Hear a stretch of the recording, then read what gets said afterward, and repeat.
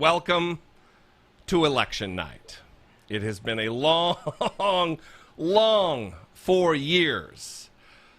This is going to be not some stuffy stuff shirt news situation like you'd be watching on MSNBC or CNN or Fox News. This is going to be us hanging out tonight, much like we did 4 years ago. If you're wondering who the lovely, talented, and scholarly lady to my left, Taylor, to my right, that is Brittany Page. She is the co-host of my twice-weekly podcast, I Doubt It with Dollemore. You have to give more specifics there. More specifics like what? Well, people get confused about the YouTube channel and the podcast, right? That is right. And I think sometimes you have people who say, oh, I love watching your podcast. Yes. And that's not... Well, it's always a little strange to me that it is 2020. Maybe I shouldn't say this because it's like I'm dumping on people who actually think this, but a podcast is an audio file that is sent over an RSS. Maybe I'm getting a little in the weeds. I'll just shut my mouth. Anyway, the podcast is not my YouTube channel. The podcast is a twice-weekly audio program that you can tune into that is a lot more loosey-goosey than I am here on YouTube because I don't have to deal with YouTube's regulations and rules relative to monetization. Yeah. So anyway, this lovely lady, Brittany Page, is my co-host. And why don't you tell the audience a little bit more about you before we move on into this coverage that we're going to be doing tonight. Okay. You want me to give, like, my autobiography, my resume? Let's go let's shrink the autobiography to more like adult life. Okay, adult your life. education, Okay. what are your interests? Do you like long walks on the beach? You know, just stick with the basics. Okay, so, well, we started doing the podcast in, I think it was 2014, if I'm remembering correctly. And at that time, I was in grad school. I've since completed that. I have my Master of Science in Clinical Psychology. So politics isn't my area of expertise. I work in mental health. I have worked in different settings, from inpatient psychiatric hospital to working with nonprofit organizations to court-mandated clients. So really, mental health is kind of my area of expertise, my real job. But I host the show. You have a real job, yes. Unlike me, like YouTube and a podcast. Well, I host the show with you. And that is a passion project, I think, for both of us, Sure. where we get to come together and talk about some of the most important issues to us and try to advance what we feel is important, policy issues that we think are important, and the things that affect people the most. And the same for me. I'm just not as highly accoladed by education and specific expertise like Brittany. So let's talk a little bit about what we're going to do tonight. Let's reflect back. Like many of you, 4 years ago, we found ourselves with a gut punch. The wind, figuratively, some maybe literally, knocked out of us by the election of Donald Trump. I was asked, I didn't have a full-time YouTube channel 4 years ago. I wasn't really a YouTuber 4 years ago. And some people asked, hey, are you going to live stream? So I decided, I'll go live on my Facebook channel for a half hour. Maybe we'll see how that goes.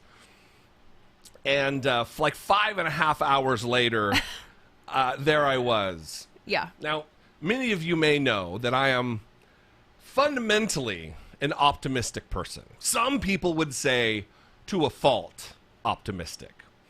And I wasn't accepting what was happening right before my eyes. And, in fact, had to be checked by the lovely and talented Brittany Page many times throughout the night that, what'd you tell me? It's over.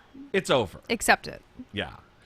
And hopefully... Meaning that Donald Trump had won. That's right. Yeah. Hopefully we're not in that position right now. And hopefully going forward, we're going to have a better outcome.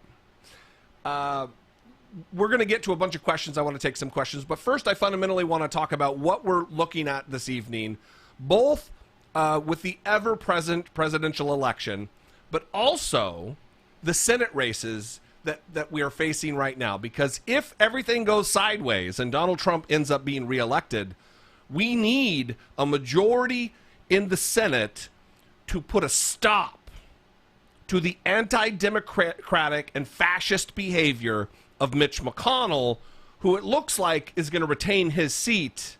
But we need to make him the minority leader of the Senate, not the majority leader. So let's start with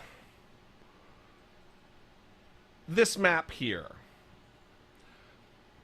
So this is what we're fundamentally dealing with right now. This is the 2016 map.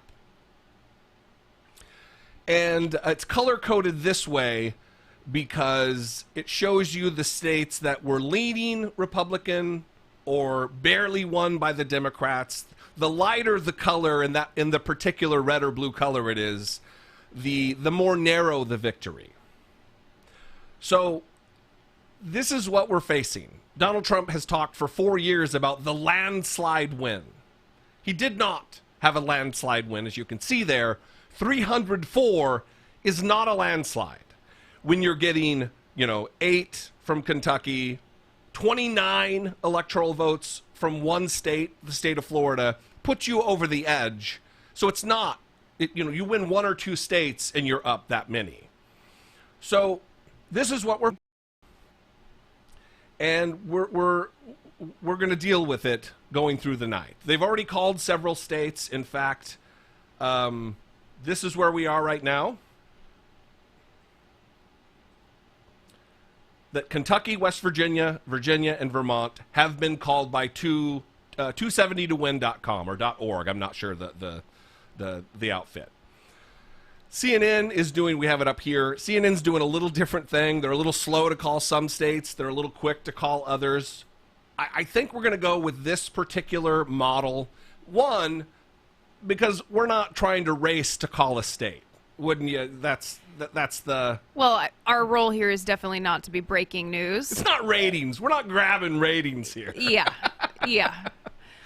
So the other thing I want to talk about, Brittany, is the Senate, the Senate race. And if this is going to be a very casual production here. So if we can go to the 2-shot, Taylor, if we're not already there, because my monitoring of the stream is goofy on my phone, which we will take care of. The Senate race.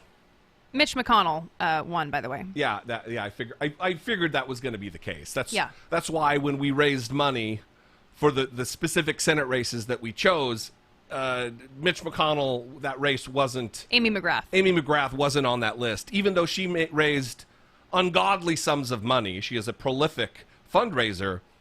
She just didn't really stand a chance. I don't know what the margin is. Do you know the margin? I don't. Or I'm sure they've called the race, but they don't know the specific vote count. Right.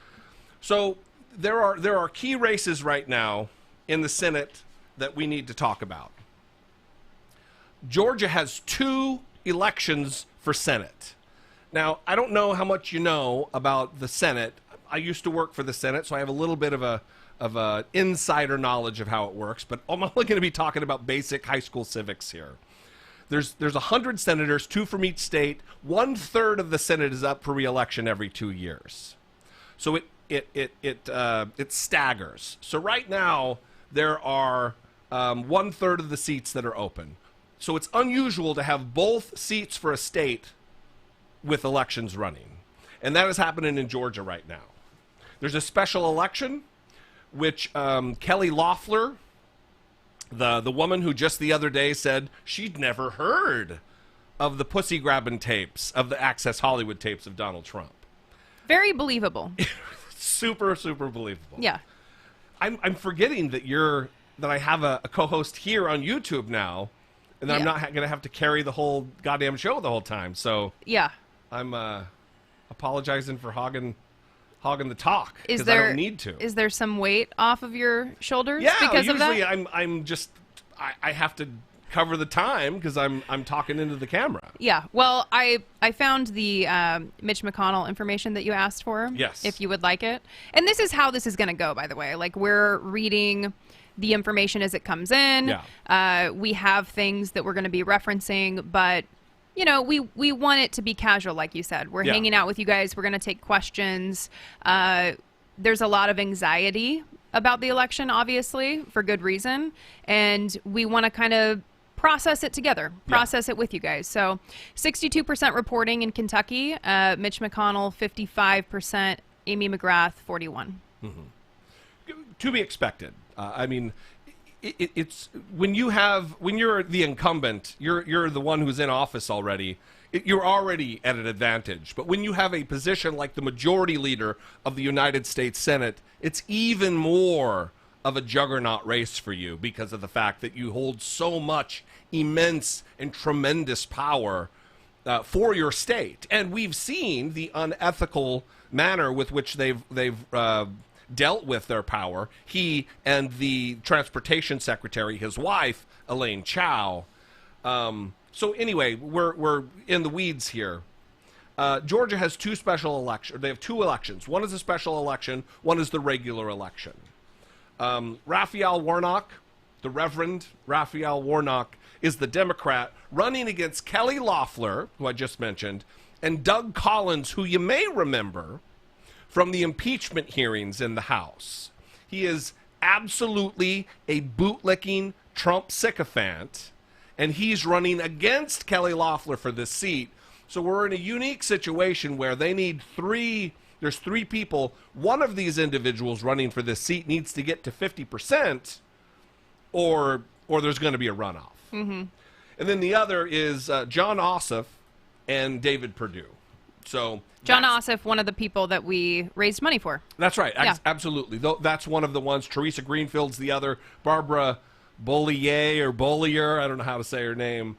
And Steve Bullock. And Steve Bullock in Montana. So anyway, before we get into any of this... Steve Bullock, a little too close to Seth Bullock. So after I said it, I kind of panicked for a second. I'm like, okay, because I have Deadwood on the brain at all times. The HBO series Deadwood. Yeah. So anyway, let's get to a couple questions here. I don't know. I'm just I'll pick one. You can scan for a different one as I. So if you take us to our question screen, producer Taylor. By the way, before I move on, while Brittany's looking for a question, I do want to thank. There's several people I want to thank who made this possible to get together here.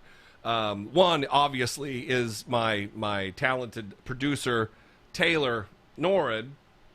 And then also I've got some mods, TJ, I don't know who else showed up, but there are some mods in there who are giving freely of their time to make sure that there's not too much dickery, trollish behavior in the comments. Look, if we're going to get some Trump people, it's going to happen.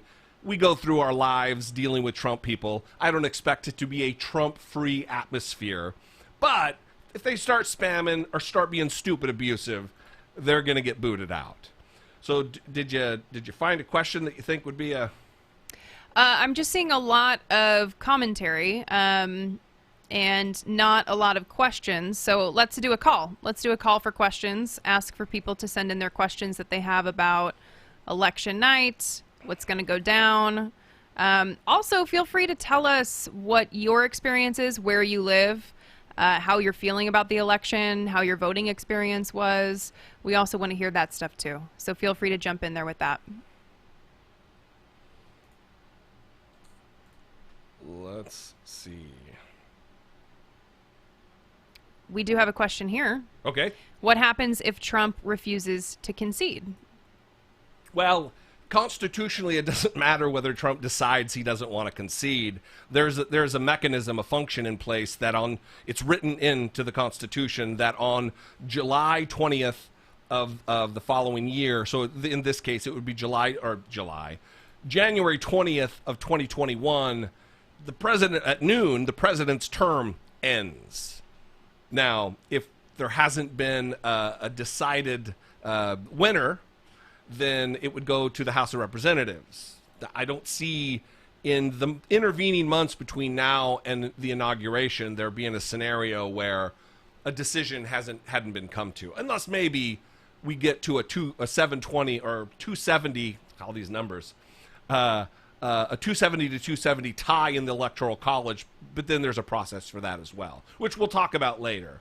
So it doesn't really matter whether Donald Trump wants to say, I don't concede if he loses, and there's a clear winner, which I don't foresee there being conflict there. I think we're going to know, whether it be tonight, whether it be tomorrow morning, or the next day, we're going to know who won definitively. It doesn't matter whether he doesn't concede. He's out of there. So You sound a lot like Nancy Pelosi when she was asked about this same issue. Don't say that. And she had a very similar response, though, where she basically said, I don't really even see how that matters, because the law is the law, and he cannot accept the results all he wants. I mean, I'm a little bit more concerned about how this period of time is going to go leading into January if he's not accepting the results, and the chaos and the discord. That's concerning to me. But ultimately, you and Nancy Pelosi are right about how are right about how it doesn't matter what his position is. So here's a question: how many flips in the Senate do we need to make it blue? Let me know if that just repopulated a new question, Taylor. Good deal. So let's talk about that. How many? Right now, the Senate sits. Taylor, if you want to go to the screen share, the Senate sits right now at a 53. What's the margin? I think it's a 53-47. So if you look at this map here, these are the states that are up, and we are in a situation where we could flip Texas, we could flip both Georgias, we could flip Arizona, Colorado. Obviously, Texas would be fantastic to get the dumb guy John Cornyn out of there. Well, and let's also just say that Democrats need to gain 4 seats in order to guarantee control of the Senate. That's right. So that's the goal. So politics is complex. And not only our politics complex, but so are the balancing and the intermingling of our co-equal branches. So what you just said, Brittany, it's very poignant that it matters to have a interference-proof majority, and that means a majority that it would. So even if Trump wins, it wouldn't matter that we have a vice president who's the president of the Senate. That's the title of the vice. The vice president has an office right off the Senate floor, like when you're watching C-SPAN, because I'm sure all of you watch C-SPAN, and you see the presiding officer of the Senate just behind them, off to their left shoulder, right on screen, there's an office back there that is the vice president's. And even if... Seems like you've been there. I have been... Seems like you've been there before. I haven't taken a nap in that office, but it's never occupied. So I have been in there many times. I've probably eaten lunch in that office before. I mean, you went somewhere as you were describing it. You could see that you went there. Yeah. So, well, he's never there. So anyway, what we need to do is, even if Donald Trump, we need to plan for the worst relative to the Senate, and we need to make sure that even if Donald Trump gets reelected, which really I don't see it happening, but even if, we need a majority strong enough that it's not going to be put in a position to have Mike Pence be a tie-breaking vote, because that is a nightmare situation, especially with the Supreme Court and already the damage that's been done. But if we're going to follow my advice and many others out there and expand the Supreme Court to 11 or 13, or as I advocate for, 15, we're going to need an interference-proof majority in the Senate. It's important. If we could go back to the two-shot, Taylor. Well, I think everyone is also waiting for Florida, right? That's the big one that everyone is waiting for. And you see CNN, I just saw a flash of a key race alert in the periphery. Can I say this? This is what I love about the CNN key race alert. They say, key race alert, dun, dun, dun, too close to call. Yeah. No information for you. Well, it's the same thing with breaking news, and then they'll report something that happened 4 hours ago.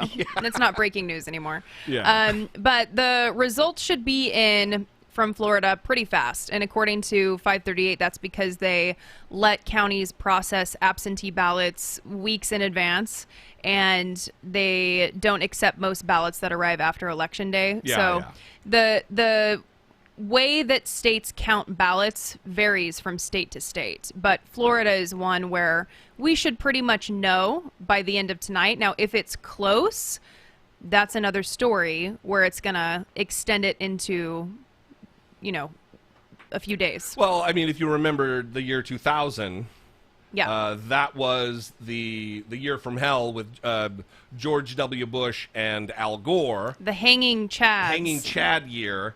And try to hide my power cord here.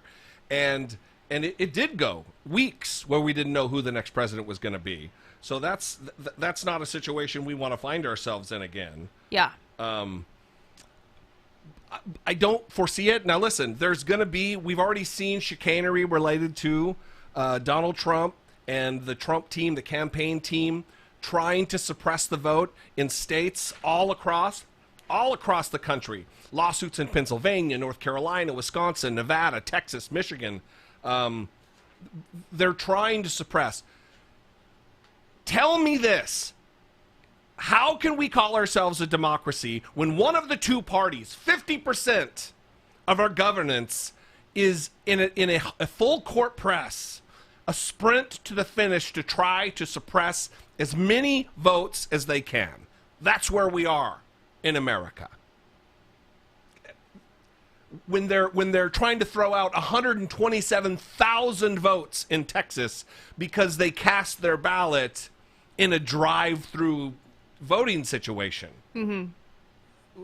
When they're trying to, if a ballot gets delivered late but is postmarked prior to the election or on election day, but it gets there the day after, Republicans want that ballot thrown out. That's not how to run a country. That's not how to present yourself as the world's oldest democracy. But it is if you're a Republican, because all you care about is power, maintaining power, holding on to power by any means necessary. Mm-hmm. And that's what we see year after year after year. Anyway. Well, one thing that also happened with the election in 2000 was the early calling of races and having to then take back the calling of the races. Like there was a race to be the first to call, right? For sure. I think it was Tom Brokaw at the time. I remember his voice from the Daily. I'm trying to think of who else. I think it was Dan Rather as well. Yeah, there was one several. of the and it was this competition of who can call it first. I don't know if that competition still exists today, where you have CNN, Fox News, all these different outlets competing to be the first to call the race to break that news. But well, what they've done is they have because of the debacle of 2000. They make an effort to really try to we're going to hold back and really try to make sure, because we don't want to be made to look like idiots again. Yeah. Here, questions are moving pretty quick. Very quick. Here's a good question about Pennsylvania that we can answer. How long does it take Pennsylvania to count its votes? Special mail-in. I'll put that up, and then I'm going to have to turn my speakers off so I can actually pull up the stream. Well, Pennsylvania is definitely slow going, according to 538. Around half of people who live in Pennsylvania, Pennsylvanians, would that be right? I can't. Pennsylvanians are expected to vote absentee. Those ballots can't start being processed until 7 a.m. today is when those started to be processed. So this kind of goes back to different states have different rules for counting the votes. And so Pennsylvania is going to be one where there's more of a delay, just because if you have half of the people expected to vote absentee and you can't start counting those ballots until this morning, obviously going to create a delay compared to the states that started counting those ballots before today. It is. We are in a unique situation because of COVID. This is the first time we've even mentioned the pandemic that we're in the middle of right now. But it has created a a very unique situation relative to the election, not just because of the fear of going in person and voting and being alongside someone who's an anti-mask dipshit who doesn't want to take care of people around him or her, but also because we have an insane number of mail-in voting. We have an insane number of in-person early voting, and then, of course, the traditional showing up at the polls on election day and voting. All three of these are different because states, it is written into the Constitution that each state has they can carry out the elections any way that they see fit. That's why I have a list here of every single state, and every state has a different rule about when they count or how they count. Look at that preparedness. Well, Look at it. I'm a prepared individual. Yeah. 538 here says that no matter what, we'll definitely know the outcome by November 23rd. Wow, really shooting for the stars there. How comforting is that?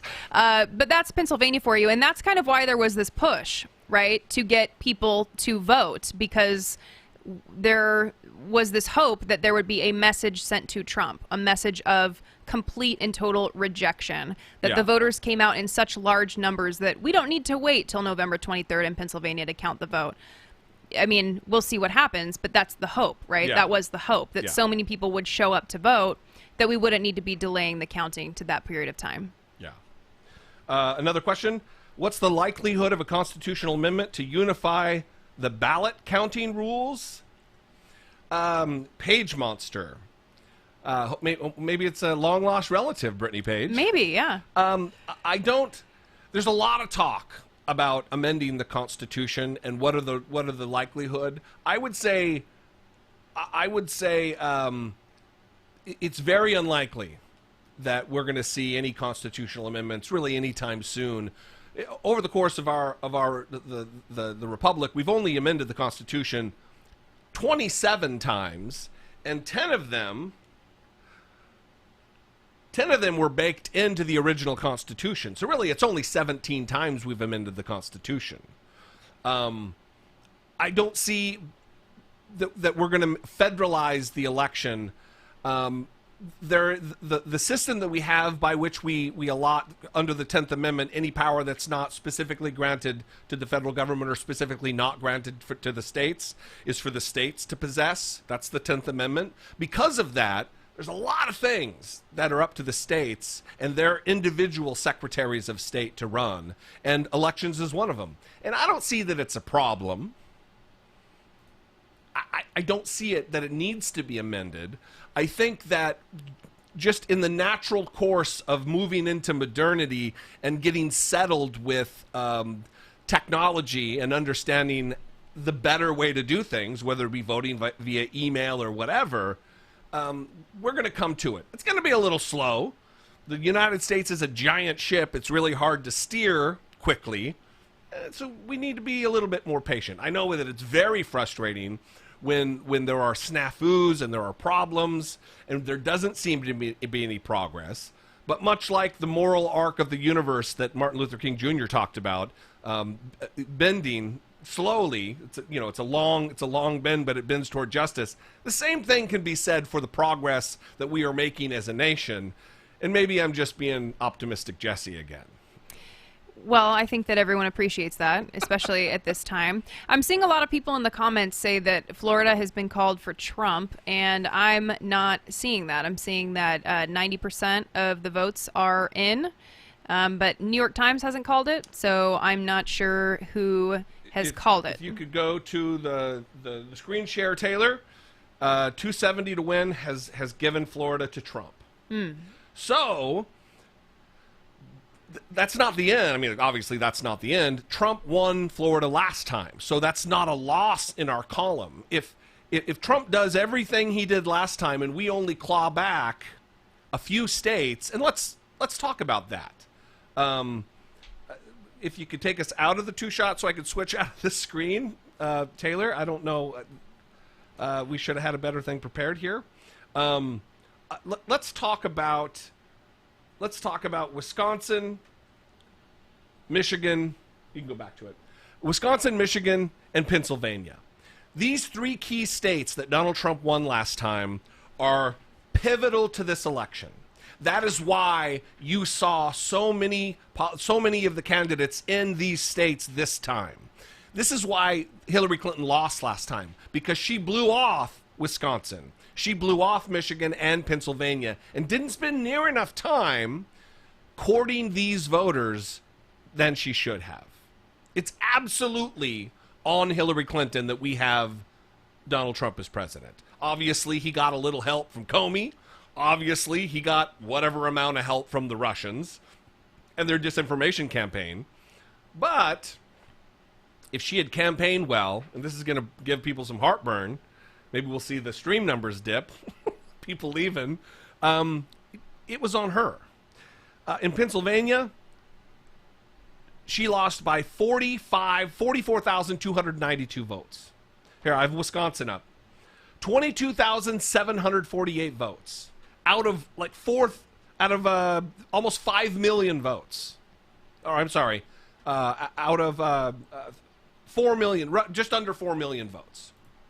That's a tremendous, tiny number to lose by. And if what I predict is that there's been an evaporation of support among not the diehards of Donald Trump's base, but of some of the more reasonable ones who maybe voted because of economic uncertainty or whatever reason, there is a certain percentage. I know you don't agree but there is a certain percentage. I mean, it's just you said economic uncertainty and didn't do a wink, so I'm just kind of. Are you saying that people genuinely hold concerns about economic uncertainty? No, but because that means racism. No, it's like code. No. I believe there is a certain segment of a voter in the Rust Belt, especially where manufacturing and industrial jobs have gone away just by virtue of the fact that it's 2016, as it were, and we are no longer a manufacturing powerhouse in the United States. That's just not the role that we are in a world economy. And people are disgruntled about it, and they're not. They did vote that way. Now, of course, Donald Trump's cruelty and his racism, the terrorist nature of his personality wasn't a deal breaker for him. Of course not. But I think that economics certainly did play some role. Well, that's also confusing to me, given how this administration completely failed this year when it comes to the pandemic and has not led on getting relief for Americans and the millions of Americans that were pushed into poverty as a result of the handling of the pandemic. 8 million.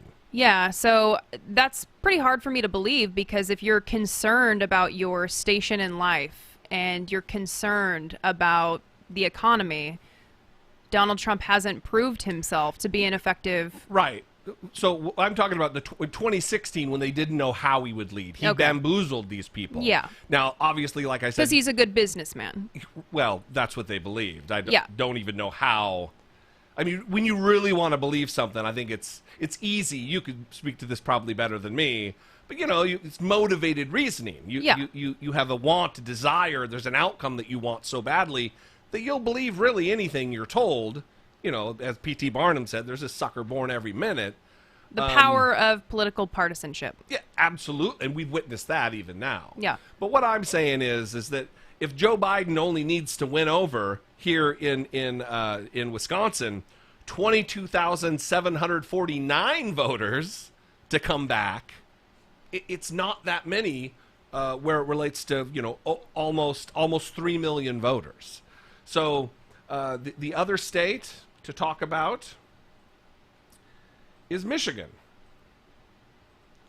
Michigan, even fewer votes. 10,704 votes was the margin. That's how many votes Donald Trump won by in Michigan.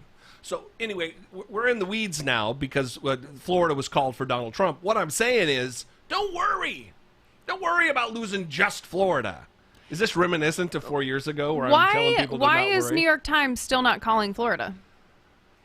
I don't know. Everybody else is. It's very strange to me. So don't worry about They just called Florida. Arkansas for him. Maybe they're behind. Well, Arkansas. Of course, Arkansas.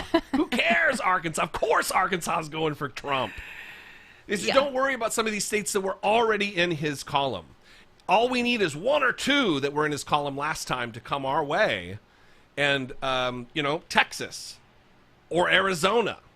Some of these other states that are on the key races to watch.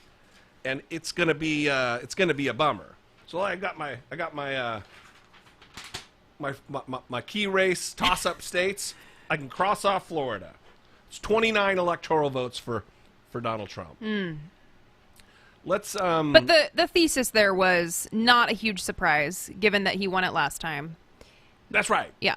Now, of course, look, we can hope against hope. We can want it. We can really, that would be so great. Yeah, it would have been great because it makes the job going forward for the rest of the night just that much more easy. It makes your anxiety, that low-grade anxiety that you've been feeling for 4 years that has ramped up to even higher levels today. Right. It makes it a little less. But, listen, we're here for the rest of the night, it looks like. So let's take another question. That's cue to producer. I think he's taking the Senate, Sean says.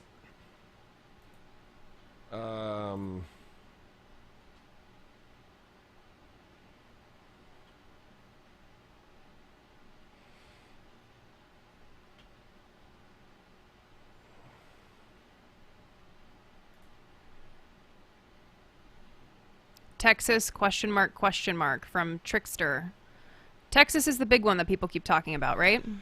Yeah, Texas is 38 electoral votes. That would be, if Donald Trump was to somehow claw back Texas, I don't think Texas has gone blue since like 1976 when Jimmy Carter, who was also a Southerner, that's only how many states over? That's Texas, Louisiana, Mississippi, Alabama, Georgia. That's your neighbors. So that was at the very end when the Southern strategy there was like a little chink in the armor when the Southern strategy, that next election flipped. And then from then on, it was the Republicans dominated the South. It's remarkable that we're even talking about Texas being in play. Absolutely. For a Democratic candidate. Yeah, absolutely. But it would be, it would be a metaphoric nail in the coffin of Donald Trump's candidacy for this time around because of the fact that where is he going to make up those 38 electoral votes? If Joe Biden wins Texas, this shit's donezo. Because where's he going to get those votes? He's going to win California? It's not going to, it's next to California. That's the next highest number of electoral votes. So. Yeah. Well, Idaho has a lot. Yeah, 4. And I wonder what Idaho will do. Interesting. That one could be a toss-up as well. Here's a super chat from Peter Hamby. When we learned Biden was the Dem candidate, I believed it was more Trump battling Tom Perez, not Biden. Am I wrong or not understanding? I don't know that I totally understand the question, Peter. And thank you for the super chat. We've got a system here that they don't come up on screen. I did see a few others earlier. Thank you all for that. That's fantastic. Well, Peter can write in again and clarify his question. I had believed it was more Trump battling Tom Perez. Tom Perez being the DNC chair. Listen, there's been a lot. Let's talk about this a little bit. There's been a lot of consternation about the fact that Bernie is not the nominee. And Bernie, again, didn't get the job done this year. I was a Bernie supporter. I voted for Bernie in the primary. I was initially supporting Elizabeth Warren. And I pulled the plug on supporting her probably earlier than I should have. I regret not voting for her in the primary. But listen, Biden won not by some fraud, not by some DNC putting its thumb on the scale. Biden won. He's who we have. And I think it's all of our job. It's all of our duty, like we talk about on the podcast all the time, Brittany Page. The podcast, not on YouTube. Not on YouTube, the actual podcast. Yes. We talk about it all the time, that it is our duty. And further, let me say this as I get all over the place here. You're going to be hearing a lot of criticism from me of Joe Biden and Democrats. And we owe it to ourselves and our neighbors and our family and our country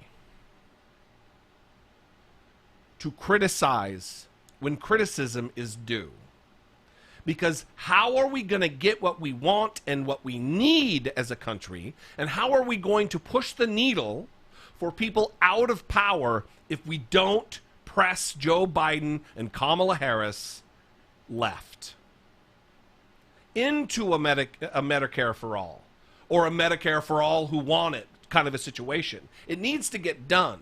If we end up with a majority in the Senate and a majority in the House and the White House, and we squander those first 2 years, we have only ourselves to blame. And if we're all trying to, no, don't criticize, you can't criticize, we're not doing ourselves any favors. So I would just say to get ready for that. Just so everyone knows, and I know I'm really holding on to this, the New York Times still hasn't called Florida for Trump, and Nate Silver on the 538 live chat just said if Trump wins Florida 2 minutes ago. So why aren't these other organizations calling Florida I don't for know. Trump? Like I'm very confused by this. Well, maybe it looks like CNN maybe didn't call it. Yeah, they are talking about how over the evening there has been a red shift, and that's because the absentee and early votes started to be counted. And well, also, mail-in voting was predominantly, I mean, obviously, Republicans did mail-in voting as well, much to the chagrin of their dear leader, but I would venture a guess. I don't know the numbers off the top of my head or know them for certain, but it seems logical to me that the vast majority of mail-in voting was done by Democrats. So in your deep ruby red states, they're not going to have as many mail-in votes as a percentage of the vote, like so let's say here in California, for instance, or New York, or Washington State, where they have universal mail-in voting and have for a long time. Right, and now, that's largely because of stoking the fears of mail-in voting. Yeah, I mean, there were reports of the Republican National Committee, the higher up in the party, not publicly but privately, were chagrined at the fact that Donald Trump was maligning mail-in voting because during, even during a pandemic, so.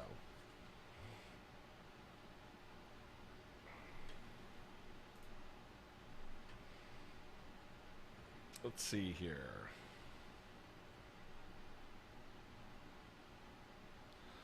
Here's a question. Can someone please tell me it's not as bad as it looks? I think that's how a lot of people are feeling. I'm here to tell you it's not as bad. It's like a replay of 2016 right now. It's not as bad as it looks. And this is why. Joshua Perkins, if you're watching CNN, if you got it on mute in the background and you're watching, and it shows, like right now it's showing Georgia, 56.8% for Donald Trump and 42.2%, but only 24% of the vote has been counted. Only 24% of precincts have reported. That matters, because if they're counting rural precincts earlier, because they have fewer votes to count, so it's easier to get the job done, then that number is going to be inflated early on. And then when your populated counties, your populated precincts that are almost always Democrat, because that's where people live, it's going to, all of a sudden the vote's going to flip. Now, this is something that we've learned that Donald Trump's going to try to take advantage of, that the later they go into counting, they're going to send their lawyers out and say that there's fraud, that it's rigged. And this is just how it works. For generations, this is how it's worked, especially when technology has gotten involved and we have eggheads like, John King here, who I don't say that pejoratively. John King is a electoral genius. I think he knows every single county in every state in the union. It becomes more complex. So calm down, get a glass of bourbon, get a beer, get a coffee or a glass of tea, whatever your thing is, and relax. It's 5:45 p.m. on the West Coast and 8:45 p.m. on the East Coast. We've still got a lot of states to come in and count. Well, I think there's a lot of trauma that exists. I mean, 4 years ago, everyone was so hopeful, I think, that the outcome that happened wouldn't happen, right? Yeah. It was so unbelievable that he would get elected. And now everyone is kind of sitting, watching, hoping again. And it feels a lot like 4 years ago, right? We've talked about that. How Absolutely. It feels very similar, where we're filled with hope. We're trying not to get our hopes up because we don't want to be disappointed. We don't want to be let down. But there's still this sense of trauma is really the word I keep going back to, because it was painful. It was a painful experience 4 years ago. So, not to interrupt, Brittany, but CNN saying crucial battlegrounds of North Carolina, Ohio, Florida, Pennsylvania, Texas, Virginia, too early to call. So they're saying Florida is too early to call.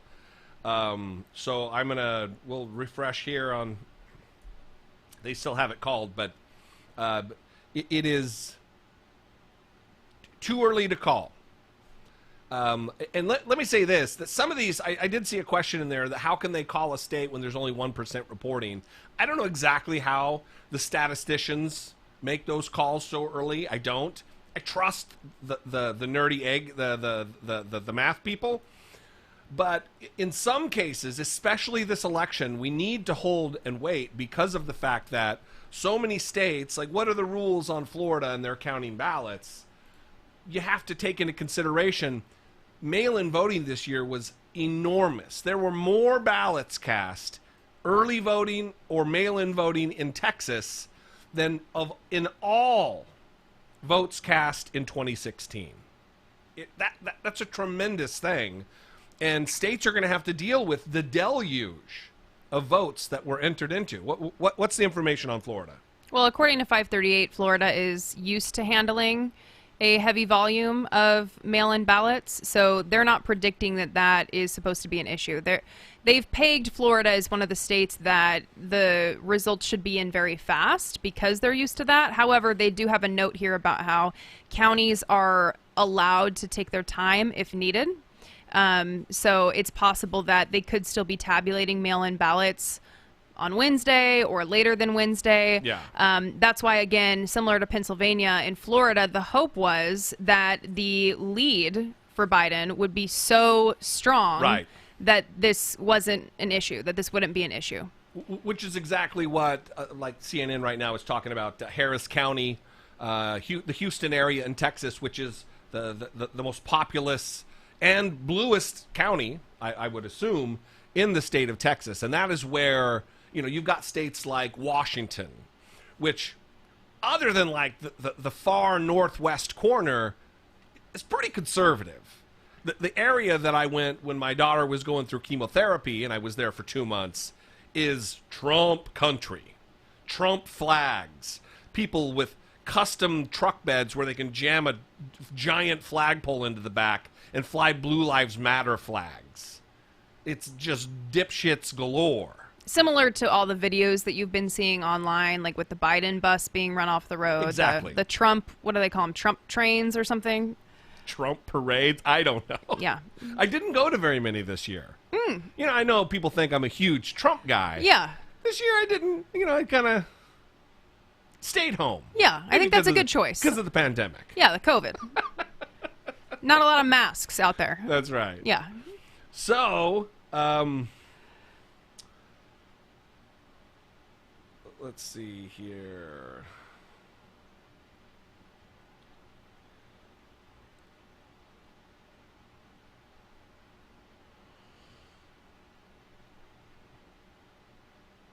It's a good point here.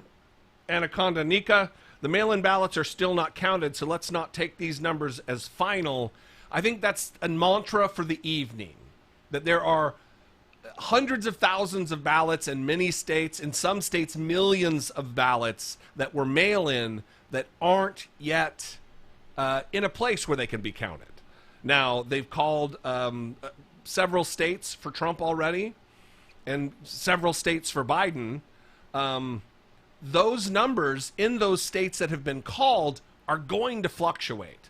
It wouldn't surprise me if by the end of the night or by tomorrow, states that were called for Trump might have to be reversed because of the fact that so many Biden votes were mailed in. Now, I don't know, because I don't know the technicalities of how they account for this and make their calls, but well, and it seems reasonable that it might be the case. And it varies a lot by state. I mean, like Oregon, for example, they have voted by mail in every election since 2000, so that's not going to be an issue. It's going to be a regular night in Oregon. So it really depends. Were these states that were using mail-in voting prior to this election, or is this going to be kind of new territory where they're just inundated with mail-in ballots and they kind of have to go through that process and it's slower? Well, going back to the earlier question about do I foresee there to be, Page Monster asked the question about a constitutional My amendment. relative. Your long lost, maybe it's your dad. Yeah. A constitutional amendment to change ballot counting to be uniform across the states. I said no, but I do think that the states are going to have to come around on not, look like the list that I pointed out here. Excuse me. Many of these states are Alabama, for instance. They're alphabetical. Alabama will begin counting mail-in ballots after polls close at 8 p.m. Eastern time. So Alabama, who's had mail-in ballots for weeks now, is just 52 minutes ago started to count those ballots. That doesn't seem efficient, especially when you've got a tyrannical fascist like Donald Trump who's saying if we don't know on election day, it's rigged. They need to get it together. Today he said that everyone is entitled to know the winner on election day. That's right. He used the word entitled.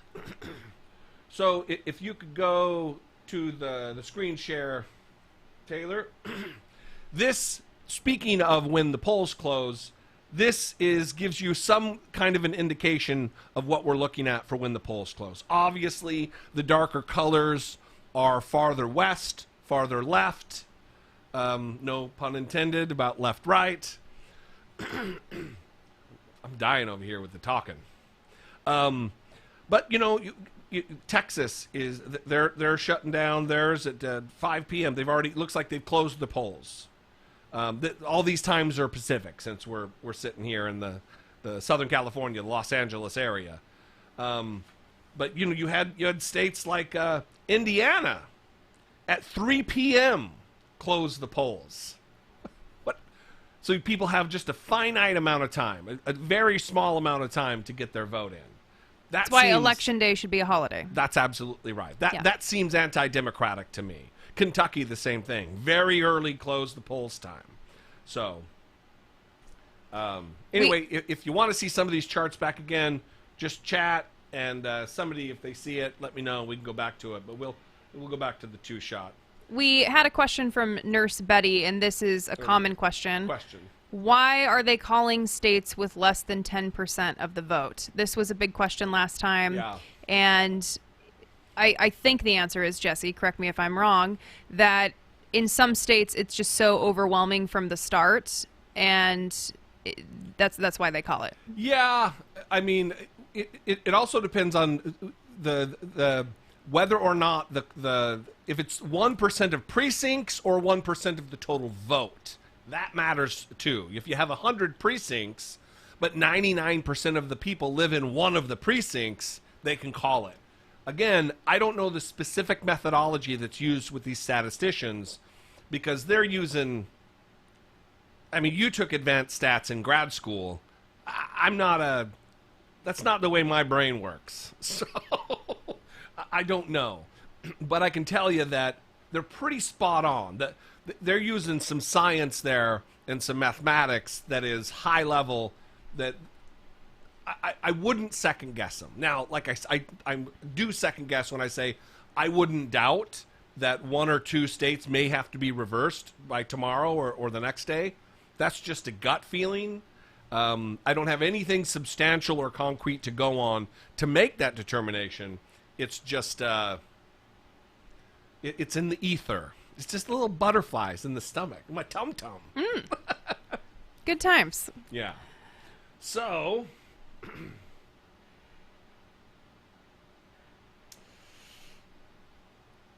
We're going to have periods, by the way, where we take breaks because we're going to be here for a while, planning to be here through, we don't have a set time, but hanging out with you guys, taking questions, and seeing the results as they come in, hopefully getting some good news. I don't know, Jesse, when you want to take the first break? let's, what do you say, every hour? Okay. Take a 3 or 4 minute break? Yeah. I don't need to go potty yet, but I think that would be a good, and it will also give everybody a chance to run away. We're not going to close the stream down. We're just going to put a little graphic up that says we'll be back in a few. So stick with us. I would listen. Thank you everybody for showing up. I don't even know how many people are in the stream right now. Thank you for showing up. We appreciate the support. It's an odd time to do what we do on the internet for jobs. I mean, you have a real job. But under Donald Trump, and looking at maybe the possibility, slim as it may be, of a second term for Donald Trump, the First Amendment and the squelching of the voices of dissent by this administration with a jackbooted thug as the Attorney General in Bill Barr, we appreciate every ounce of support, whether it be just watching videos, which is fantastic, subscribing, sharing, liking the content, subscribing to the podcast. All of that is awesome. Which is, again, separate from YouTube. Separate from YouTube. Yes. And also, becoming a channel member, all of that goes a long way for us to grow the show and really feel very secure in being able to say the things that I say. Call Donald Trump's the names that I call him, and his bootlicking compatriots like the googly-eyed feather duster, Tucker Carlson, who, once Trump's out of office, I guarantee you, is going to be seeking a more relevant place in public life, maybe public office. Anyway, we really appreciate you guys. I think we're going to take a 3 or 4 minute break. We'll be back soon. Stick around. And in the meantime, share the stream with your pals, with your family, with your friends on the Facebook and the Twitter. We'll be right back.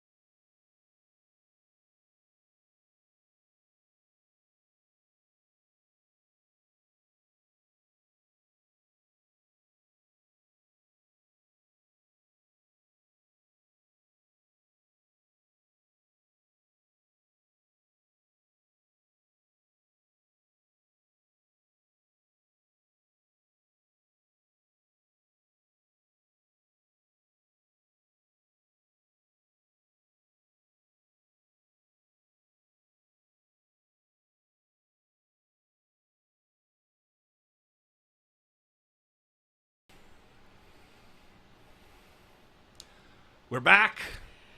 I got a Red Bull. And I wasn't looking at my phone, but I got several messages while we were doing this that maybe I need to shut my mouth a little bit more and toss it to Brittany.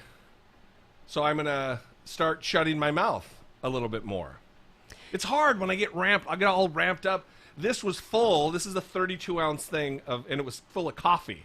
Oh, wow. I didn't know that. Yeah. Yes. So I expected to go late into the night, and, You really went for it. I did go for it. There's one question I definitely wanted to hit. I'm getting a political call right now. They're probably going to ask me if I voted. Answer it. I already ignored it. All right. Sorry to the person that is volunteering. I do appreciate you, though, if you are on this live stream. Watching while they're asking the question? Hang on. Here we go. Matthew Hutton. Is it less likely that the Supreme Court went away? Great. Read that question to me. Let me see. I didn't see it, or I would be reading it. Is it less likely that the Supreme Court will throw the election to Trump, considering he has mentioned it so often, and they lose all credibility, and they would lose credibility all? Am I reading that right? Is it less likely, it keeps moving, so I'm having a hard time reading it. Is it less likely that the Supreme Court will throw the election to Trump, considering he has mentioned it so often, and they would lose all credibility by doing so? That's the fear. I mean, stating the obvious, that's the fear, is that the Supreme Court now, with a 6-3 majority, and look, Gorsuch is bad, but he's not near as bad as those other two nutter butters. Bart O'Kavanaugh, the Boofer McGee, Brett Kavanaugh, and Amy Coney Barrett. Mm-hmm. Yeah. That's really where the fear lies. Yeah. Would they lose all credibility by doing so? How credible is the Supreme Court right now? Really, that's... You're stating a fact under the guise of a question. Yeah. Because how much credibility... It really is perceived as... a politically motivated court. Well, and one of Amy Coney Barrett's first actions as an official justice was to appear at a political event with Donald Trump. So it's supposed to be not political, right? But it inherently is. We know that it is because people choose, the president chooses someone who is in his political party who will advance his policies, right? And Amy Coney Barrett really showing her hand in making that appearance. And what Brittany's talking about is when Donald Trump held his campaign-style rally at the White House and then immediately slickly produced campaign videos that didn't have the White House watermark on them. They were campaign videos of she and he up on the balcony of the South Portico overlooking the South Lawn of the White House, getting thunderous applause from the maskless, or at that time probably masked, crowd. Yeah. So absolutely it was a political move. It was a choice she made. She could have said no. She was already confirmed. She was already sworn in, and she chose to do something political. Well, thank you to Matthew for that super chat. We actually got another super chat from Skylark. Now, we know Skylark's real name, but we don't know if Skylark wants us to... She probably does not. ...put the real name out there, so we will not do that. Allowing voter intimidation to go on in a first world country in 2020 is totally insane. If it was any other country, the rest of the world would call for the election process to be supervised. And... oh, wow. Cracking it open. Obviously, Donald Trump encouraged voter intimidation. We saw videos today on Twitter of people trying to enter polling stations to which they were not authorized to enter. They had some certification from wherever that they were poll watchers, but they weren't for that particular precinct or that particular voting precinct. And they weren't allowed in, and they threw a fit. Earlier, producer Taylor showed me a news link of someone who was actually physically arrested and taken away What you remember? What state that was? No, we'll look for it. And he looked like he was dressed for warfare in his militia ding dong outfit. So Donald Trump has absolutely, like you mentioned, he's been fomenting an insurrection.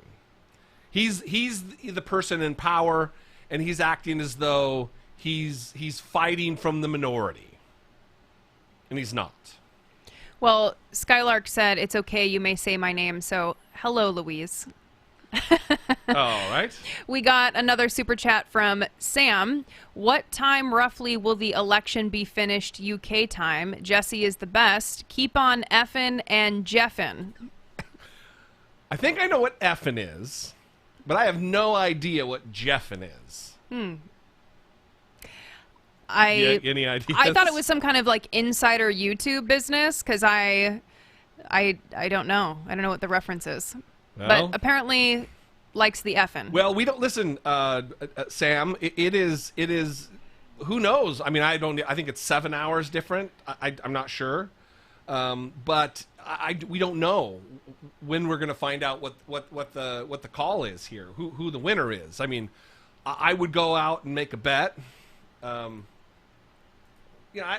bet $500 to somebody's charity, one person's charity, not everybody's charity, that Biden's going to win this. But we might not know. To answer the question, we might not know until. Do you have a state? Is that what you're looking over? North Carolina was the state where the guy was arrested, and the other one was in Pennsylvania. But we might not know for a week. I don't foresee that happening. I think we are going to have the results because if early voting is any indication of the fervor and the excitement, Brittany, I think Biden's going to when voter turnout is high. Traditionally, the Democrats do well. So that's what we really need to look at. Well, and don't forget, according to 538, no matter what, we'll definitely know the outcome by November 23rd in Pennsylvania. So, Sam, hopefully you're going to be up for a month. Yeah, that's bold prediction. That's really what my bet should be. Listen, everybody. I'll give $1,000 to somebody's charity. I'm making a joke here. That we know by 2022. I bet you we know who the president's going to be in a couple of years. Mm-hmm. Unbelievable. So it looks like AP has called New York for Joe Biden. Oh, right. That seems like it was 12 minutes ago, so that's a little delayed. We're trying to juggle the super chats, questions, also the results that are coming in. And I'm trying to shut my mouth. And Florida, by the way, still not called by New York Times. So right now, the electoral votes, we have 119 for Biden and 93 for Trump. So I remember, I think it was Joshua Perkins earlier said, is it as bad as it looks? I think. Wasn't that the question? Is it as bad as it looks? Yeah, I think it was. I don't remember who it was, but. And right now things are looking okay. So let's all take a deep breath. So let's go to the screen share. I want to show this interesting little tool that the New York Times has here, and this kind of goes back to what we were talking about states that Donald Trump already won. We don't need to worry about those so much, and this is where it sits with all of the sure things divvied up. 212. In fact, zoom in on this, Taylor. 212 Biden, 125 for Trump, and these are with the states that are sure things for Trump. Idaho, Oklahoma, the states that are for sure going to go to Trump. And then, of course, California, New York, the ones that are sure things for Biden.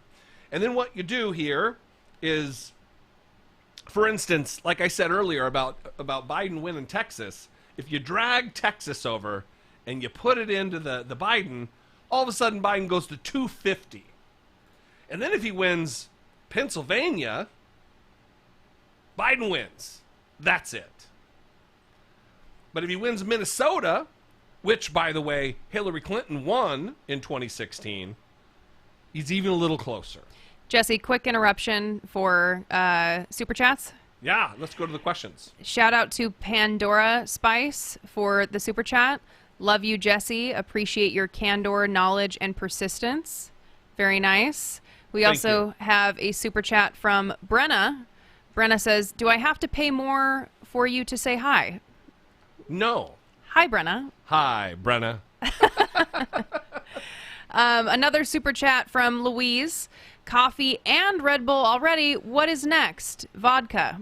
Well, I'm going to need, well, it'd be bourbon, but I might need it to counteract the coffee, the 32 ounce, well, almost 32 ounces, and the Red Bull. But I listen, believe it or not, we put a lot of effort into getting this live stream up and running. A lot of preparation, not only looking, printing up a bunch of nonsense to reference, but looking up links. Brittany's done for a week fretting over details, the software system, having a producer come in and work this system for us. And so it's not a lot of sleep. I've been getting up early, and then the time just switched. Yeah. So the universe is against me, everybody. Yeah. It's against me.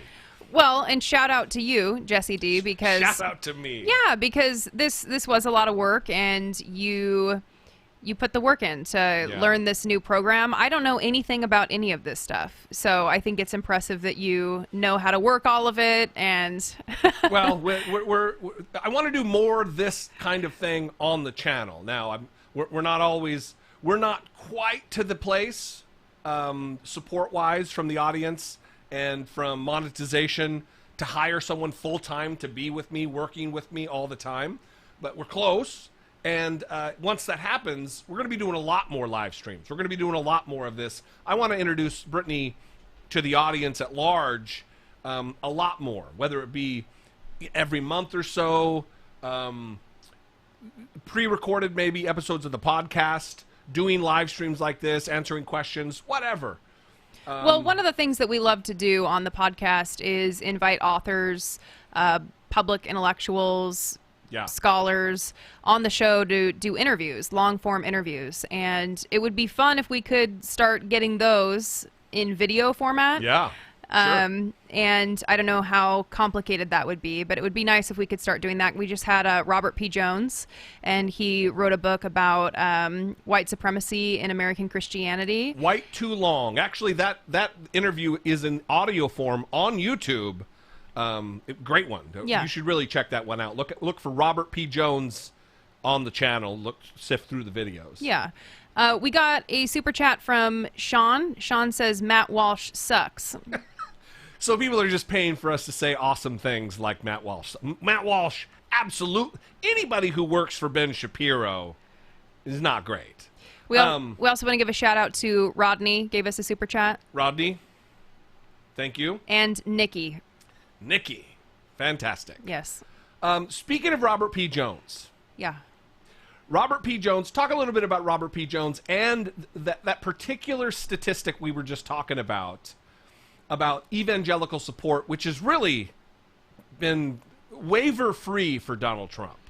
Yeah, so Robert P. Jones is the CEO of the Public Religion Research Institute, and if you're not following at PRRI on Twitter, I would very much recommend that you do so. Also, follow Robert P. Jones on Twitter. He references the PRRI stats all the time. He did a really awesome thread today on white evangelicals, and that's actually what you're referencing, Jesse. So among likely voters, 79% of white evangelical Protestants will vote for Trump. Yeah. And 74% give Donald Trump a favorable rating. And there's actually no gender gap on those. So yeah. You have almost 80% of white evangelical Protestants who are going to vote for Trump. And it reminds me of that meme, where Ray Liotta in Goodfellas is laughing hysterically. And it says over him laughing hysterically. From Goodfellas. Yes, from Goodfellas. It says, when someone tells me they're a Christian and voting for Donald Trump, And so this meme is conveying the message that that's like a laughable They don't proposition. believe that the person's really a Christian, yeah. Yeah, and when there's almost 80% of white evangelical Protestants voting for Trump, it seems like maybe not a Ray Liotta laugh situation. Yeah, I mean, listen, you would have to listen to the interview. It's about an hour long or so. Very informative relative to the history of the church and how it is how we got from there to here where we are right now with the white evangelical vote being steeped in white supremacy, supporting a white supremacist, an open white supremacist who puts into place racist policies relative to immigration, economic policies that continue to hold down marginalized populations in the United States, putting through policies that takes away federal training to try to equalize people. Racial sensitivity training is now not a thing in the federal government. Donald Trump would outlaw it at an educational, a secondary and high school level education level, if he had the power to do so, but the federal government doesn't control curriculum like that. So what he's done is he's made it illegal or against the rules to train federal employees or contractors on racial sensitivity, or what is called critical race theory. Anyway, it's as I like to say, a nonsense. Yes. Shout out to Paul and Ashley in Houston, Super Chat. Tuned in and pouring strong drinks. Yes. We wish we had your optimism, Jesse. Keep up the great work, guys. Let me say this about the optimism thing. You need to explain your optimism. I think that, like Paul and Ashley live in Harris County, Texas. They live in Texas. Longtime supporters of the show, longtime listeners. Yeah. Very much love and appreciate both of them.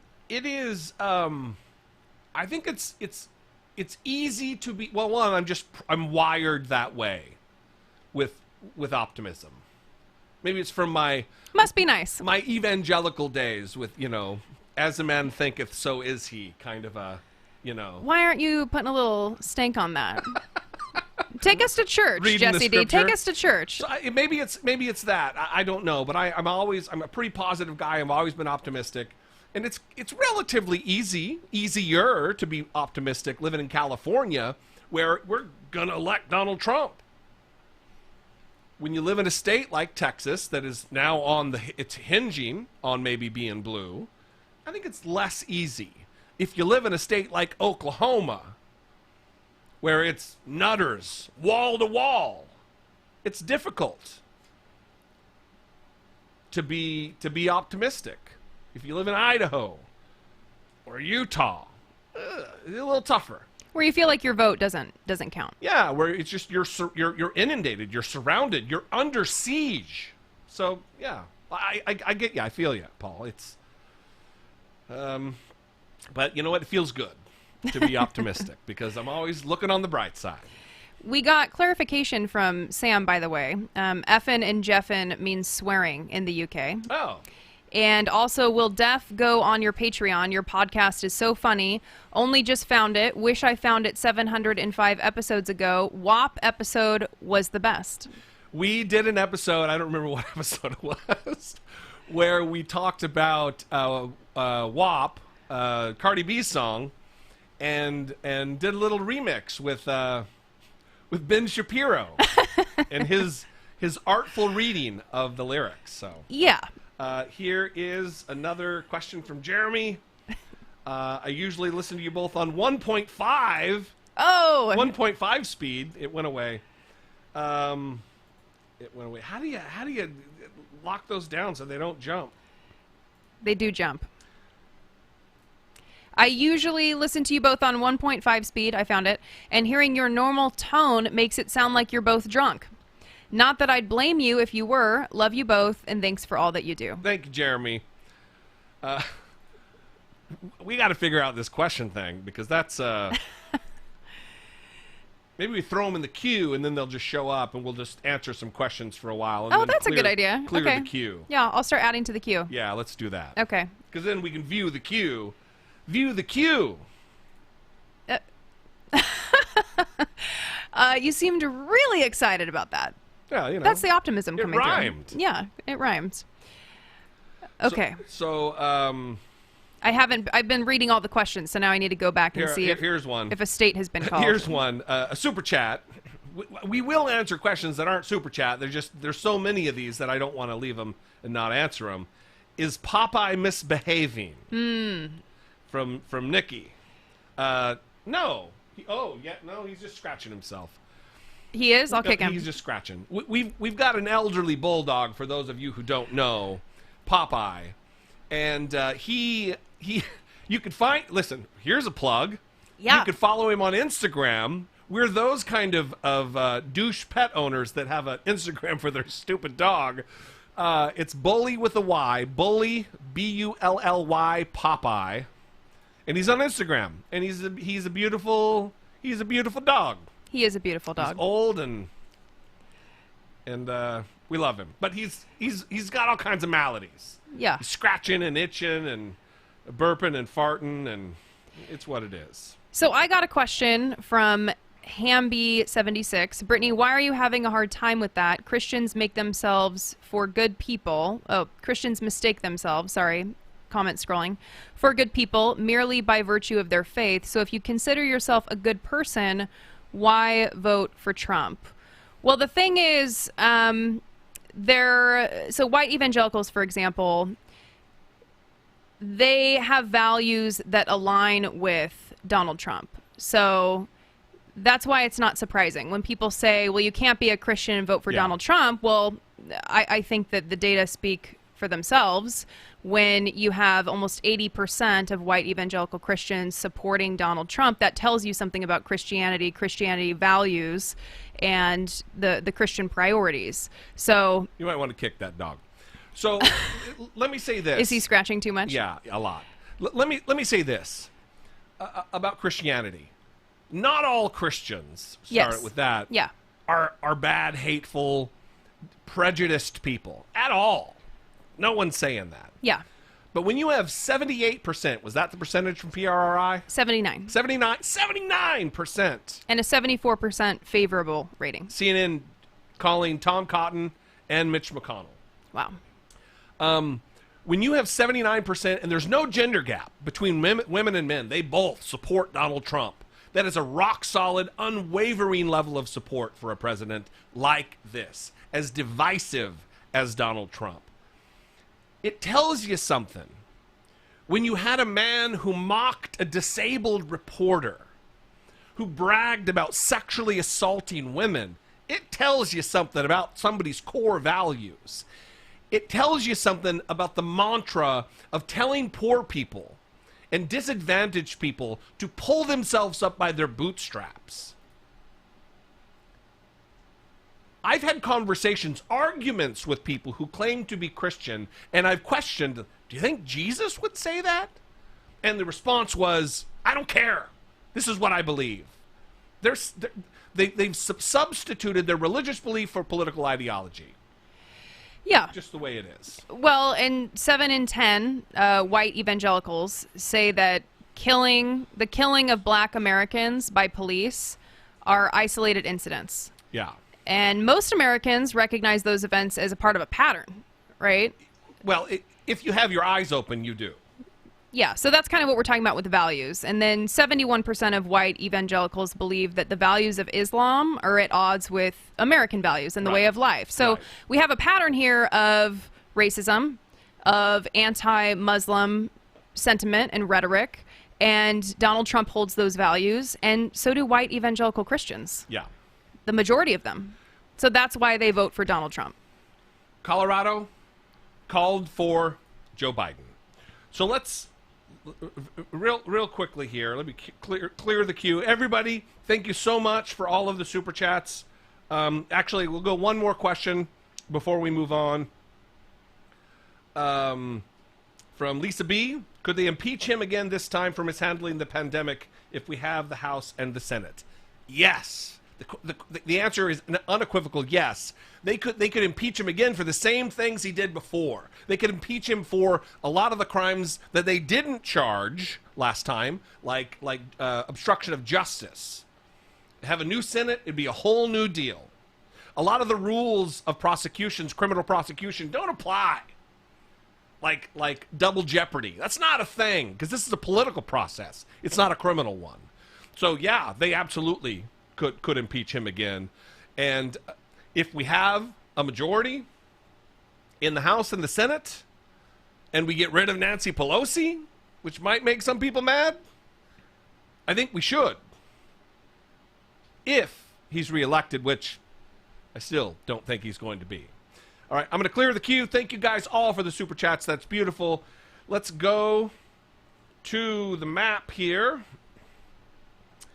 And let's look and see where we are. So,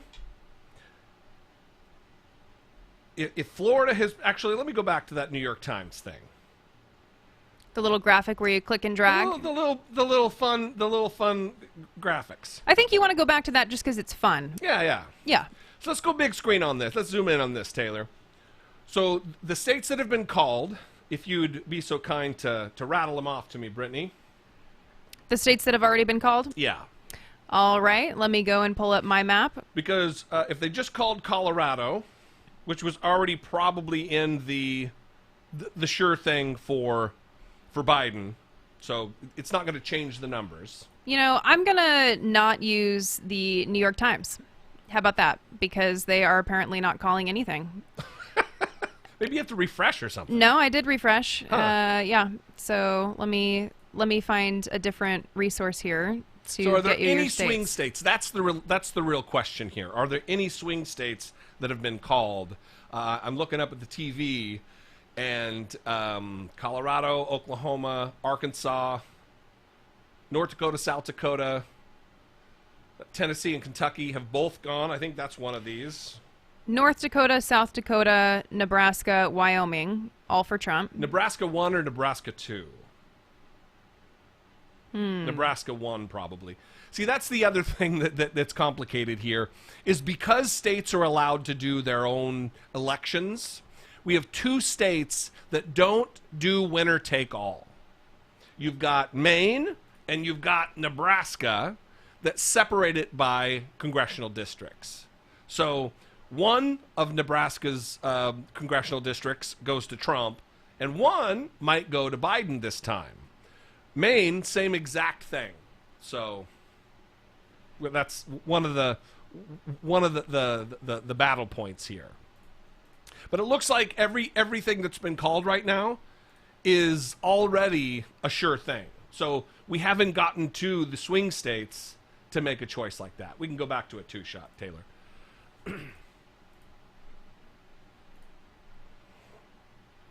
I feel like we should update people about whether or not Popeye is behaving, and the answer is no. He is not. He has suddenly started misbehaving very heavily, and it's very distracting. He's in it. Well, I kept looking down like, stop doing what you're doing. He starts scratching himself and gets into it. He's allergic to life.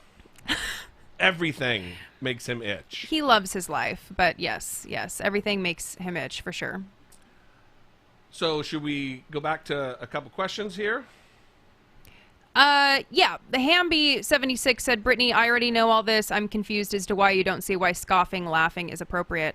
It's kind of my same criticism, or the criticism that we received for the Robert P. Jones episode, where he talked about how American Christianity has lifted up and propped it up white supremacy. And there was a lot of pushback of, well, people who have that view aren't real Christians. And so we keep going back to this thing of, well, if 80% of white evangelical Protestants hold these views, who is to tell them that they're not real Christians? Shouldn't there kind of be a focus on what's happening within this faith community, that so many people hold these values and are voting to support these values in society? So rather than saying these people aren't real Christians, maybe it's time to look at the faith and start doing some deconstructing there to figure out, well, what is the solution here, right? That's more my point about why I don't appreciate the meme. Don't appreciate it. Right? Yeah, I mean, it is one. I think there's a fundamental problem with when you have scripture, which can be, and now we're really in the weeds, just talking about religion in general, but when one particular faith with one particular set of holy scriptures can be used to hate and kill and murder and maim, and also love and offer charity and hope to, then that's a problem. So who is it for the Christian who loves and doesn't believe that homosexuality is a sin, punishable, that should be punishable by death? Why is it up to them to call the other people not Christians? Because those other Christians who do believe that it is, they feel just as justified in their beliefs about their faith as the liberal Christian. So it's tough.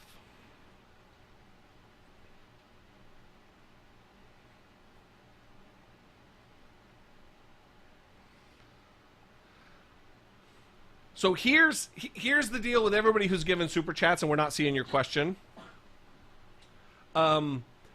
We got a program here that we just lists comments, and then they'll say super chat, but it rushes by so quick. We've got like over 100 pages or so of comments, and they roll by so quickly that it's hard to pinpoint it and get to them. So I'm very, very sorry. Thank you very much for your support, your question. If you want to put in brackets super chat and repeat your question or something, we'll really try to get to it. We're certainly not brushing off questions. There's no topic here that's off limits. We're not afraid of any particular topic, and I'm certainly not afraid of dissent. That's something I always ask for in my videos here on YouTube. So we're open to all that. So Nate Silver says that Hickenlooper flipping Gardner's Senate seat in Colorado was probably Democrats' least surprising Senate pickup. But they did.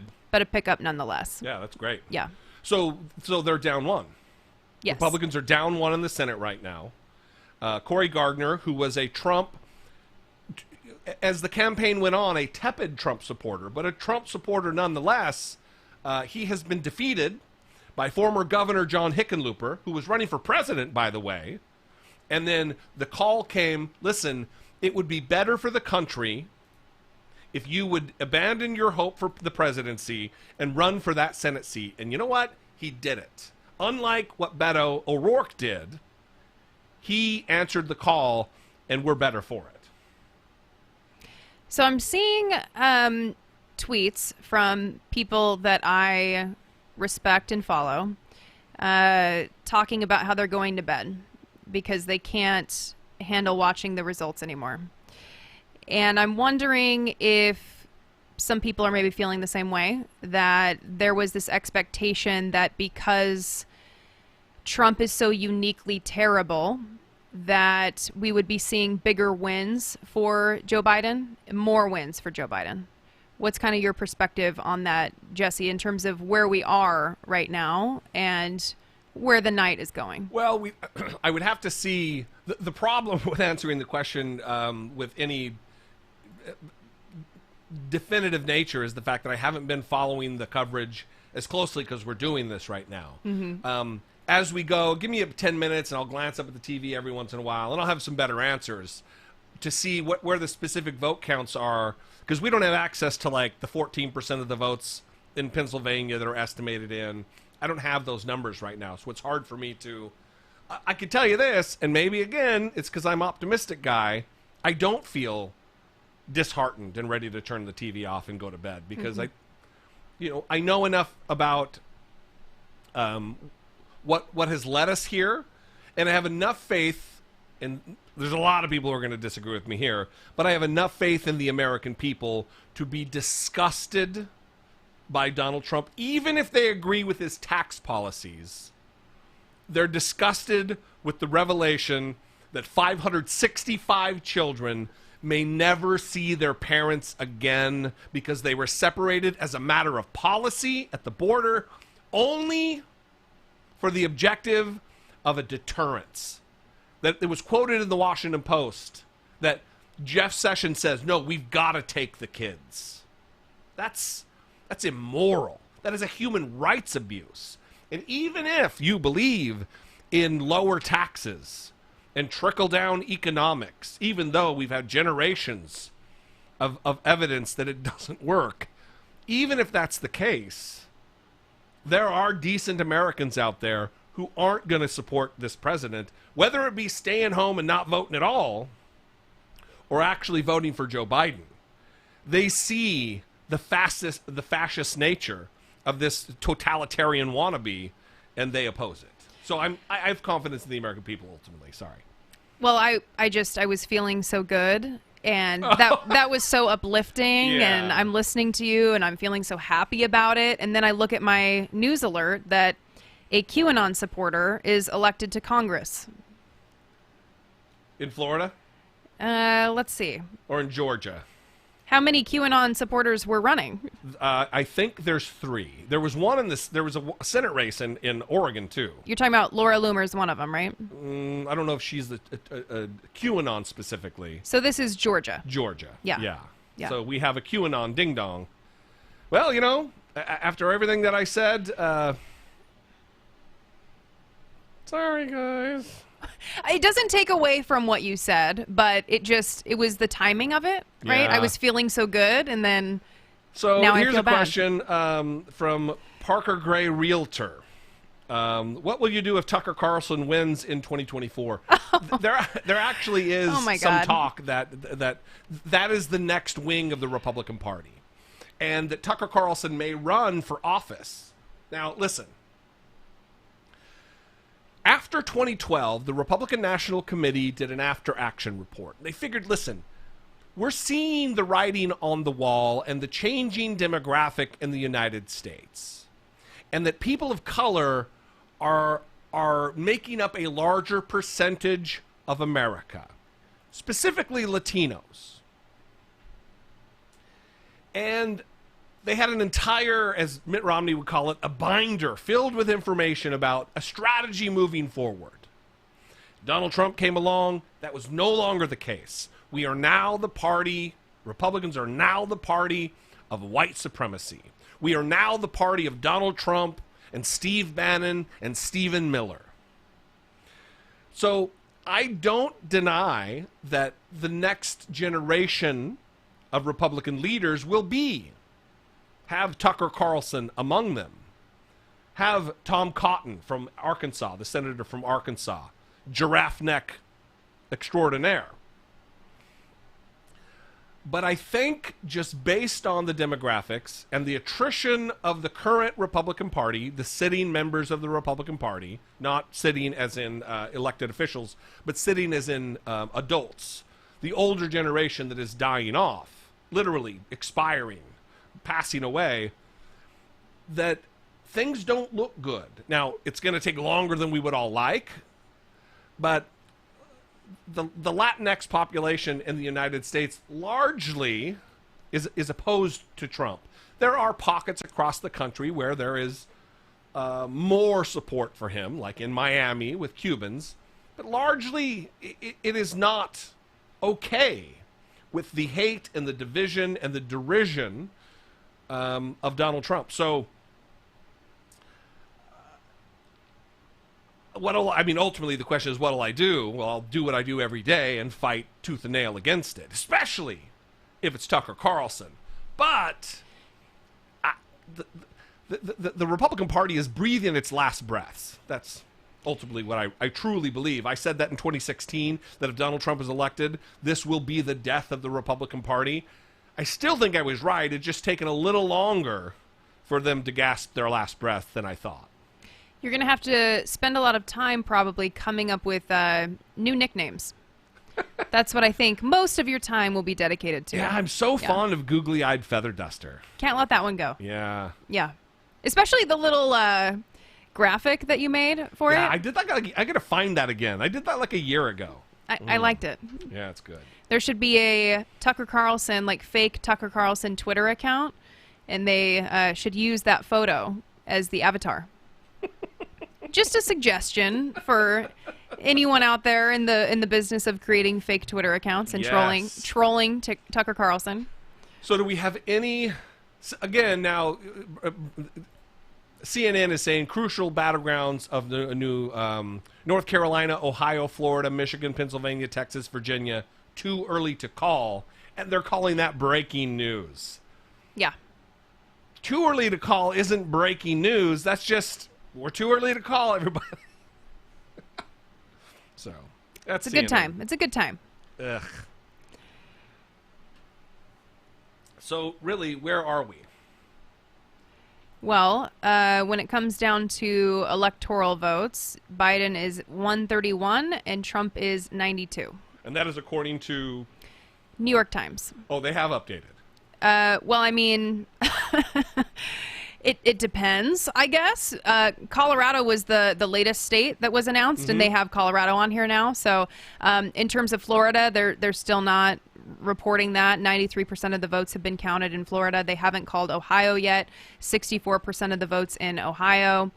Texas, they haven't called. 75% of the votes in Texas. That is interesting. Trump right now in Texas, 50%. Biden, 48.6%. And that's with an estimated 75% votes reported. Okay. Well, I mean... Texas. We are still... Ilhan Omar won. Oh, well, good. Yeah. Yeah, Ilhan Omar. Any news on Lindsey Graham cracker from Nurse Betty? I don't know that we have any news. I would say this to tamp down your expectations that Lindsey Graham is going to lose that seat. I think it's possible. It's still absolutely a possibility, but it is unlikely that Lindsey Graham in South Carolina is going to lose that seat. He started having a little problems initially relative to Amy Coney Barrett. But look, again, when there's criticism to be leveled, I'm going to level it. When our senator here, Dianne Feinstein, when she literally embraced Lindsey Graham and told him what a great job under his leadership that he did with the Amy Coney Barrett confirmation hearings, she breathed new life into Lindsey Graham's candidacy, into his campaign for Senate for re-election. And now we're looking at him being budget chairman if they retain the majority. And it's a problem. So as far as the Senate race in South Carolina with Lindsey Graham, 34% of the vote reporting, and Lindsey Graham is ahead, 54.4% to Jamie Harrison's 44.3%. Yeah. Super chat question. If Bernie Sanders was running instead of Joe Biden, would you vote for Bernie? Love the show, by the way. Absolutely. I would vote for Bernie. Listen, here's the thing, and I have a lot of friends, some of whom may be listening and watching the show right now, who were Bernie. I think they embraced the moniker of Bernie Bro. And they struggled with whether or not to vote for Joe Biden because he doesn't align with their particular political ethos as far left as they are. In the waning days of this election, I think it's clear that if one of the choices is a literal fascist, you only have a choice to vote against the fascist, to make your mark in the battle against fascism. What are you going to... I mean, this is too late to sway anybody because the polls are closing everywhere. And if you're watching this, you probably already voted. But if South Carolina, Donald Trump wins. CNN just called it. Yeah, CNN called it. So if you truly believe Donald Trump is a fascist and you miss your moment to battle against fascism with your vote, what are you going to tell your grandkids? Oh, yeah, Sonny, Donald Trump was a fascist, but I chose not to vote against him because Joe Biden wasn't fully on board with my particular policy prescription for health care in the United States. If we're talking about actual fascism, it seems like a clear choice. Anyway. Do you want to know what the scene is at the White House right now? Is it insane? Well, they're saying a few hundred guests are gathered eating sliders, fries, hors d'oeuvres. Oh, I thought it was like pandemonium outside. They have Fox News on, and Betsy DeVos is there, Stephen Mnuchin, Chad Wolf, acting DHS secretary. I'm sure they're wearing masks. I'm sure they're socially distancing, Yeah. being very safe. You know, like Melania Trump, who voted in person in Florida today and didn't wear a mask. Well, that's the thing with these idiots is now that they've had coronavirus, they feel like they're free from risk from it again, even though we don't know enough about the coronavirus to know whether that's the case. My daughter got coronavirus, and she's doesn't have it anymore. She's not positive, but we don't know what the long-term ramifications of that are going to be. What the long-term ramifications are, and there have been reports of reinfection, I believe. There absolutely have been documented cases. I don't know how common it is, but Yeah. there have been documented cases. So, but they refuse to play by the rules that everyone else has to play by, right? Wearing masks, social distancing. They don't have to do that. Brittany and I went out and got breakfast sandwiches this morning prior to this, since we were up so early in the 5 o'clock hour.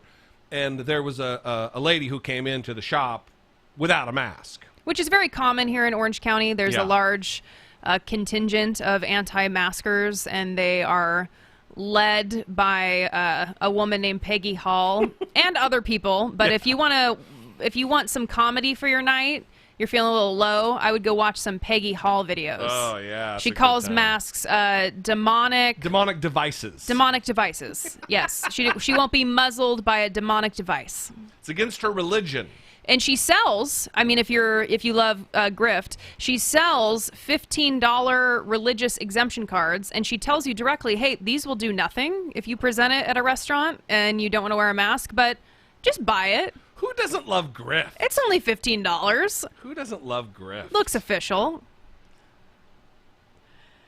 So, are you going to finish the story about the coffee shop? Yeah, well, you started with the grift story. So, I anyway, cut you off. So Brittany was mean mugging this girl, this lady. A little bit of mean mugging. It is difficult to see people in public. Listen, an assertive look isn't an assault. You're just, It's difficult to see people in public who believe they're above the rules, right? That they don't need to play Absolutely. by the rules everyone else needs to. Yeah. Everyone. It's like I told the other lady who was also disgusted with this lady. I said, nobody likes masks. Everybody hates masks. Yeah. Like you say, what makes her so special? Right. That she shouldn't be in the crowd of people taking care of one another to wear a GD mask. Yes. So I told her, I said, I have a kid that just went through chemotherapy, still immunocompromised. And she goes, you don't know me. What'd she say? You don't... I have my reasons. I have my reasons. You don't know me. Yeah. Neither one of those things matter. I don't have to know you to know you should be wearing a mask in public when you're around other people. Because you don't know them and you don't know their health situations or the health situations they have at home. And your reasons are invalid. I've yet to hear, I'd love to know, one single medical reason that would justify not wearing a mask. They don't exist. Anyway, so I told her she was vile and reprehensible, and she got her things and left. Hopefully she enjoyed her breakfast sandwich. Just like the lady at the post office that I called racist trash. That was another unfortunate Orange County encounter that you had, yes. She asked the postal lady, a Latina, I don't know what country you're from, and I called her racist trash. Sometimes it happens. Look, I'm Well, you not see, a fan of racism or injustice. you see injustice in public, and you feel the need to answer that injustice in public, and That's right. I don't think anyone sees anything wrong with that. Right? I would hope not, especially this audience. Yeah. Yes. Okay. So, New York Times still has 131 to 92. And I continue to refresh, hoping that they will tell me something new, but they're not. ABC News is projecting that Republican Ben Sasse will win his Senate race in Nebraska. Ben Sasse. One of Jesse's favorites. Ugh. Another one. He's another one. This Ben Sasse from Nebraska, Republican, who criticizes Trump, but does like Mitt Romney and still goes along. Still votes for Donald Trump, all of Donald Trump's BS. Courts his radical unqualified Supreme Court justices. Nonsense. You're not in opposition to the fascist unless you're in opposition. You don't agree and smile and hang out at the White House and then just tweet some criticism and think you're against the fascist. So Democrats have gained 1 seat in the Senate and Republicans have lost 1 seat. So right now it's 38-38 and obviously 51 for control is what is needed. Here, if we go to the graphics, Taylor, right now this is what the New York Times says, that it is 43 Democrats, there are 19 remaining races, and then 38 Republicans. With John Hickenlooper winning, as you can see here, with a sizable win. It's only 68% of the estimated votes reported, but as of right now, with almost 70% of the vote counted, 53.9% to 44.1%. That's a substantial lead. So if we see, again, Wisconsin, Michigan, and Pennsylvania, if we see things like this happen with the reasonable folks in those 3 states, this thing is over. It's going to take a little later, a little longer than we thought, than we hoped. But that's the way it is. Mm-hmm. Democracy is messy. Well, a reporter from the New York Times just updated that the incomplete Michigan results, and Michigan has about 23% reporting right now, that reflects a Trump advantage because the largest chunk is coming from Oakland County's Election Day vote. So many more absentee votes are still out, according to the New York Times, but right now they're kind of reading into that Sure. it's a Trump advantage. But again, remember, he doesn't need to win. We don't need all of those states. We don't need Michigan, Wisconsin, and Pennsylvania. Just chip one of them off. Donald Trump, this is the problem with last election, is everything had to work for Donald Trump to win. That's why I was so confident last year as we were going along with the Facebook live stream. Yeah. That we still have a path, this and this and this. Everything had to go right for Donald Trump to win, and everything went right, and he won. Everything doesn't have to go right for Joe Biden.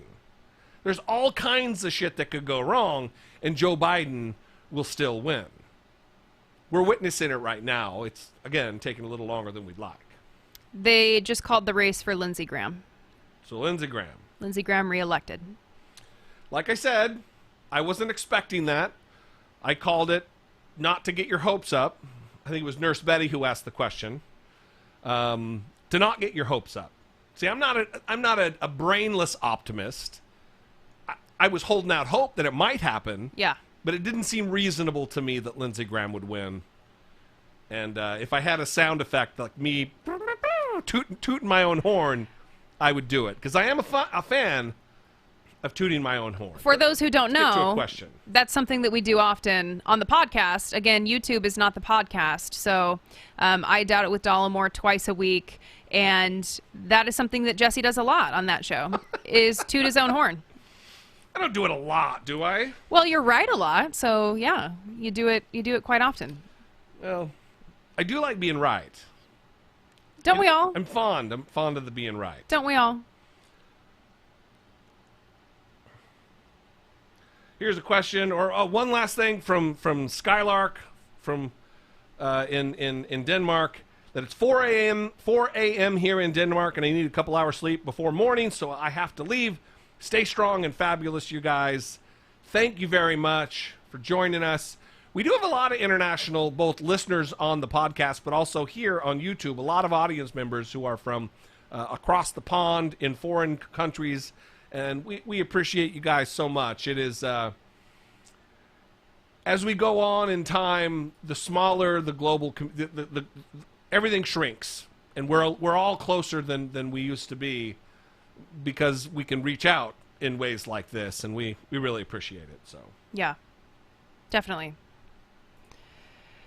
So I'm seeing a lot of mourning again in the Twitter feed from people who are saying, hang in there, everybody. Mm-hmm. I think there's anxiety that is going up. I think it's likely because of the Lindsey Graham announcement. Although, like you Sure. said, that it was likely that Lindsey Graham was going to hang on to his seat, even though he was doing terribly. I mean, how many gaffes did he have? Thanks, Dianne Feinstein. Yeah. Thanks a lot. Yeah. How many gaffes did he have Oh man, I mean, toward the end of this election? well, they just the people of South Carolina, and I don't know what the margin is, but they just elected a wanton, open hypocrite, a liar and a hypocrite back into office. Yeah. So, Yeah. Who, I mean, he was one of the biggest critics of Donald Trump. And called him a xenophobic religious bigot. yeah, and now he A kook, he called him. loves him. Yeah. Now he supports him. He supports the kook. He supports the bigot, as he called him. Yeah. Remarkable turnaround. No change needed from Donald Trump and his behavior, and he's still latched on. Lame. Key race alert, it says on CNN. No information given, just a giant banner of key race alert. See, you should have your TV on mute so you can kind of follow along with the granular data that the networks provide. But we're here. We're giving the good stuff. Mm-hmm. 2 hours in. Mm-hmm. 2 hours already? It's 7 o'clock. Wow. Pacific time. Okay. So here's what we're going to do. I'm going to give my Trump wins Kansas, by the way. Just came through. Trump wins Kansas, which again is Kansas. Kansas was not in the cards for a flip. That's already on the board for him on the New York Times bubble thing. Also, the polls just closed in Iowa, Montana, Nevada, Utah, and part of Idaho. Right. So there's going to be So more let's- key race alerts popping up on the TV. Perfect. Let's do this. Let's take a 3 or 4 minute break, and we'll come back. I'll get some other mood altering Beverage? beverage in my system to get some energy, and then we'll come back. Stick with us again while we're gone. If you want to share the link to Twitter or Facebook to get build the community here, and we'll have a good time going into the night. We appreciate you guys, and get yourself something to drink. We'll be right back.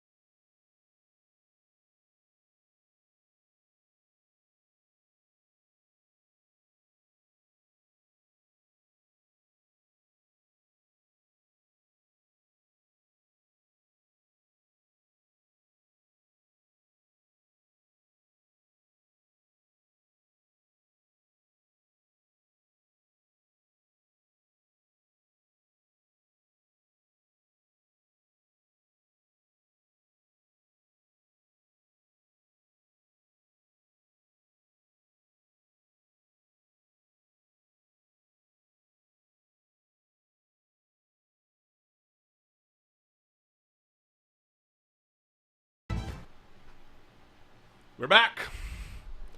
Little longer break than I anticipated, but we are back. Thank you for joining us. Thank you for staying with us.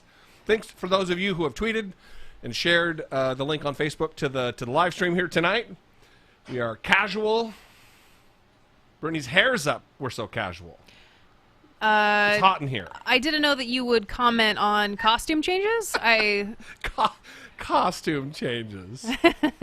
So let's do this. Let's check the New York Times link and see if anything has changed in their slow-to-call races. I prefer that. The slow-to-call? Me too. Yeah. 131 to 98. What is it? 131 to 98. Who's the who? Donald Trump is 98. 98. I wouldn't have said it that joyfully. That was joyfully? It was a like little robotic. It was like a fact-based, like a joyful robot. Like a joyful robot. That's fair.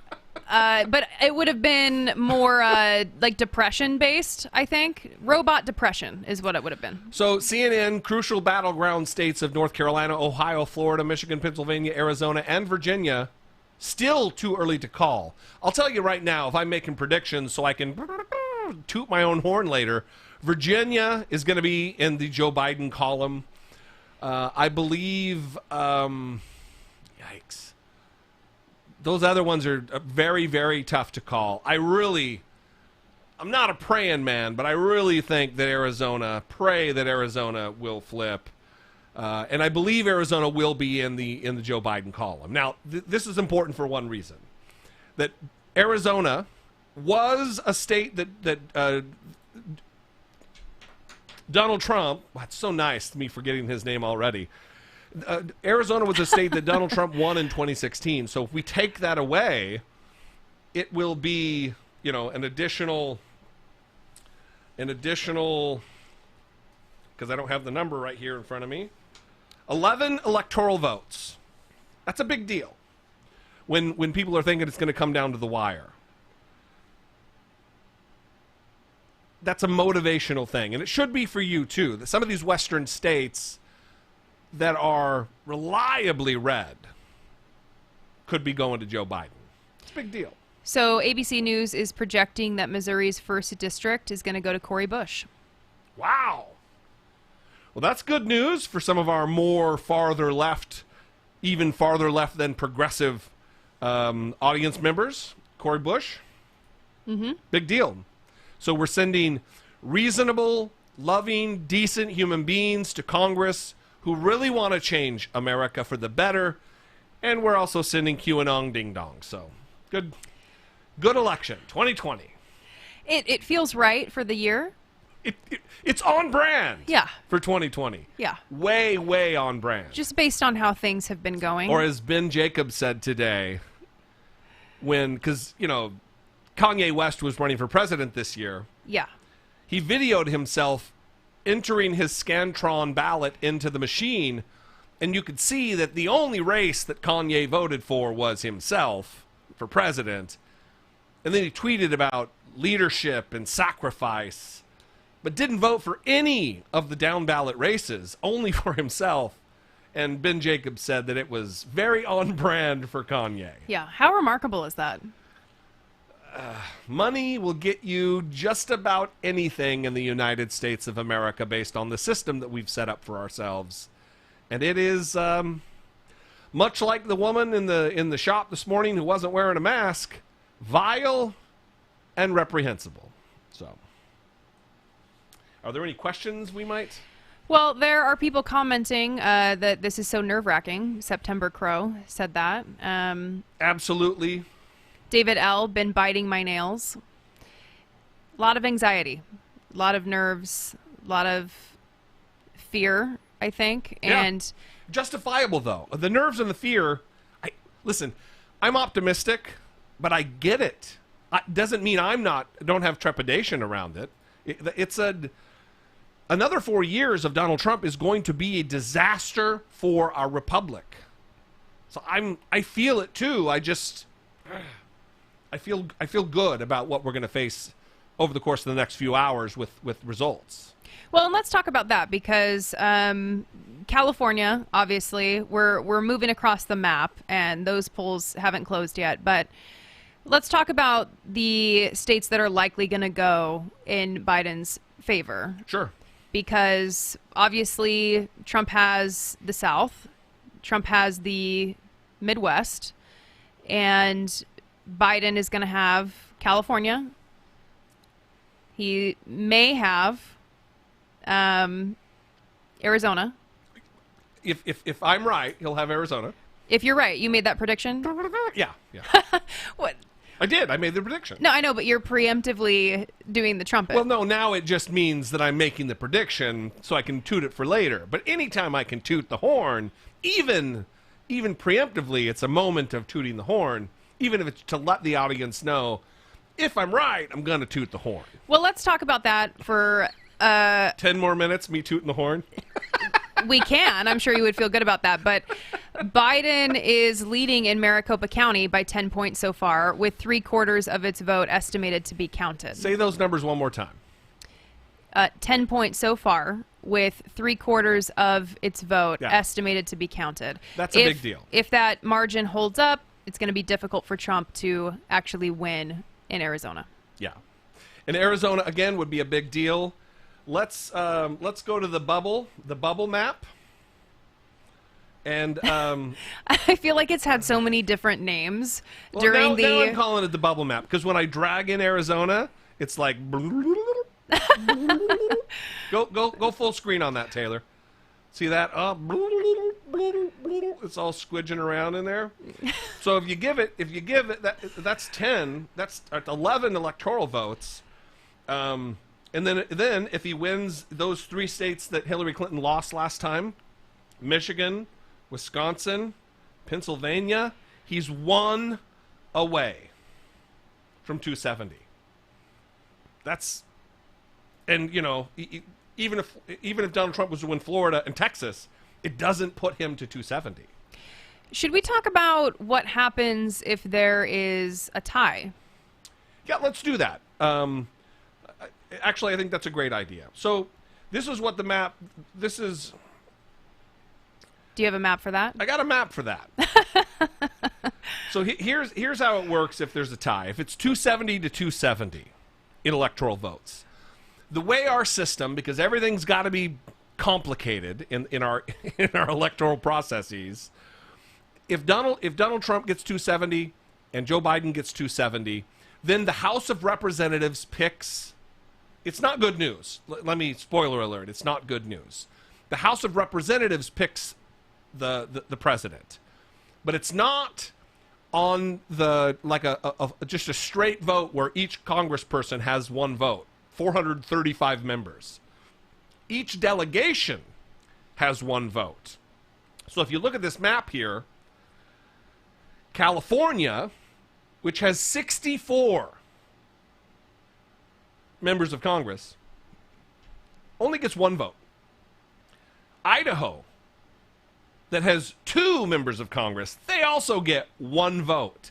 So as it stands now, when you separate the delegations, it would be 26 to 23, possibly 24 with Justin Amash if he gets reelected.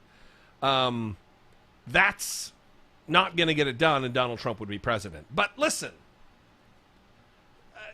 don't get worked up about this, because this is a rarity. This is like 2012. Remember the movie, the Mayan prophecy and all that BS?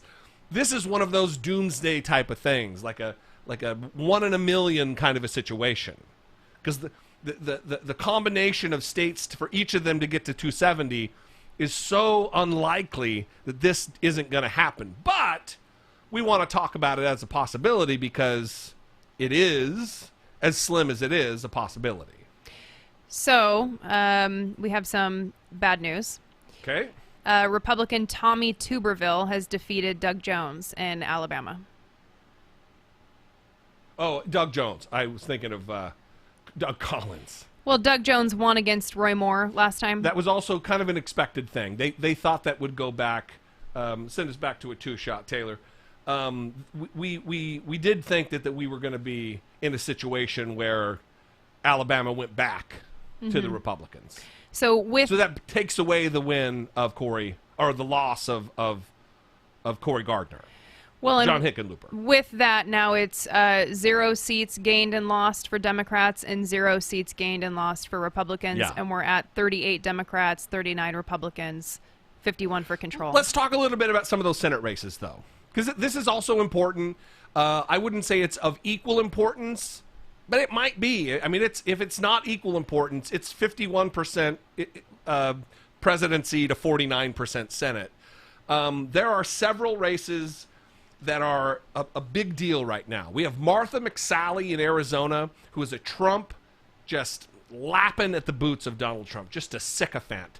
Tried to purport herself to be some kind of a centrist, a normal, former Marine air winger, fighter pilot, and then immediately started attacking the media, calling them liberal hacks, calling Manu Raju a liberal hack, playing from the Donald Trump playbook.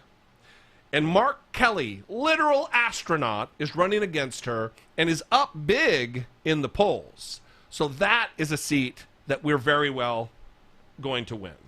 We've already won the John Hickenlooper versus Cory Gardner seat. The other ones that I think we need to watch are MJ Heger, I think is how she says her name, versus John Cornyn in Texas. That's a big one. John Cornyn, maybe the stupidest member of Congress. I mean, a dumb person. Barbara Bollier, I think that's how we're saying her name. That's how I've decided I'm saying her name. But don't loop me into that. Versus Roger Marshall in Kansas, I'm sorry. Gary Peters, who's the incumbent, running against a guy named John James in Michigan. And Al Gross versus Dan Sullivan in Alaska actually has a chance to win there. And then, of course, we talked about the Reverend Raphael Warnock versus Kelly Loeffler and Doug Collins, which will likely end up in a runoff. And then the regular election of John Ossoff versus David Perdue, who has been scandal-ridden, who's also a Trump sycophant. Iowa, excuse me, another chance to oust Joni Ernst, Republican senator from Iowa, with Teresa Greenfield, a lady we've raised money for. Mm-hmm. Sarah Gideon, very, very winnable seat in Maine, to unseat Republican Susan Collins, who's perpetually concerned. I'm just very concerned about Donald Trump's fascism. Never doing anything about it, just always expressing concern. So Sarah Gideon, that's another seat that I think we're going to take. Steve Bullock versus Steve Daines, Battle of the Steves in Montana. That's looking good. That's, again, taking a seat from the Republicans. And then Cal Cunningham versus Tom Tillis. We're not done. There's one more. Oh, no. We already lost that one. Lindsey Graham lost. Or won. He won. And then Cal Cunningham. The wishful thinking coming through. Yeah, that's the wishful thinking. Tom Tillis, the Republican, versus Cal Cunningham. Another seat that would be fantastic to take away from the Republicans. Yeah. So listen, there's all kinds of... I know people get down. You know, that, Lindsey Graham won. It's all over. It's not over. There's he won, but John Hickenlooper won. You know, we're coming down here in these other races that when they get called, it's going to be a big deal, a good deal for democracy, a good deal for the Democratic Party, a great deal for progress, for America. So just be patient. Be momentarily depressed about Lindsey Graham, dickface extraordinaire, retaining his seat for another term, for another 6 years. But be happy that there are other opportunities, many more opportunities to take back the Senate. And we still have time. Tons of time. It's 7:27. So should we go through this national exit poll data? The New York Times surveyed 14,318 voters, And I just want to highlight some differences Yeah. of opinion in the sample between Trump voters and Biden voters. So they were asked, is your opinion of the Black Lives Matter movement favorable here or we go. unfavorable? Let me guess.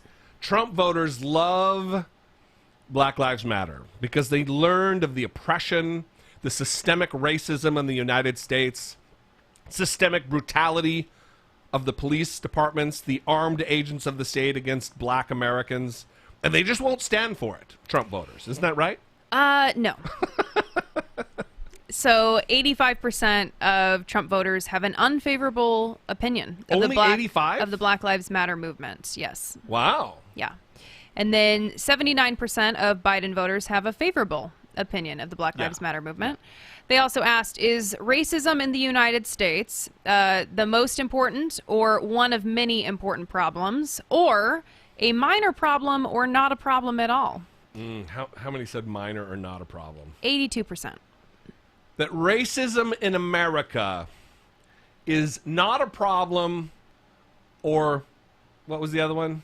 Not a problem at all, or a minor problem. A minor problem or not a problem at all. When the net worth of blacks versus whites in America is like 13 times the network of whites is like 11 to 13 times that of the net worth of black families in America. That is, how can you say that racism doesn't play a role in that when we have a history? We have a dot to dot, if you will, a map. A roadmap of racism. New Mexico called for Joe Biden. A roadmap of racism from slavery through into modern day America, with convict leasing and sharecropping and the indignities that have been suffered by the black community in America, to Jim Crow, to institutionalized racism, redlining. They would go to combat and fight for their country and come back and wouldn't get the same benefits of VA homeownership as whites. So stow it, shove it, that systemic racism doesn't exist in the United States. So this just in, according to NBC News, Democrats are projected to retain control of the House. That I didn't say it, but we haven't even talked about the House because of the fact that it was destined to happen. Yeah, 538 had the Democrats as clear favorites to maintain control of the House. So that was an expected result, but just because it's expected doesn't mean we can't feel good about it. That's right. Yeah, again, take the little wins, especially early on in the evening. Take the little wins and run with them. TV's getting ready to be turned off. All right, back on. It was turning itself off. Yeah. It's like, hey, are you still watching? Are you still interested in the election? Are we? Like TV, you have the CNN Chiron burned into you because it's on it's like the only channel. That and HBO, so you can watch The Wire. The Wire. You brought up The Wire. You want to talk about it? If anyone wants to talk about it, feel free to tweet me, reach out. It's Brittany's new passion, even though we just finished the show. Looking to start a Facebook group maybe to have a discussion about it. So I think what Brittany's really asking for is someone who is very versed in The Wire and its chronology and its characters and the subject matter about poverty, drug addiction, systemic racism, police brutality, economic injustice. If those are your passions and you know the show, maybe reach out. Follow Brittany on Twitter at Brittany E. Page. She might be looking for a co-host for a new podcast. To do a new podcast about The Wire, episode by episode. Look, it could be a good thing. There's already a podcast out there like There's that. always a podcast about something. You could be another podcast about it. Sure. Listen, if you're not following Brittany Page on Twitter right now, you're missing out because it is a good follow. Let me say some good stuff here. I'm not doing anything. It is a good follow. Brittany is I was going to say whip smart, but that makes me sound like, hey, get off my lawn, you damn kids. A little bit, yeah. Brittany is passionate about things that everyone should be passionate about people who are not given a fair shake in our world, and she backs up her opinion with evidence and studies and research and data, and all of that is how we should aspire to make our decisions in life about politics and about many different things. So anyway, it's at Brittany E. Page on Twitter. Follow this lady. Thanks, Jesse D. You know, I do what I can. I'm a wonderful, wonderful human being. I think we all agree with that. All right, let's try to answer some questions. All right. Oh, here's a great one. If you don't like the USA, fuck off. Move to Syria, from Sick Choppers. Oh. This is a clearly an intellectual individual who thinks with nuance and understanding of geopolitical things, especially related to domestic politics, that if you don't like America, whatever the fuck that means, go to Syria. Which is the way it is because of foreign policy of the United States for generations. The reason I'm staying here, Dingbat, what's his name again? It's already gone. The reason I'm staying here, It was something Chopper or something, my right? brother, is because I served my country in the United States Marine Corps for years. I've earned my spot at the table. I wonder if you have. And the reason I criticized my country, Sick Chopper, or whatever your anonymous name is. Did he have a picture of himself? Yeah, it was like a skull or something stupid. So it was not a picture of himself? No, it was not. If it was a skull? The reason I criticize my country is to make her better. Is to push politicians in the direction of making things better for our fellow Americans. I'm assuming you're American, because I can't imagine some foreign person saying, get out of America and go to Syria, y'all. Because if you're not, criticism is just a curt suggestion. And if you're not willing to suggest a better way of doing things, how is anything going to get better? How is anything going to change? And if you're one who thinks everything's great, why criticize? Because everything's perfect. Sick Chopper. Was that the name? Is that the name on the screen? Everything's great in America. And if you think anything's wrong, go to Syria. Quit being a jackass. There's plenty that's wrong. And criticizing the country doesn't mean we don't love the country. It means we love it enough to make it better. That question can be taken off the screen at any time. Well, I think TJ made a comment about how that's why you don't ban all the trolls. No, I don't want all the trolls banned. I mean, if somebody's spamming, get them out of here. Yeah. But this is why. Listen, I'm not afraid to answer assholes who disagree with us. I welcome it. You don't wave your hands around and feel impassioned about the country and about how to go a path forward because you're a milquetoast figure. I believe what I say. And I'm waiting for another comment from the gentleman. But, you know, it won't come. Or it won't be substantive. It'll be some other jackass, get out of the hubba. Anyway. It's very cancel culture. He's trying to cancel you. He's trying to cancel me. Yeah, yeah. Mm-hmm. Cancel culture. Another thing that doesn't exist. CNN projection. Stand by for a CNN projection, everybody. This is the other thing. When you look at these maps, everybody, Brittany and I have talked about this a lot. When you look at these maps of the United States and the electoral map, let me put up the one from The bubble map? No, not the bubble map. Give me a moment here, Taylor. Donald Trump wins Missouri. Anytime. That was expected. He won it before.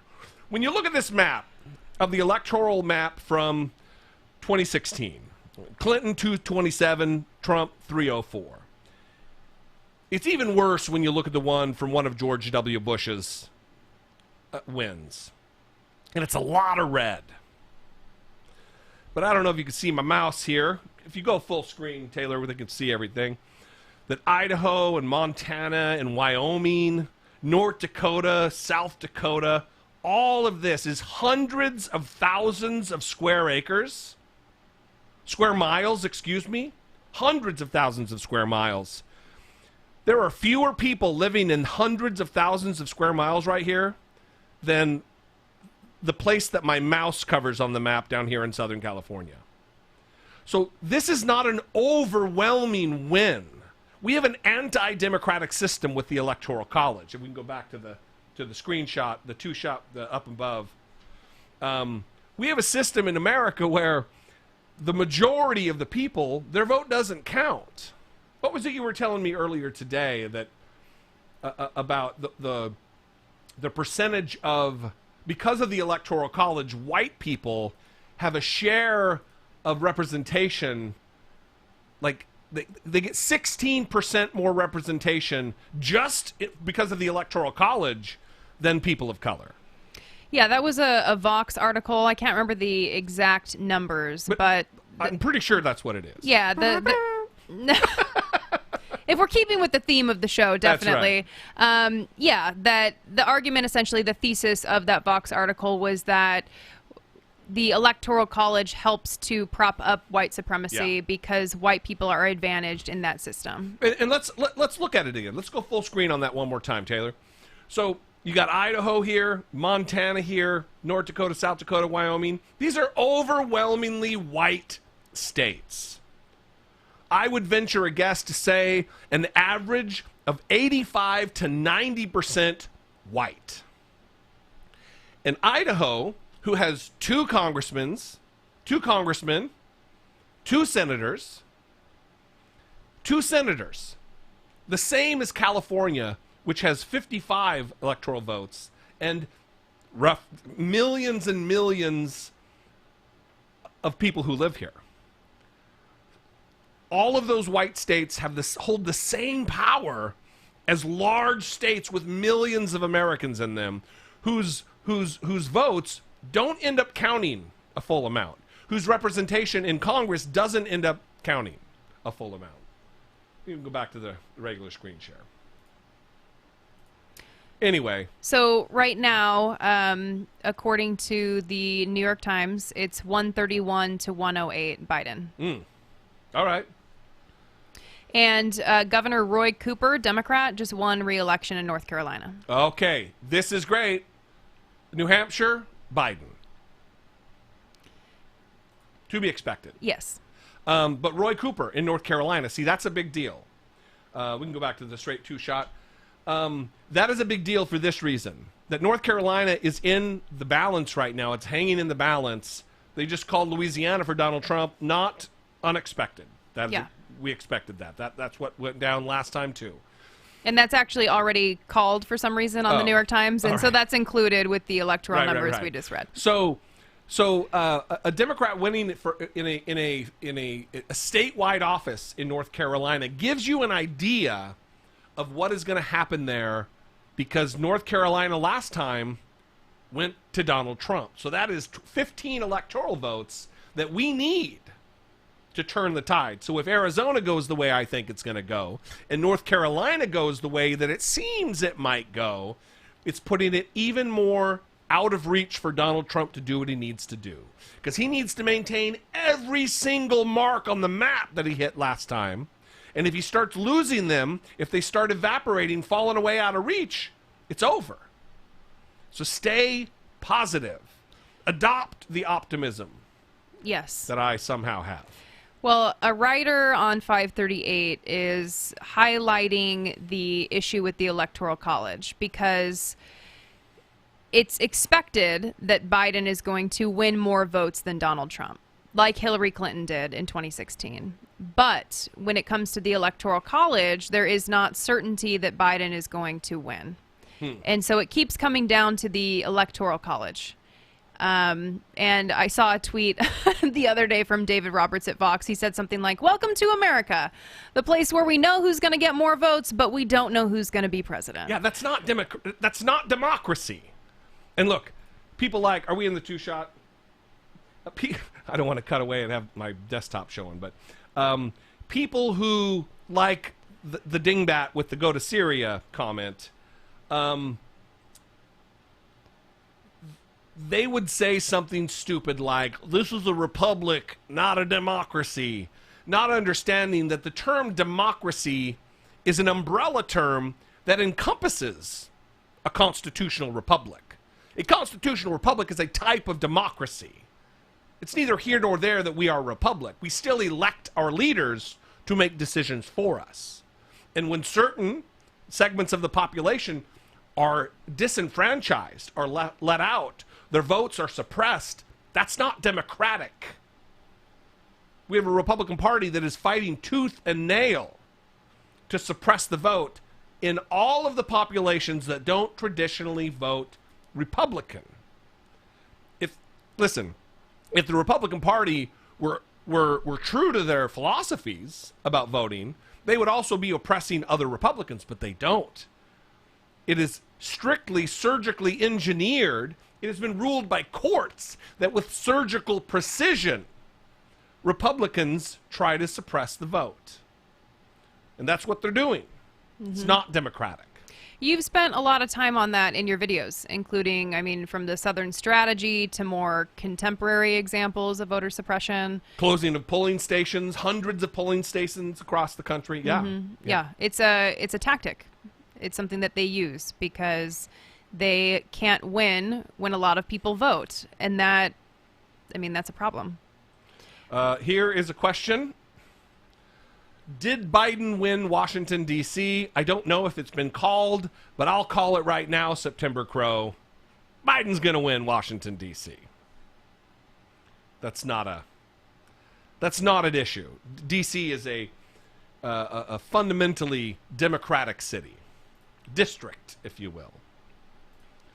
Any other questions in there that you see, Brittany Page, that we should... I saw one from Jennifer. It was also a super chat. It seems to have escaped me. Oh, here it is. If states have called it for Trump, but not every vote has been counted, do you think it will change? Also, have mail-in ballots been counted?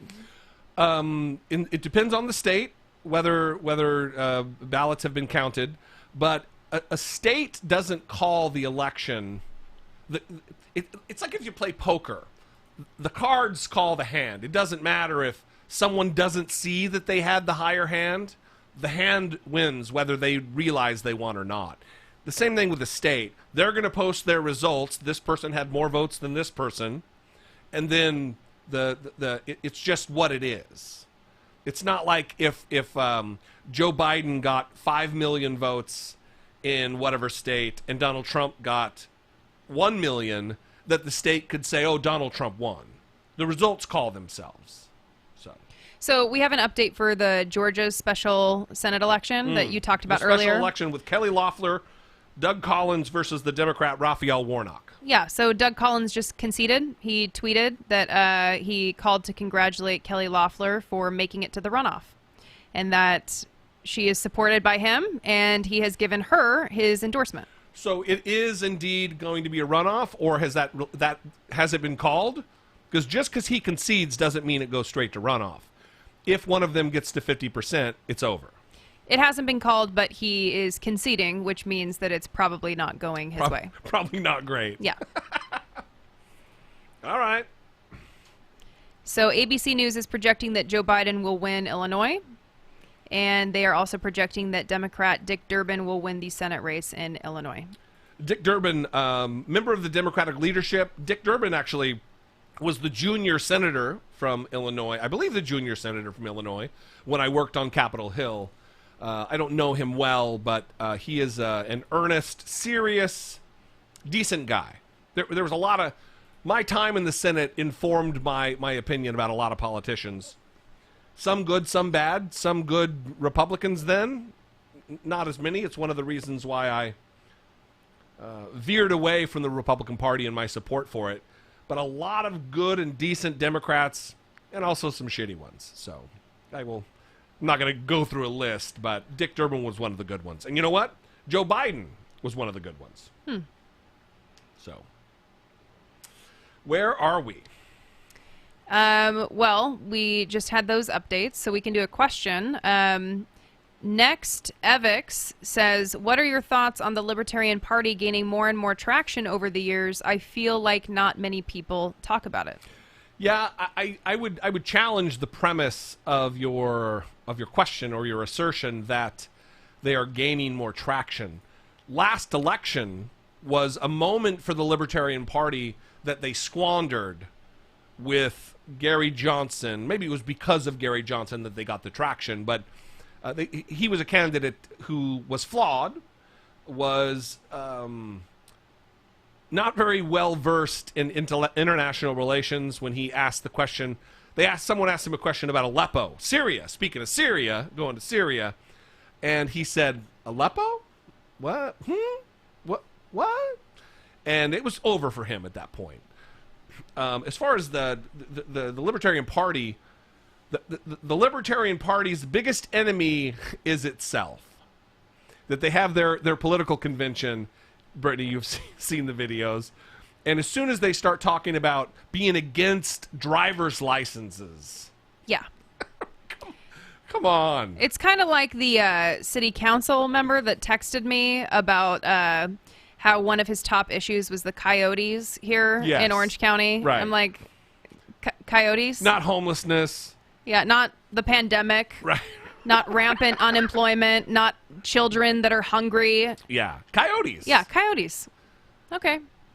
And not the nickname for the people who bring people over the border. We're talking about the little dogs. Yeah. The little wild, scraggly dogs. Wild dogs. We got another super chat from Michael. Thank you from Michael and Megan. Thank you. Michael Shout out to Cisneros, Michael and Megan. Longtime listener of the podcast. I Yep. Doubt It with Dollemore. Yep. The twice weekly show that Brittany and I host. It is an audio podcast that you can subscribe to on our website, dollemore.com. Since we've been doing a lot of plugging. You know what I haven't plugged tonight? Your merch? New shirts. Be genuine. Dollemore Daily. Different designs. I like the designs. Very nice. I wish I had. I wore my tape. Oh, you have to show the sweatshirt. I love the sweatshirt. Oh, okay. It's very comfy, cozy. You ordered me one, which is very nice of you. I was wondering when I was going to get one. Be genuine. Very soft, cozy. It actually is. It actually really is. I wore my take care of one another shirt yesterday, so it's all stinky and sweaty. Because anytime I wear a piece of clothing, it's just wrecked after a day. Yeah. Immediately. Yeah, so I didn't want to hold up, a shirt covered in Popeye's dog hair. But there's also some take care of one another shirts on, if you go to dollemore.info or the Teespring store or whatever that link is. And that's another way. If you appreciate my work here, if you appreciate our work on the podcast, I Doubt It with Dollemore, that goes a long way. Every purchase goes. There's a commission situation built into the merch, and it helps us grow the program. I was talking earlier in the evening, in the 5 o'clock hour, I think, about how we're not quite to the level, almost, but we're not quite to the level where I can hire somebody like Taylor full time to be here helping me produce content. And the more support we get financially, the quicker we're going to be able to do that. And then who knows? I mean, the sky's the limit relative to growth and moving forward, doing all kinds of new and innovative things. So thank you for all of your support, including, obviously, just watching and subscribing and sharing the content. We love you guys. We appreciate you very, very much. Definitely. So Pennsylvania is a big one that we're watching. Yes, and yes. I want to talk about a little update here from a New York Times reporter. Trip Gabriel says, keep an eye on Erie County, Pennsylvania, a bellwether for the state. It's reporting Election Day results first, which favor Trump, but about 21,000 mail ballots are expected after 11 p.m. Yes. So this kind of goes back to Jennifer's question earlier about the mail-in voting, and it really varies by state. And Pennsylvania is one where we keep talking about how 538 says we should know the results by November 23rd. So the mail-in ballots going to be counted later than the in-person voting. And of course, Yes. in-person voting is supposed to skew Trump. That's expected because of the stoking of the fears surrounding mail-in ballots. Many of his supporters opted to go in person where that typically wasn't the case. I'm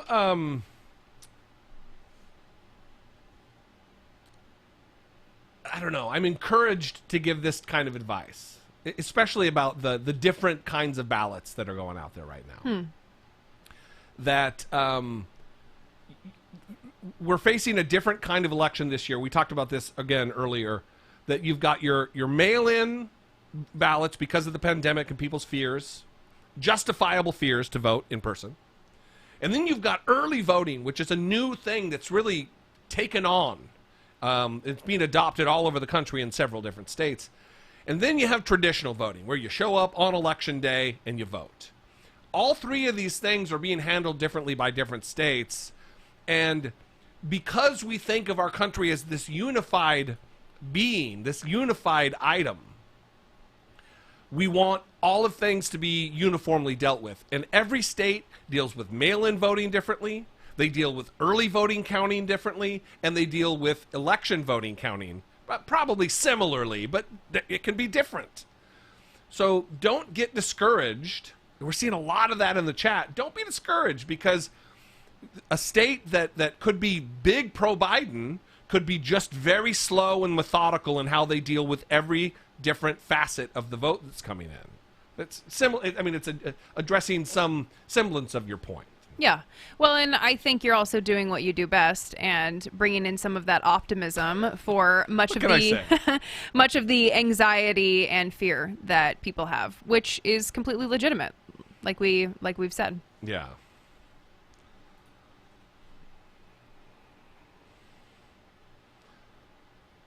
Here's a question here, or more of a statement from Nicole Amarfi.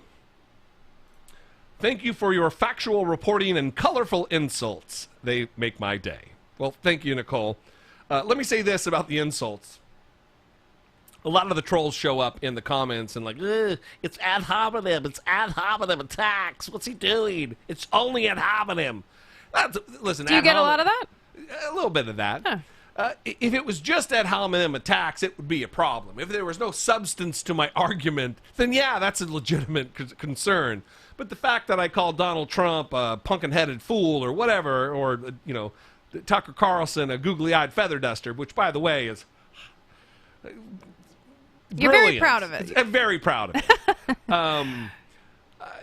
That's only color. That's just a little flare of creativity in my argument.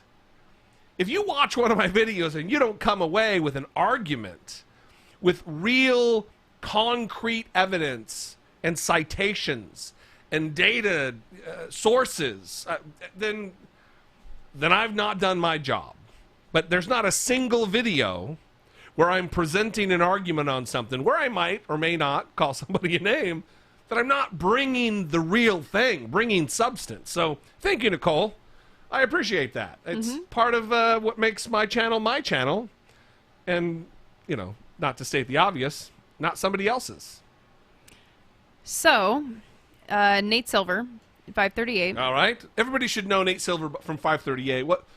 How would you describe Nate Silver from 538, Brittany? One of the best statisticians in the country. Yeah, like genius nerd guy. Yeah. Yeah. He is saying the Senate's not looking fantastic for Democrats, and the scenarios where they have some huge majority are likely off the table. He is also very, very cautious and doesn't mind playing in percentages. So if he's talking about it doesn't look good.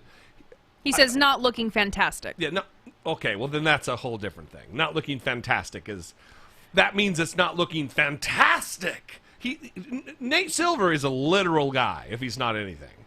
Yeah. You know what I mean? Yeah. Anyway, well, I'm trying to be optimistic. So. I know you are. And I feel like I am ruining that. But a woman, Loomis, will be the first woman to represent Wyoming in the Senate. So that means there's another Senate seat for Republicans. Yeah. Yeah. But a Republican replaced a Republican. So Yeah. it's not a loss for Democrats. Yeah, according to ABC News, they're still showing 0 seats gained and lost for both. So, I thought I saw a question specifically. I saw percentages. Let's read it. So, Jesse, how do you explain that overwhelmingly 90 to 95% white Wyoming, Montana, North Dakota, who have 3 electoral votes each, but Louisiana with only 62% white versus 32% black with 8 electoral votes both went to Trump? I'm not sure exactly what your question is, but I can say this.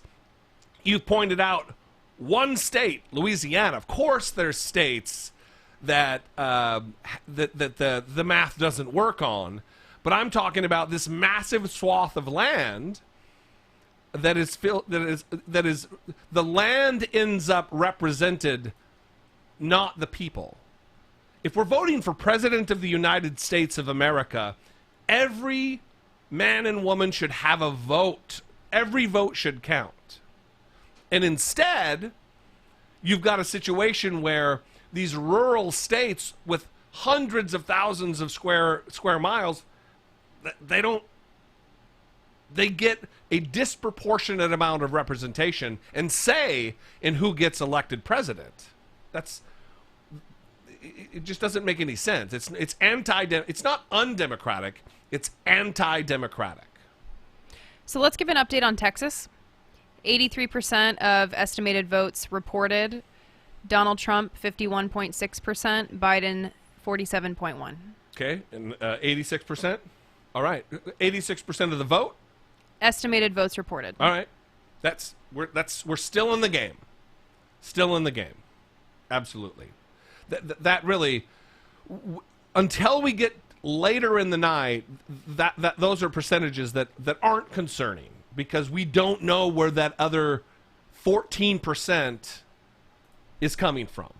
You know what I mean? It could be, if there was just a standard blanket area of like every place had this many percentage Republicans, this many percentage of Democrats, it would be different. But county to county, precinct to precinct, there are wild swings in how many Democrats versus Republicans there are. So that's not a problem. Again, optimistic, but realistically optimistic in some of these cases. Yeah.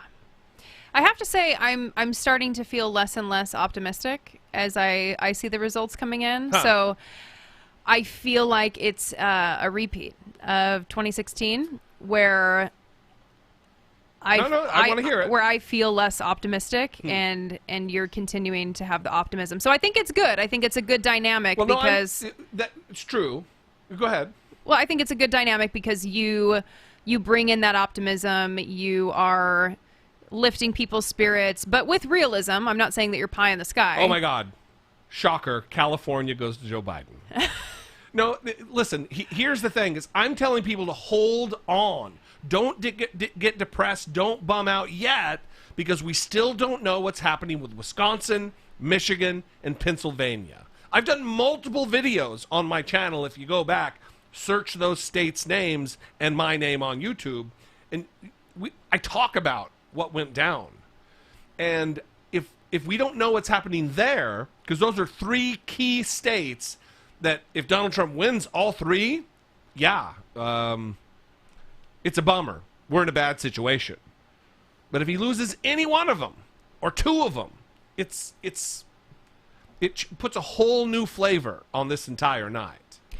So New York Times now giving California, Oregon, Washington to Biden. Which we're expected. Yes. And Idaho to Donald Trump. Which, oh my gosh. Shocker.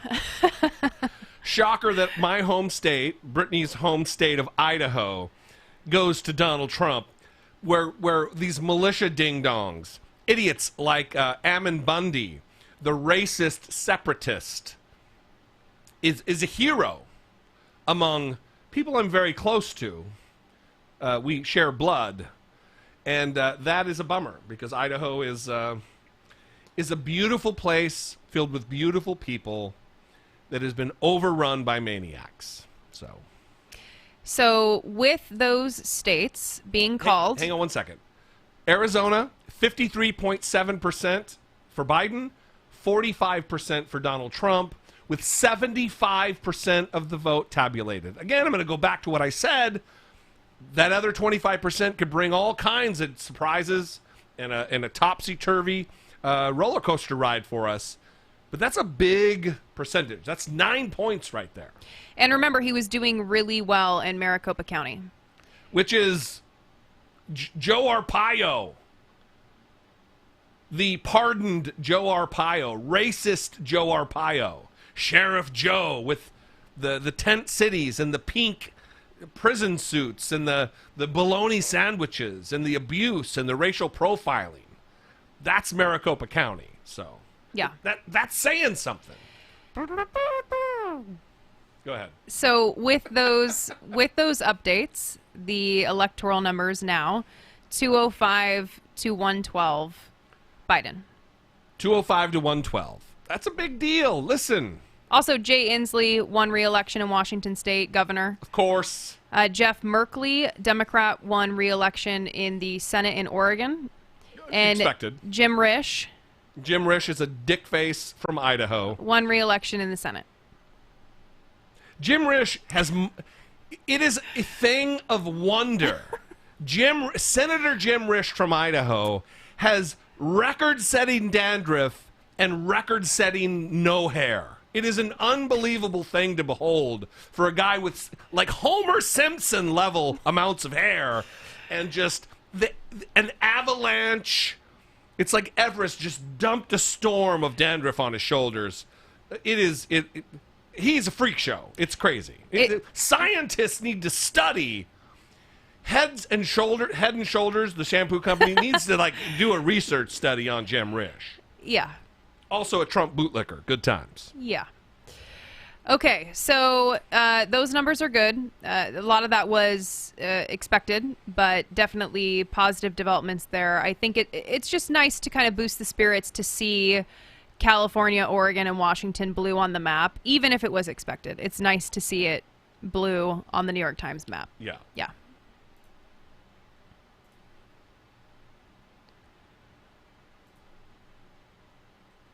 Let me address this comment.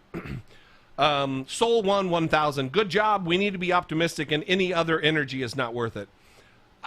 Listen, I appreciate the support, and I believe that optimism is the way to be because it makes me feel good, but not everybody operates like that. I would just push back on saying that, what was the last part of that? What's the question on the screen, Taylor?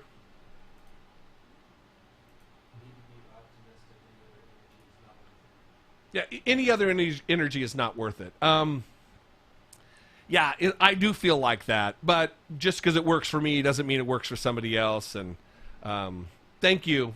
Listen, we're simpatico with the optimism, but some people who don't share my optimism, I assume your optimism, they would say that they're being realists, and if that works for them, then different strokes, right? Definitely, yeah. And in some ways, I think optimism can be like kind of pushing reality down at times, which if you're not facing... Do you think I'm unrealistically optimistic? No, I'm saying that at times there's this kind of emphasis of just be positive, just be happy. I mean, you know those people in your life, right? When you talk about how you're feeling and how things aren't going very well for you, and they're like, look up. Everything's good. Look on the bright side, y'all. Yeah, and you're like, you know what? Sometimes I just actually feel bad, and it's okay to feel bad. It's okay to feel sad. It's okay to feel negative emotions. Right. Well, it's kind of the same argument, and you could obviously speak to this better than me about extroversion versus introversion. That it's not one's not better than the other. It's just a different thing. It's like a blue car versus a black car. There's no better. It's different. Definitely. Yeah. And I think saying that we should not have negative emotions is not the best way to be. Not saying that person is saying that. Say negative They're emotions. focusing on optimism, right? Yeah. But other things are not worth the energy, but they're going to happen. You're going to have other times where you don't feel optimistic, and that's okay. Yeah. Yeah, for sure. That's all. This is a comment I want to post. Joe Arpaio is a used, broken prophylactic. Oh. Janice Stevenson needs to write some insults for Jesse D, I think. You won't have to spend all your time coming up I with know, insults like for Tucker Carlson. Half of my time is spent. Here's a Nurse Betty question with a super chat. There is something to keep in mind. Arizona and Texas does have a large Mexican-American community, and I think they vote differently than the Cubans, it said. I can't, because it runs so damn quick, everybody. And they vote very differently from the Cubans in Florida who bought into the communism BS. Yeah, that's very true. I talked about that earlier, that the Latinx community is not a monolith at all. But by and large, they support Joe Biden. By and large, they are Democrats because of the fact that Donald Trump is a white supremacist and his immigration policies are racist. And it's not, everything's racist. It's not one of those things. They are racist. We are fundamentally and systematically reducing the number of legal immigrants that are allowed to come into the country from countries of origin where brown people are the majority. That is just the way it is, because the person who is at the helm of maintaining our immigration policies is Stephen Miller, who's a white supremacist. Yeah. And Donald Trump is a racist. Was taken to court in the 70s for not renting apartments and homes to black people. If they came in and they applied, they would write the letter C on the back of the application. This is all in a federal lawsuit. Write the letter C for colored on the application and then not rent to that person. Come on. It is what it is. Donald Trump is a racist. This administration has forwarded racist, white supremacist policies. Donald Trump has given oxygen to racist, white supremacist, white separatist, anti-government groups. The Proud Boys. Stand back. Stand by, Proud Boys. It is apparent. We have had Donald Trump in our vision as a politician for over 4 years. And it is clear where we stand and where he stands. Well, I think a lot of what you're describing is actually the reason underlying a lot of the anxiety that I'm seeing in my Twitter feed, in the chat here, from people that are confused. Because this was supposed to be a landslide for Biden. This was supposed to be an easy choice. This was supposed to be something that was... Yeah, right. Apparent, right? Well, because I think people inherently, maybe underlying, they do have confidence in Americans, and it bums them out that it's not a landslide. Yeah. Well, yeah, I think inherent in that, implicit in that. That's the optimistic view about that. But yes, would be that we thought we were all kind of on the same page, or most of us would be, with what we've been witnessing over the past 4 years. Yeah. And especially in this last year alone, what we've been witnessing. Yeah. On that note, let's talk about this. I don't know if that question's been taken away, but it can be. On that note, what this last year has been like. And listen, I don't want to bring everybody down. I don't. Actually, maybe I'll wait. I'm going to say it, and then we're going to get more into detail once it looks like Joe Biden's going to win for sure. And that is that what do you think it's going to be like if Donald Trump gets reelected? What will be holding him back when there's no specter of reelection on the horizon? At least now he was held back by, I gotta act the part a little bit. But if there's none of that, he's lame duck, all bets are off. And it's going to need every one of us who is able-bodied to get into the street every weekend, every free moment that we have to be active, to donate the money that we can, to dedicate hours of volunteerism. It's going to take absolute effort on our part to enforce the will of the people on this administration. So We'll get more into that when it looks a little safer for Biden, because I don't want to bum everybody out. I still have full confidence that Biden's going to win. Sorry, everybody. I know. What happened? I know. What happened to that optimism? No, I have full. I just said I have full confidence. I just said it kind of. Yeah, well, it was the tone. It was the tone. All right, we're going to take a break here. It's 8:13. We'll be back in 5 or 6 minutes. We love you guys while we're gone. Actually, we'll leave with this comment here from Brenda Karen. Yes, Brittany. So much anxiety because I had hoped. Oh, it went away. Goddamn. So here's a trick that I do. What do you do? I click on it, and I don't send it right away. I read it first before I send it. Yeah, but it still slides up. Oh. Not if you click on it. So much anxiety because I had hoped it wouldn't be so close. Yeah. Yeah. Definitely. So Listen, I don't fault Brenda. I don't fault you for the anxiety. I think the anxiety is natural and normal, and I don't even want to speak in those terms of what's normal and not, but it is an absolute acceptable thing to feel anxiety right now because the stakes are so high. I'm optimistic doesn't mean I don't have anxiety. I'm for sure anxious.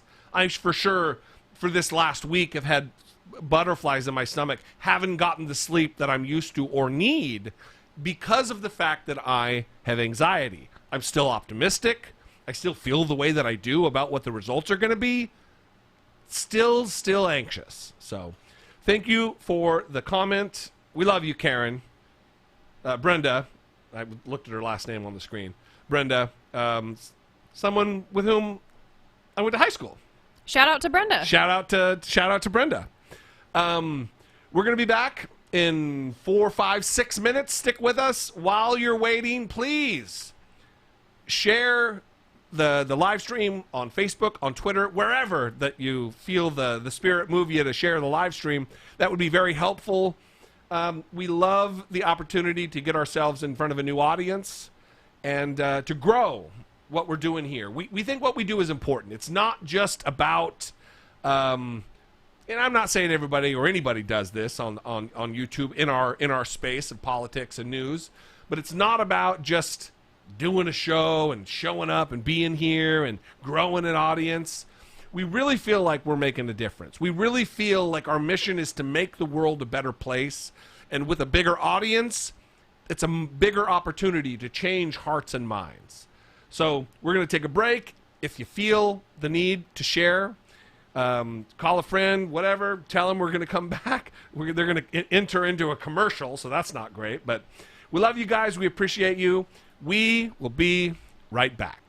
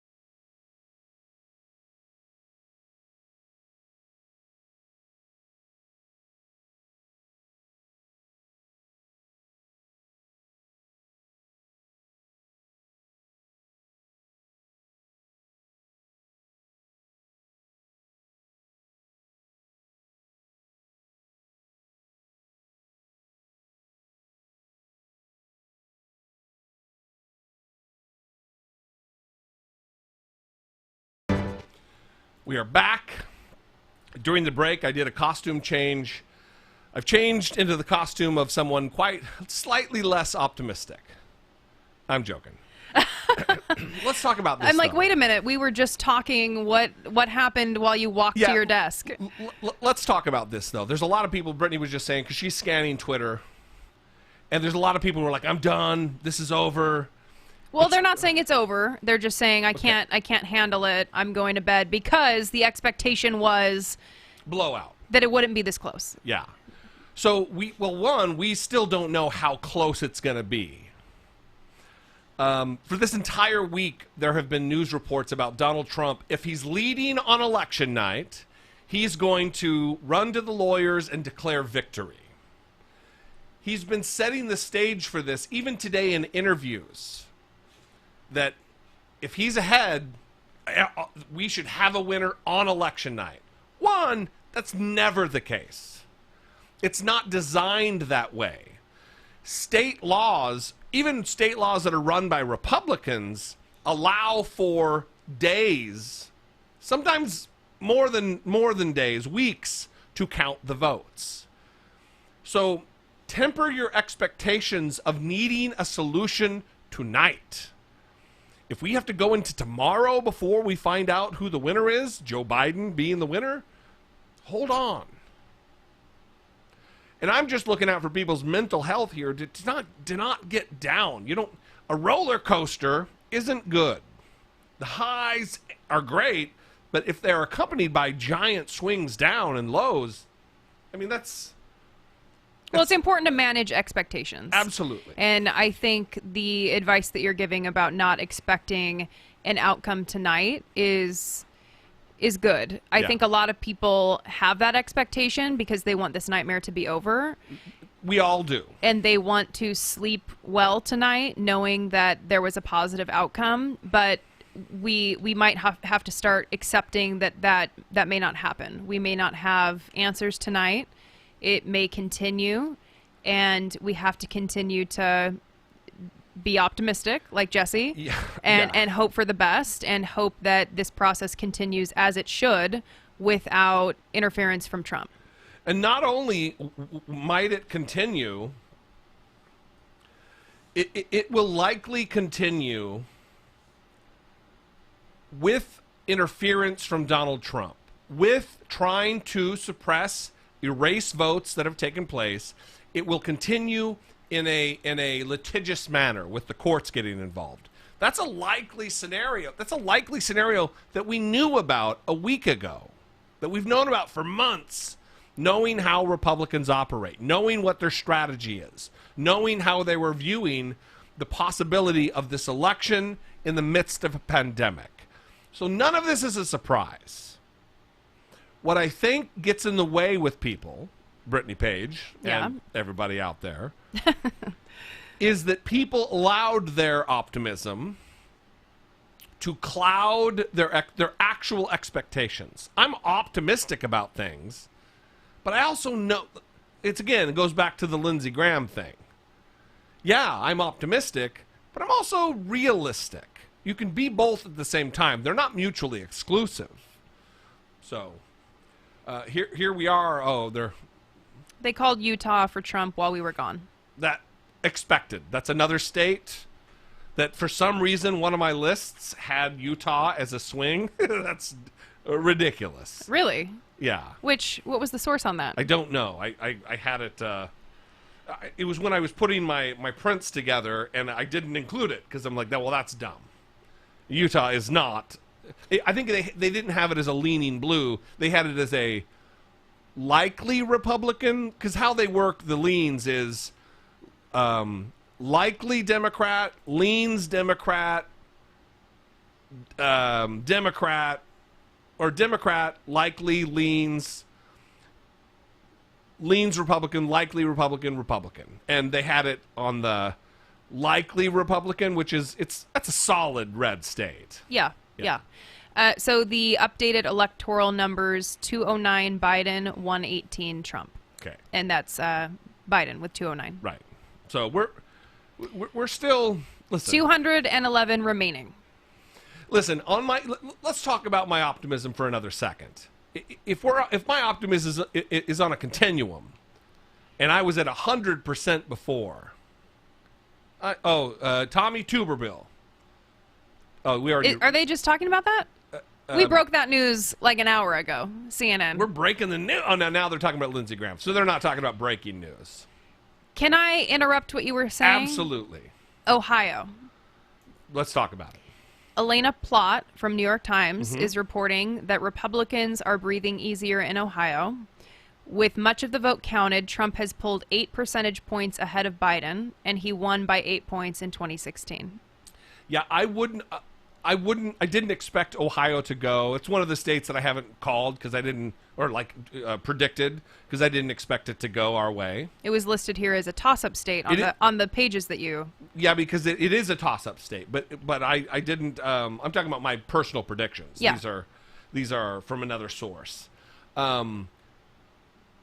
Ohio is one of those states that is. That's why I don't think Michigan's going to go Biden. That's your prediction too? Yeah, I think Michigan's going to go Trump. Are you writing them down?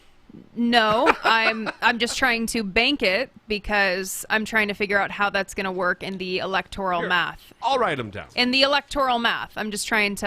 AZ, Biden, Michigan. Did you do one of the maps? People were doing that. I didn't do it. Like a March Madness thing? Is that what it's called? like a bracket. Yeah. That's what it's called, right? March Madness? Yeah. Okay. Sports. Brittany, big sports fan. Yeah, sports. That's what it's called, right? March Madness. So you should have done that. It would have been a nice prediction, but we can do it here live. We're doing it live. And we're like Bill O'Reilly. Fuck it, we'll do it live. And it will be a real nice fact check that we can do in real time. In real time. Yeah. So right now, balance of power in the United States Senate via CNN, 42-42. That's what CNN's saying. There is so much inconsistency across outlets here. I'm pretty surprised by it because ABC News has 41-44. I don't know who. Did you just do a giant yawn? A little bit of a yawn. I've been up for many, many hours. The wheels are falling off here if you're going to be doing giant yawns into the camera. What am I going to do? Step off camera to do a giant yawn? Just duck down out of frame. Scroll out of frame a little bit. All right. Let's answer some questions here. Let's do it. Jeffrey Neff, we're not going to put your question. Oh, I just did. What's going on with Lindsey Graham? Lindsey Graham won. Yeah. Jamie Harrison lost, which is a bummer. The key Senate races that we raised money for because we thought they were where the money needed to go didn't include Jamie Harrison, though. I will say that as a somewhat of a credit to what we're doing. We were looking for Teresa Greenfield, Barbara Bollier, John Ossoff in Georgia, and Steve Bullock in Montana. So those are races that I thought were very, very winnable. We'll see. Here's another one.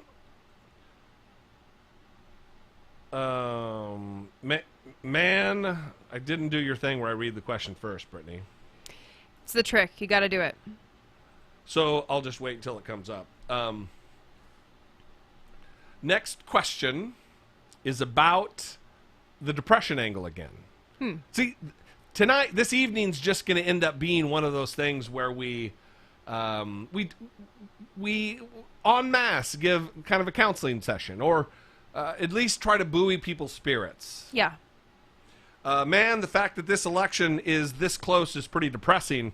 There's so many ignorant people out there, parenthetically Trump supporters, who would eat up any BS that they get fed. I would say that is true. And yeah, depressing is such a ubiquitous word that doesn't necessarily mean what clinically it means. But it is definitely... You could sub in upsetting there. Yeah, it's upsetting. It will get you down that there are so many people who you share space with in the world, who don't think like you, who don't think of other people before they think of their own interest. What was the tweet we talked about the other day? Somebody said something about if you're not in a good place, you vote for yourself. But if you're in a good place, vote for the interest of someone else. Mm-hmm. And that is just not the ethos of Trump voters. They're worried about themselves. They're worried about the demographic makeup of the country and their loss of power in our system, in our government. They're worried. White people are worried that how many white people do you know who talk about don't tread on me? We live in Orange County, California, filled with rich white people. And I can't tell you how many times I see don't tread on me bumper stickers or don't tread on me flags outside of people's houses. If there's anything going on with the government related to me, a white guy, it's not being tread on. That's not something that's happening. It's these people who think that being requested, being asked to wear a mask is oppression. That's being tread on. And listen, I understand, I'll use your word depressing, that it is.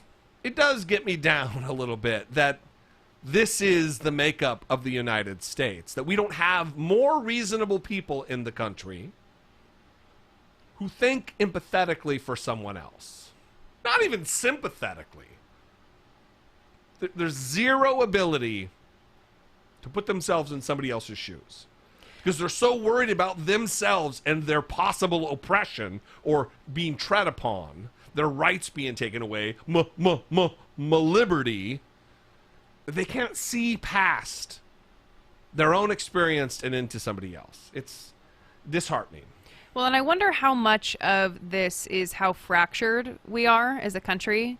And because of that fundamental divide? Yeah, how much we've pulled away from each other. And it makes sense. I mean, if you have someone in your life who is espousing racist views, naturally you're going to pull away from that person because it's difficult to be around them. You don't want to hear it. It's hurtful. It's harmful. Yeah. But in some ways, I think, especially for white people, it's important to call those people out if they're in your family. Call those people out if they are in your network of friends. To stay engaged with those people. Yeah. And not to just kind of shut them out and hope that they change. If you have it in you. And of course, a lot of us don't. But I think we're seeing now how important it is to try to do that work, especially for white people. I mean, we have the responsibility to battle against our white racist family members and friends and try to make progress on that issue. Someone just said, I want you to fact check this for me, Brittany, that Fox News just called Arizona for Biden. If that's the case, I can't imagine them pulling the trigger too early. Fox News for Biden. Popeye is definitely being naughty right now. He needs a little kick. Or as we would call him, a nah dog. Yes, a nah dog. Nah. New York Times is not calling it. Let's see. I did get a Fox News alert about a major battleground state. Let's see what Fox... People are saying Arizona exclamation point. Am I gonna sound the horn this early? Am I gonna do it?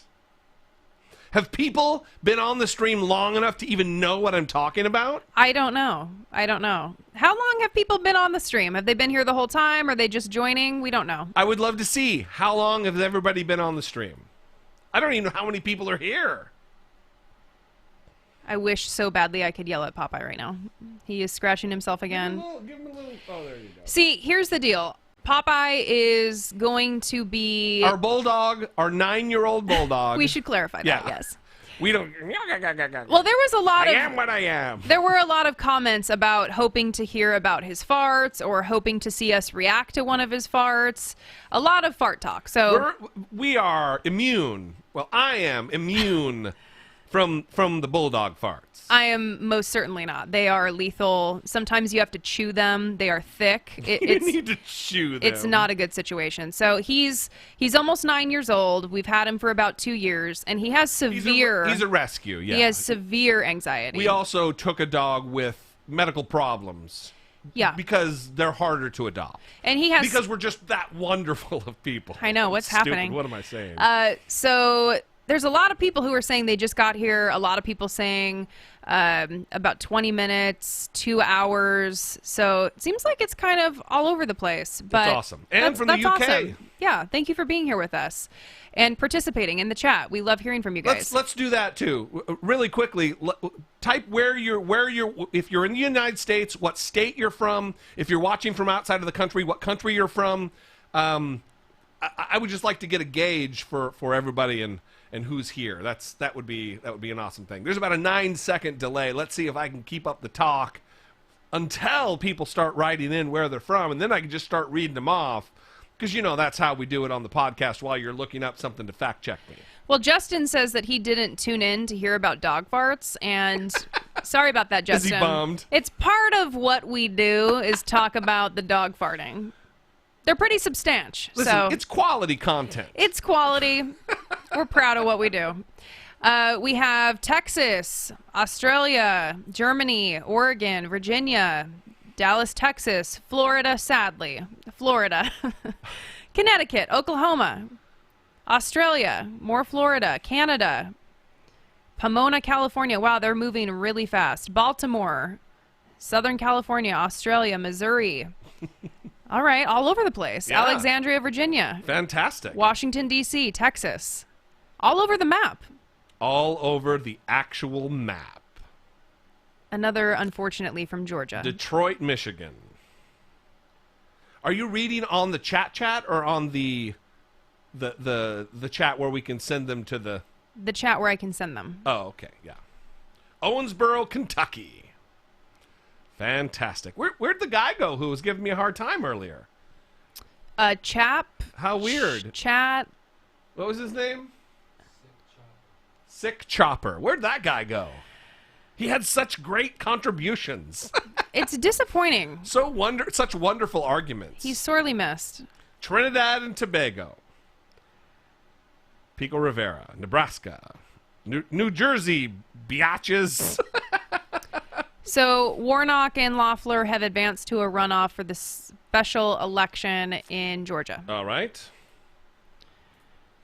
Well, I don't know when that'll take place. That'll be a state thing where they decide when the election... It'll have to be before January 3rd because I believe that's the date that the new Congress is put in, is installed, is sworn in. But we'll have to... That's going to be a hot race. That's going to be the next thing that comes down is between Kelly Loeffler. Again, the woman who denied she'd ever heard. She didn't have any knowledge of the Access Hollywood tape where Donald Trump talked about sexually assaulting women against their will. Because when you're a celebrity, they let you do it. So Arizona, 76% of estimated votes reported, and Joe Biden has 53.6% to Donald Trump's 45%. Looking good, but again, that 73% vote, whatever the 76%? 76%. 76%, and we don't know where those other precincts are, so it's hard to tell. Texas, you want an update from Texas? I would love a Texas update. 86% of estimated votes reported, with Donald Trump at 52% and Biden at 46.6%. Okay. Again, those numbers don't look great, but what was the percentage? 86. We don't know where those other 14% are coming from, so. Any other states that you want an update on while we're doing the updates? Maine for Susan Collins would be great. Oh, Susan Collins. Let me work on getting that update for you, Yeah. which will not be immediate. And in the meantime, maybe if somebody asks a question, I can put it up there and answer it. I wish we would have done more questions during the evening, but 24% reporting for the... that's meaningless. So whatever numbers you're getting ready to say are meaningless. All right. You don't But want to go hear ahead and them? say them for everybody. Are you sure? Because Yeah. they're meaningless. Well, they're meaningless for my calculation. They have no meaning at all. Go ahead. I'm sorry. 54% Susan Collins, 40% Sarah Gideon. Meaningless. Sorry to waste everyone's time.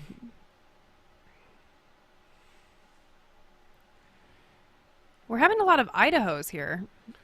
Who knew? I haven't seen Also, any. someone just said bubble map. I think they missed the bubble map. Oh, do people want to see the bubble map again? Grumpy Grunt. I wonder if they're a Marine. All right, well, let's go to the bubble map. Oh, people are saying, where are you getting your updates? That's a good question. So I'm bouncing around between ABC News, New York Times, 538, and Twitter. And I've cultivated my Twitter feed to be something that I feel is beneficial. So there's a lot of different journalists that I trust that I follow, a lot of different reporters. So I'm relying on that as well. All right. So as far as states that they've called, let's go through these one by one on the bubble map. All right. I'm going to reference the New York Times map on this one. That's right. That New York Times is the bubble map. So it works out perfect. Okay. Texas is still undecided. Correct. Ohio. Undecided. North Carolina. Undecided. Maine, 2nd Congressional District. This map does not break It's that. 2 electoral votes. It's almost meaningless. Okay. Georgia, undecided. Correct. Florida, still undecided. Correct. And Iowa. Undecided. All right. 71% reporting in Iowa. Trump 50%. Biden 47%. That's a big deal. That's good. That's close. Arizona. Arizona still pending the 46% in we just talked about. And I think it's going to go my way. Michigan I think it's going to go Trump. Michigan is 46% reporting. Trump 54.5% right now with Biden at 43.7%. Wow. Okay. New Hampshire, I think it got called. New Hampshire did get called for Biden. All right. So Biden. A significant win. Yeah. Where did I put it? No, I can't find it. Although that's 45% reporting, so. Oh, New Hampshire. I have it right here. New Hampshire, 4 electoral votes. Okay, Minnesota.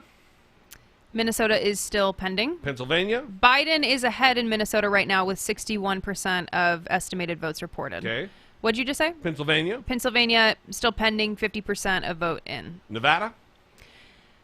Nevada is still pending. Wisconsin. Still pending. Okay. So what is the called electoral vote right now? Is it 217, 125? New York Times? It is 209, 118. I've done something wrong, terribly wrong. Oh, it's because some of these states... Are your predictions? No, some of these states that were guaranteed haven't been called yet. Like Idaho, these other states that are in there. I have 217, 125. So anyway, we'll come back to the bubble map. We'll go back to the 2-shot, but... Idaho, Utah, Wyoming were called. You have those? Yeah, they're already in there for Trump, yeah. So maybe there's been some questions. Everybody loves a bubble map. Well, hopefully they got their bubble map fix through that. Fox News called Kelly in Arizona. You want to look that? You want to go to foxnews.com and give them a little... Well, what is Fox doing? If that is true, that is a big, big deal toward me being able to toot my horn a little later because, one, Martha McSally, not the most popular, and Mark Kelly is a fundamentally popular candidate, but it also means there's an intrinsic dislike of Donald Trump and his agenda when his lackey gets the oust. What'd you find out, Brittany Page? Well, evidently Fox News has called Florida for Trump, which no one else has done, and they're calling Arizona for Biden. And I know I was supposed to be looking for Mark Kelly, but I kind of paused on those because I was fascinated by that. Yeah, Fox has called the Senate race for Mark Kelly in Arizona. Well, that is that's a big deal. I'm noticing in the resources that I'm relying on right now that 538 is actually behind New York Times, and New York Times has been behind many other media outlets. So I'm struggling with what to trust fully because Fox News calling Florida seems preemptive. Yeah. The other thing about that is A lot of yawning. What's that? A lot of yawning. What are you gonna do? I need another Red Bull. The other thing about the print calling it later, typically it's the other way around. That networks are behind the mark on calling things, and the print, they're a lot quicker. But apparently they're really being cautious. Again, they don't want a repeat of 2000, and we're in a situation where this could be a repeat of 2000. They want to make sure they get it right to not, to save face. Right.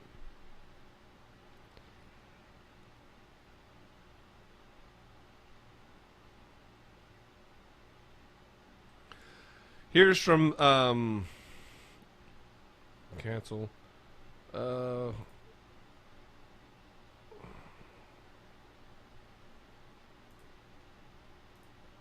got to read it. You got to click on it, read it, and then click send. That's the method.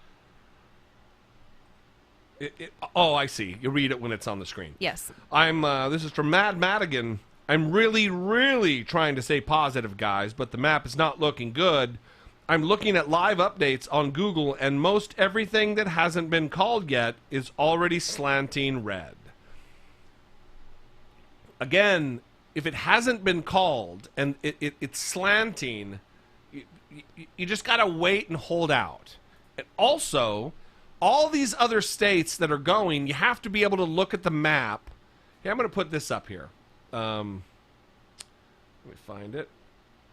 Here we go. Go ahead and we'll do a screen share here.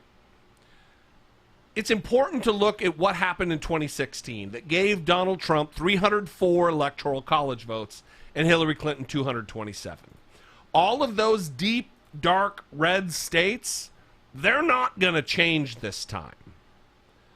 Donald Trump already won Indiana and Kentucky and Tennessee and West Virginia, Alabama, Mississippi, Louisiana, Arkansas, Oklahoma, Kansas, Nebraska, South Dakota, North Dakota, Montana, Wyoming, Utah, and Idaho. All of that is already Donald Trump. We guaranteed he's going to win those. It's those very faint light red ones, the pink ones, and the little bit darker red ones. Those are the ones that we're worried about right now. So everybody's getting depressed and bummed out because they're seeing all of this deep ruby red states. Those were expected to go for Donald Trump. The states we're worried about, which are going to come a little later, Wisconsin, Michigan, Pennsylvania, chief among them, very important. I don't think Michigan's going to go for Donald Trump. That's just me. But Iowa, Ohio, Georgia, North Carolina, those are all in play. Arizona. And those were states that were won by Donald Trump last time.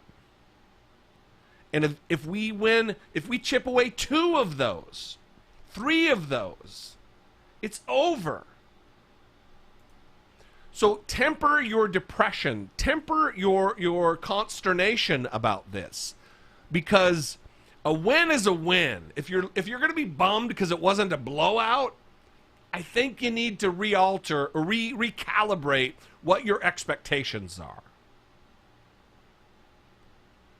Because a win is a win.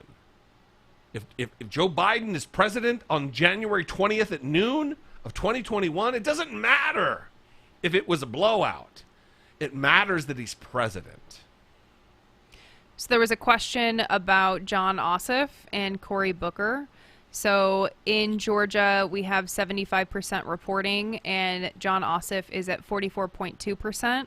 David Perdue is 53.5%. And how much reporting? 75. 75. Again, we don't know where those precincts are. So 60% reporting in New Jersey, and Cory Booker is ahead. They've called it for him, 60% of the vote. That's New Jersey. All right, well. It is, listen, it's early, folks. It's 8:51 p.m. It's early. Well, and like we've been talking about, the expectation of having a result tonight. Yeah. needs to be tempered. Well, the other thing is, look, I think we're all just so eager to have this over with. I think do you think that plays a role? Absolutely. That people are just so ready to be fucking done with this. And because it's not, it's like you've swam across the lake, all the way across, the 2 miles across the lake, and you're just beat. You're beat down. You're tired. You're fatigued. But we're in the last final strokes of a race. Hold out. I don't expect you to share my unbridled optimism. It's not so much unbridled anymore. It's coming down out of the clouds a little bit, but we still have a, I wouldn't say overwhelming shot at this, but it is still our game to lose. It is still our race to lose. Keep at it. How are you feeling right now? I'm feeling good. I mean, I'm not as... I expected some of these states to come in a little quicker. I'm not saying that I expected the Virginia just got called for Joe Biden, CNN. I'm not expecting... wasn't expecting a different result from any of these states. Nothing that I've heard yet depresses me. Like, oh... I really thought Jamie Harrison was going to win in South Carolina. Man, that's a bummer. So my optimism is tempered by my realistic take on what was going to happen. Yeah. You know what I mean? Has there been anything that has surprised you tonight so far?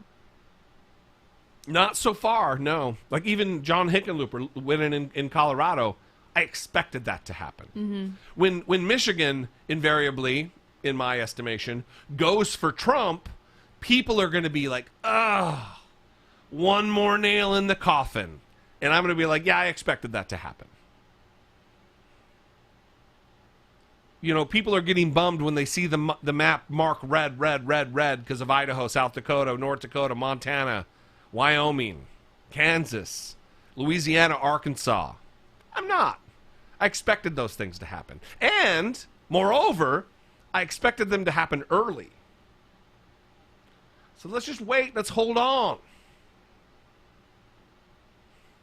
So one thing about Wisconsin, Reed Epstein, a reporter with the New York Times who's in Madison, Wisconsin, he says it's taking longer than expected to count the ballots in several places in Wisconsin because officials have found the machines do not count ballots as fast as they'd expected. That's another thing that we fundamentally need to change in this country, and that is the technology with which we count ballots. The machines that we use, the software that we use, the impenetrability from hackers and foreign influence. We need a top-to-bottom reform on our election processes in this country. Whether that comes in federal grants that are contingent upon certain standards. That happens all the time in America. Yeah, each state has their own ability to call the shots and make the rules and run their elections. But if you want federal money to buttress the money that you provide statewide, then you're going to have to follow some benchmarks. We do that with the ICE-T bill. Federal highway and transportation funding.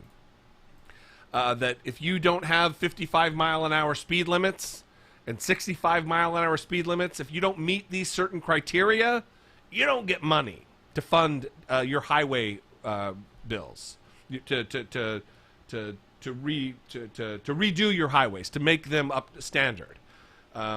We do that all the time. And that is something we need to do with elections as well. It's not necessarily set in the rules. They could opt out and not take the federal dollars, the billions of dollars that would be at stake. But we need a technology standard and a software standard that maybe even is developed by the government. Who knows?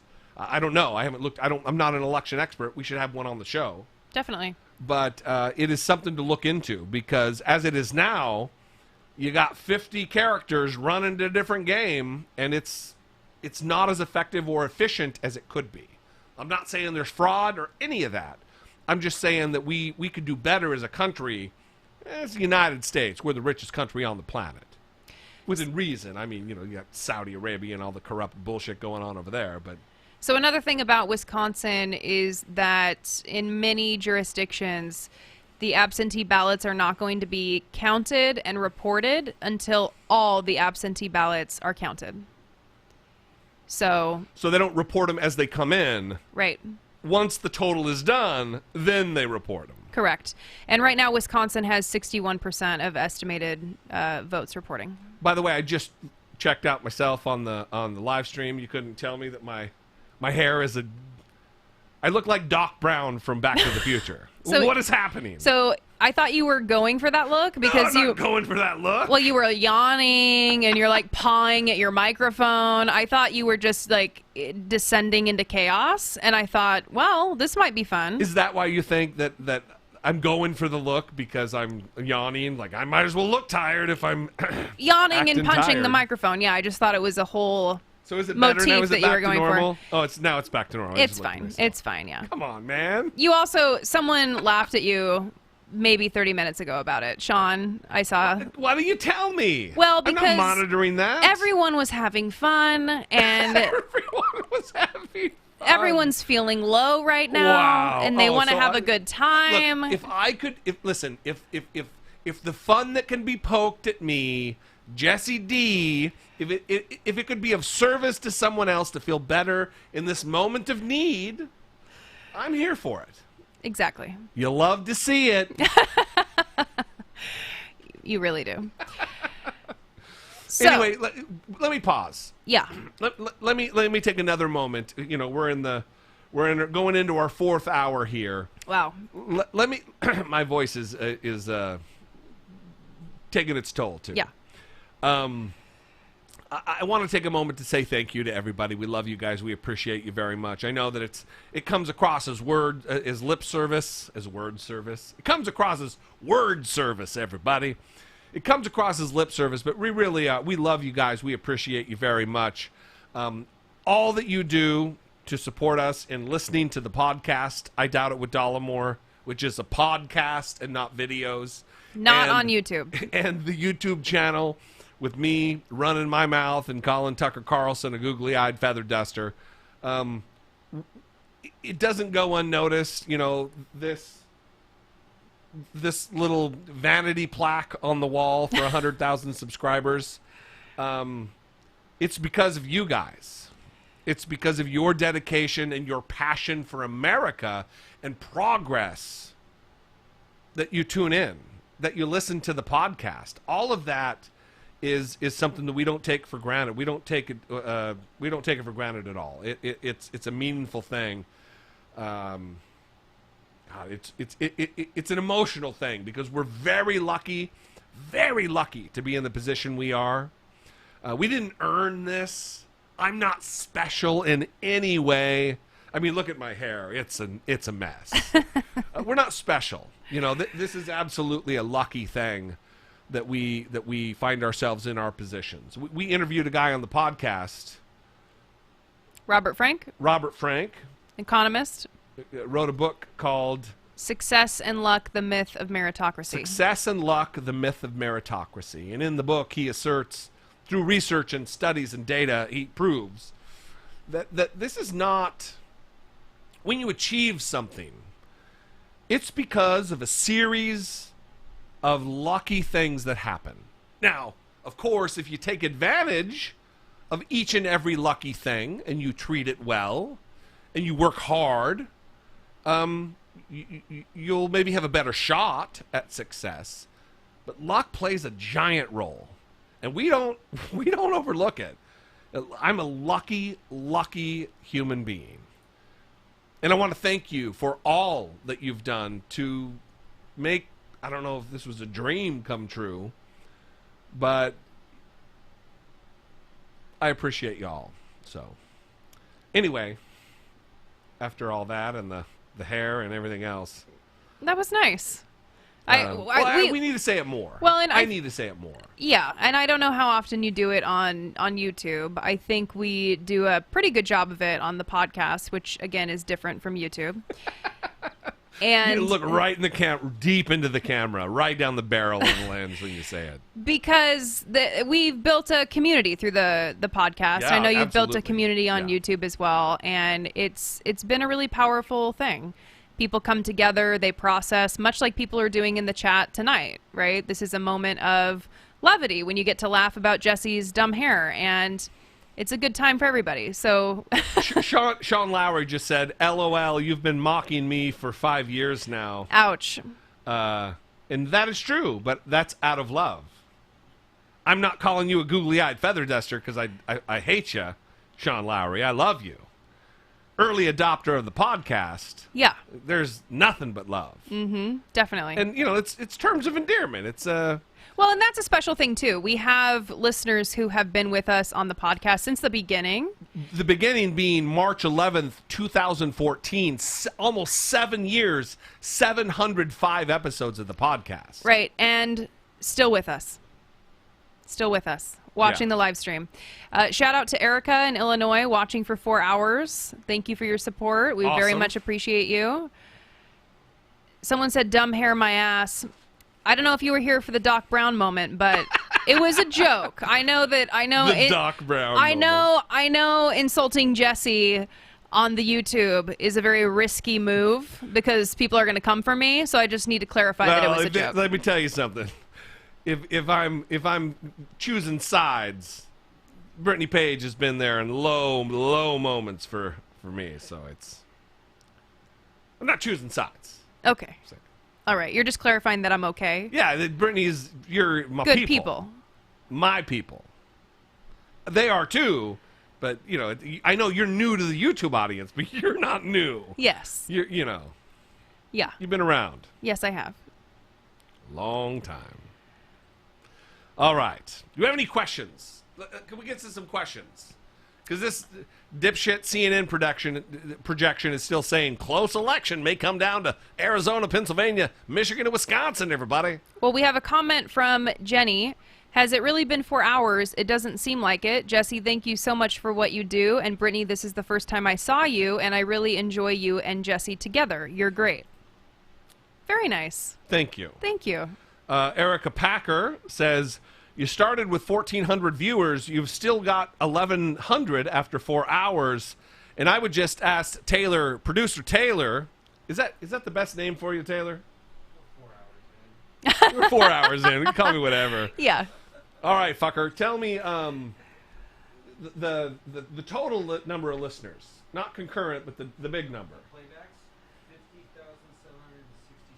50,766. 50,766.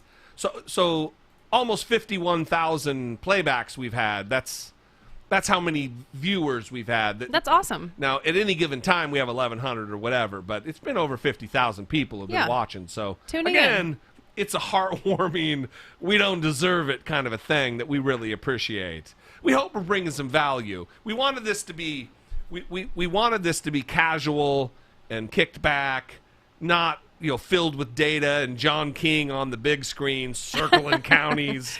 We want to provide some of that stuff, but this is more of a moral support. We're all in this together kind of a thing, and it's important to be here for one another. We're all on the same team, and I don't just mean all on the same team as Americans, because we have a lot of listeners, hundreds of listeners who are outside of the country who aren't even American, don't have a say or a stake in this, don't have a dog in the fight, so to speak. But we're all in this as human beings who want a better planet, who want to better our outlook, who want to better our proposition, our prospect. Global warming, climate change, the radical effects of that if we don't get a handle on in the next 5, 6, 7 years may be irreversible. That is an existential crisis, a threat on our lives and our children's lives and the grandchildren we may not have if we don't get a hold of it. We're leaving something to the next generation that they may not be able to combat. Our technology has not yet developed to that point that we're able to do something about it. And it's through policy that we're going to be able to do that. And it's through politicians that we elect that we're going to be able to maintain and establish that policy. So something that Nate Silver is calling not a great sign for Biden is that ABC has called Ohio for Trump. I think I said that earlier, that Ohio was likely a Trump state. I don't remember whether I said that, but that's in my head. Did you write it down? I didn't, because I only wrote... Interesting, because I remember when... All right, are you ready? We were talking about how you were going to start writing them all down so you can toot your own horn, and it's interesting that you didn't... All right, you want me to look at the map? You want me to make the predictions? All right, here we go. I'm going to look at the map. Not for screen. For me. You motherfuckers. All right, I'll go to... Actually, we'll go to the bubble map. Bubble map up. All right. Florida is going to Trump. Are you writing it? I'm writing it down. Oh, can I read this comment? No, not yet. Mad Madigan says, wait, did Jesse fix his hair? Damn, I was going to see if it just continued to get worse as the evening went on. Is it bad again? It's standing up. All right. So, Florida, Trump.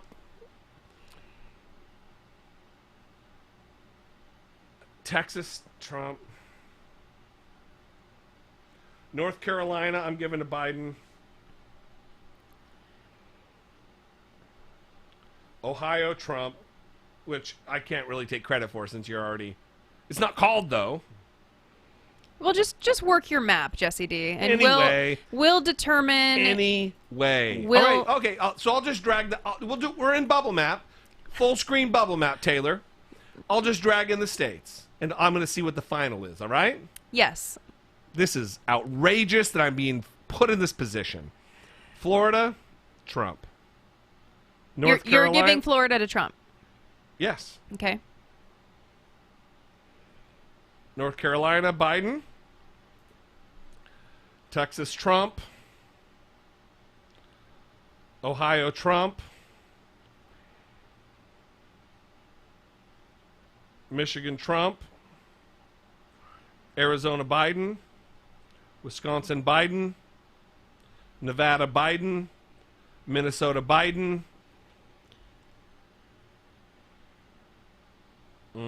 This is tough. What are you struggling with? Walk us through it. So right now, is it full screen, Taylor? So the four that we have left are Pennsylvania, Georgia, the main second district of Georgia, and then Iowa. Okay. So if one more of these, Trump is going to have to win all four of these to win the election. Okay. Well, how are you going to call it? That's what we're doing here. I'm thinking about it in real time. Why don't you cover for me while I put a little I'm trying to help Jesse you. juice I'm on trying to help you talk it through because maybe it will be useful as an exercise for you to talk out what you're feeling about it. Is your fear right now giving a prediction that has Trump winning? Is that your fear? What are the Senate races right now? What have they been called in Georgia? So we know that Doug Collins dropped out. Yeah. What's the race with John Ossoff? He's losing right now, but it's not fully in, and Georgia is kind of complicated. Atlanta is not going to finish its count tonight. Okay, what about Iowa? What's the Joni Ernst? Look at the Iowa total, and then also give me the Joni Ernst, Teresa Greenfield race. Okay. By the way, let me know in the chat. Is this entertaining at all or informative at all? Is this providing value whatsoever? Because if it's not, we should just rid ourselves of the bubble map. Well, you can also just do as much as you can, and then just say these other ones. You're not going to make a choice. You're not going to make a decision. I'll make bold predictions, Brittany Page. Okay. I'm all over the bold predictions. So Iowa, 81% reporting. Joni Ernst, 51%. Teresa Greenfield, 45.9. What about statewide for Trump, Biden? Statewide, Trump is 52.3. Biden is 45.9. Same percentage, 80-something? Yeah. 81. Okay, tell me percentage statewide. You know what? I'm going to do it. Pennsylvania. I just gave Pennsylvania to Biden. Okay.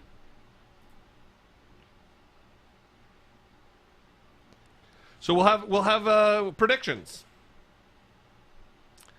We'll have predictions. Okay. Are you done with your predictions? I'm done with my predictions. I'm Okay. going away from the screen share. Okay. We have a question and a super chat from Zane. Zane says, what do you do between following politics to relax? Oh, my God. Thank you, Zane. Zane, what an amazing question. Something not election-related. Yeah, very nice. I would love some non-election related questions, by the way. Absolutely. That's we all need a little he's escape. priming the pump. Yeah. What was the question again? What do we do outside of politics? Yes, to relax. Well, the pandemic really put a cramp in our style. Definitely. Brittany and I really enjoy good drink and good food. We do. And that's been cut into, obviously. No one responsible is enjoying the fruits of good food and drink anymore. I may not eat inside of a restaurant until... There's like a substantial vaccine that is widespread. Yeah, I mean, Fauci's estimating we won't return to normal until like the end of next year, and so... Oh my God, everybody, Idaho projection, Idaho Donald Trump won. 4 electoral votes. He's really raking it in. We already talked about that, so old news, really? Old news, yeah. Not fake news, just old. So, not going to eat inside of a restaurant for a long time. That's what I'm saying. Unsafe to Yeah. do so. But that was one of our favorite hobbies, going to restaurants, eating food. We love traveling. This time last year, we were in New Orleans, which was a really good time. Yeah, these are, for some reason, we travel this time of year because we were in Nashville this time of year, like within a month. Yep. And, look, I mean, New Orleans that's a food destination. Mm-hmm. Had a good time. So, yeah, those are things that we are interested in outside of politics. But our life is pretty consumed by politics, by the things that we're passionate about. I also like reading, and I like watching The Wire. So this is something not a lot of people know about me, but I really love The Wire. And it's one of my favorite hobbies is to watch it. There it is, everybody. So, listen, if you are someone who's passionate about making people's lives better, marginalized communities, systemic poverty, systemic racism, police abuses, and you love The Wire and you're very versed in all the characters, Brittany might be looking for a podcast co-host to start a podcast about The Wire. Among all the others that already exist, this is something I'm pressuring her to do. Duquan, honestly. How many you cried for? Not just the evening that we stopped watching the episode. Are you getting emotional now? I'm not going to get emotional, but yes, I can feel it back there. Yeah. I for those who have seen the show, Duquan really, really affected me a lot. So. It's a good show, though. You should check it out. I don't know if you want to answer this next question, Jesse, but it is a super chat, so I feel like we should address it. It's from Michael Cisneros. How are the boys? Do I want to get into that on YouTube? I don't know. With That's 50,000 people, and then all of the tens of thousands that'll watch. You know this what you could say? You could say, if you're confused by that question, we talked about it on I Doubt It with Dollemore. That is right. Which episode was it? 704 or 705? It is the episode that starts with snip snip. I think it's 704. Yeah, I'm not going to talk about it here. But if you want to, go subscribe to the podcast and listen, and you'll know what Michael is referencing. And by the way, Michael, on the mend. On the mend. Okay. There you go. Brian, I started listening to the podcast when y'all were in New Orleans, so I didn't even know y'all were here. Yes, we were there, and I saw a question that I didn't... Who's your favorite Batman? Someone asked who your favorite Batman is, Jesse. It's George Clooney. I'll answer for him. Please, George Clooney, my favorite Batman. Holy shit, that's one. I'm not a superhero movie guy, but Batman is I like. Probably. It's between Christian Bale and Ben Affleck, but I gotta say Ben Affleck. I think that version of Batman. Maybe not his performance. If we could have had Christian Bale play the Ben Affleck version of Batman, that's an amalgam. That's a cop-out, but that probably would have been my favorite. But if I am forced to choose, gun to my head, Ben Affleck. Ben Affleck.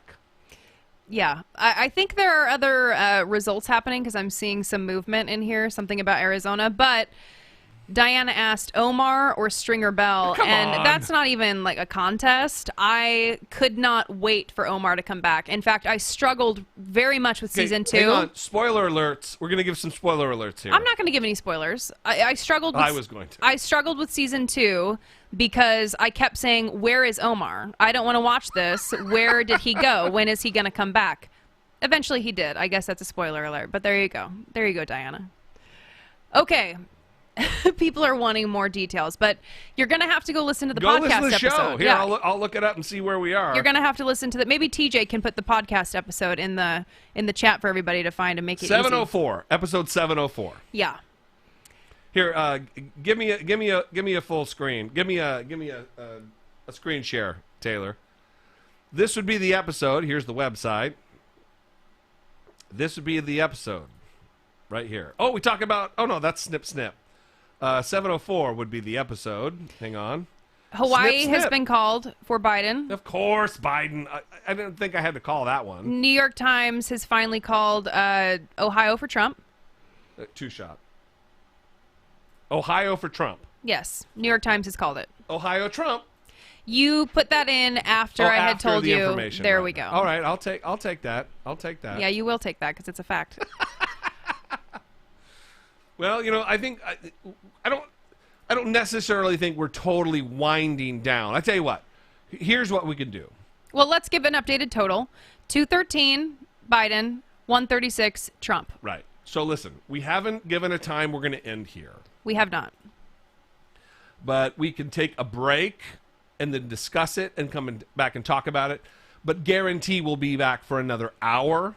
I think that's safe to say. That's safe to say. So let's do that. Let's get ready. We'll get ready to take a break. We'll take 5, 6, maybe 7 minutes to take a break. And then we'll come back, be with you for at least another hour. Maybe longer. We'll see what happens. We'll feel it out. I don't have any more Red Bull.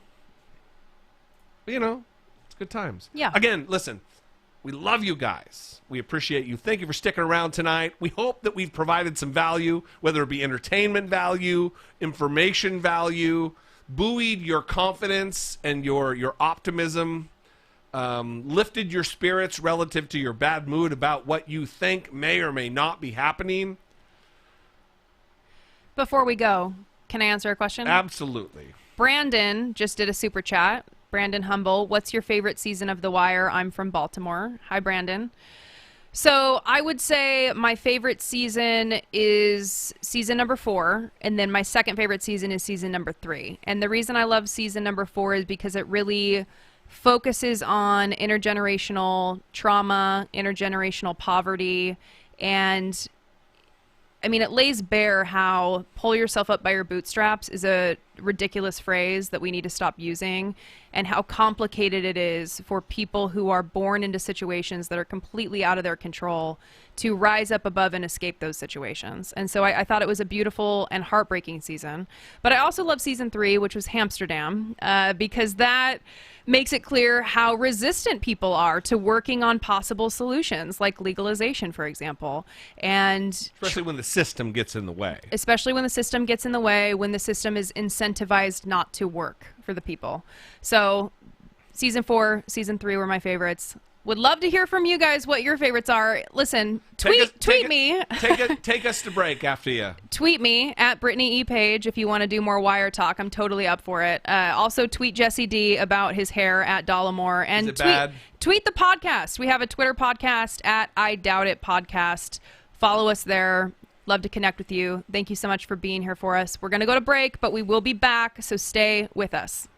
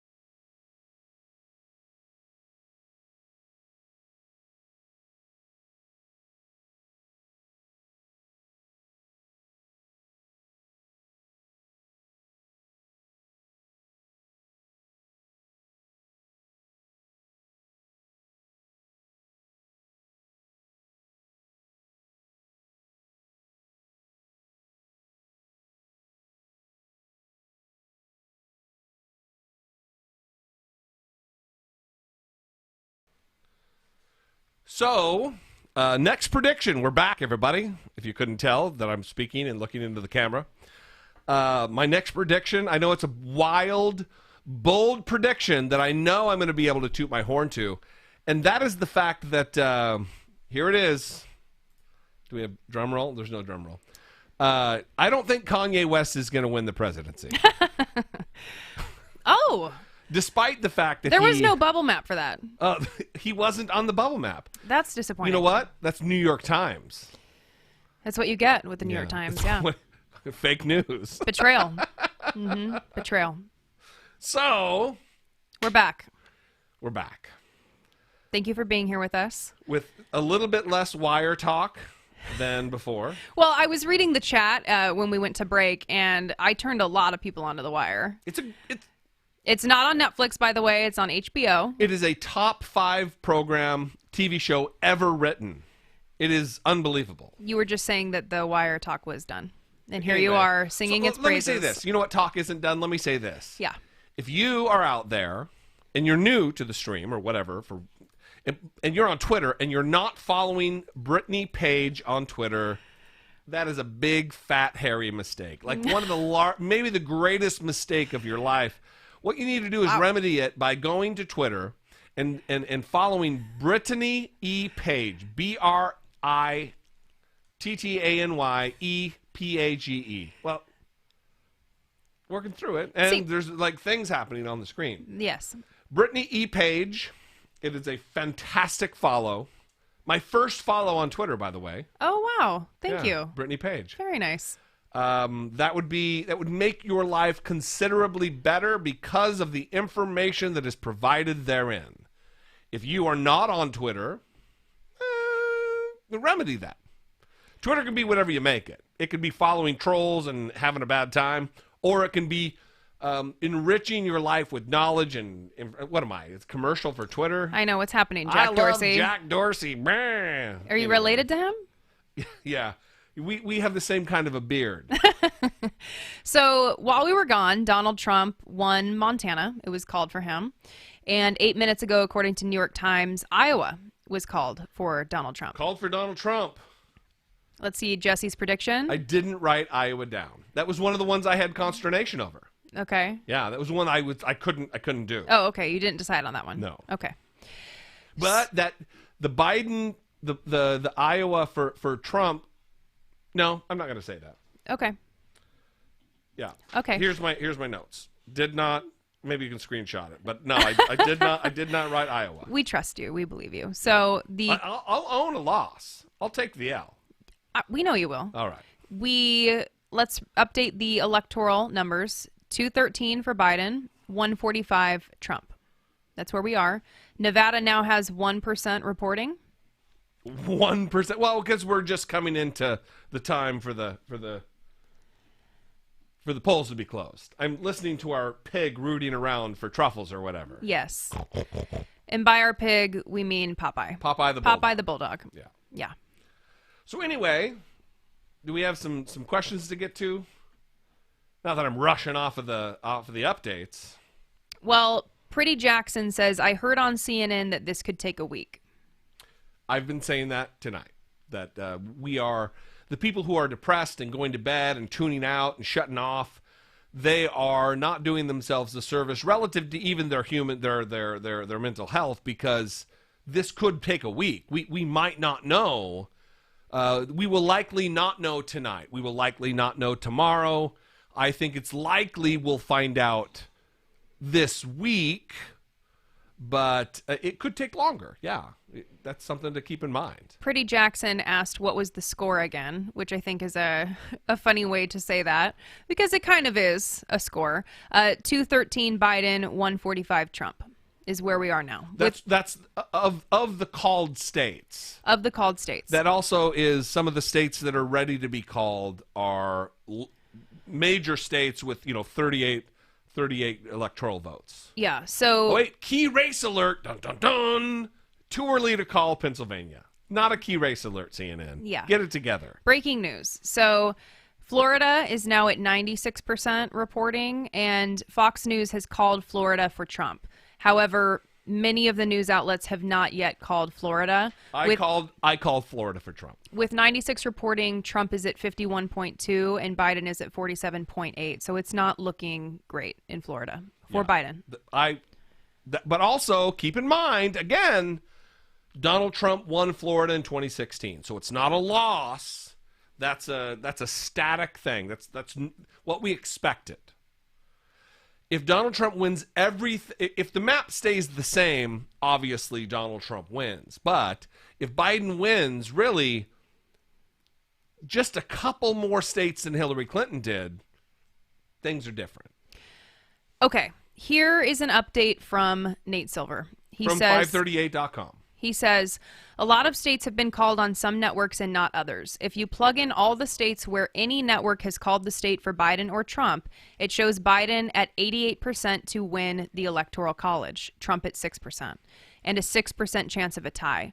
But that depends on Biden winning Arizona and Minnesota, which ABC News hasn't projected yet. My prediction is Biden, Arizona, and Biden, Minnesota. So, both of those things I've predicted early on. So there's been no change according... Minnesota. It was just called for Biden? Called by CNN, Minnesota, Biden. Okay, because I was just about to reference New York Times. Are you going to do your horn? Well, I want to wait. Well, it's only one place calling it, CNN. But yeah, sure. Okay. Okay, so... Minnesota. All right, go ahead. 76% of votes reporting. What state are we in? I was too horny. Minnesota. All right. Biden, 55.1. Trump, 42.9. This is with 76 reporting. Yeah. 76% reporting. So, New York Times hasn't called it yet, but good sign that CNN has, I suppose. Again, what Nate Silver just said, I feel, makes me feel a lot better. Because you respect him more than you do me. I'm joking. Obviously, you should. He's a genius statistician, and I'm a dummy on YouTube. But, I'm not throwing shade. I'm being serious. That's a guy to really listen to. He's serious. Yeah. Yeah. So the fact that he is doing whatever kind of super great math that he has on his end, seriously, to plug in the states that some networks have called. To show an 88% win with Biden in the Electoral College and Trump at 6% and 6% chance of a tie. But that also depends on Biden winning Minnesota. That was just called by CNN. Mm-hmm. So that's good. And Arizona. So Minnesota, Biden. I'm going to circle the ones I'm right. Did Florida get called? I called Florida for Trump. So Florida has been called by Fox News, but it has not been called by New York Times. Oh, wait. It was just called for Florida for Trump. I got that right? Yeah. So it's not just Biden that I'm getting right here. So now we're at 213 Biden, 174 Trump. Michigan Trump is what I called. Any Michigan yet? No. What are the Trump? Ohio Trump? It was called Trump. Called Trump. I know you're not going to give me credit for that one, but I think it's good. Joshua just asked, who do you think will get Nevada? Jesse has called Biden, and that seems likely. You wrote that down? Because I have it right here. Well, I remembered. Yeah. All right. Yeah. Yeah. Someone said, tweet your projections, and we're calling them out right now on the live stream. Here, I'm gonna. Here's a picture. I can't put a picture in the comments. Which states haven't reported yet? Good question from Just My Opinion. So the states where we still don't have an official decision on who the winner is: Alaska, Nevada, Arizona, Texas, Minnesota. Well, actually, that's been called, just not by the New York Times. Sorry. Wisconsin, Michigan, Pennsylvania, North Carolina, Georgia, and Maine.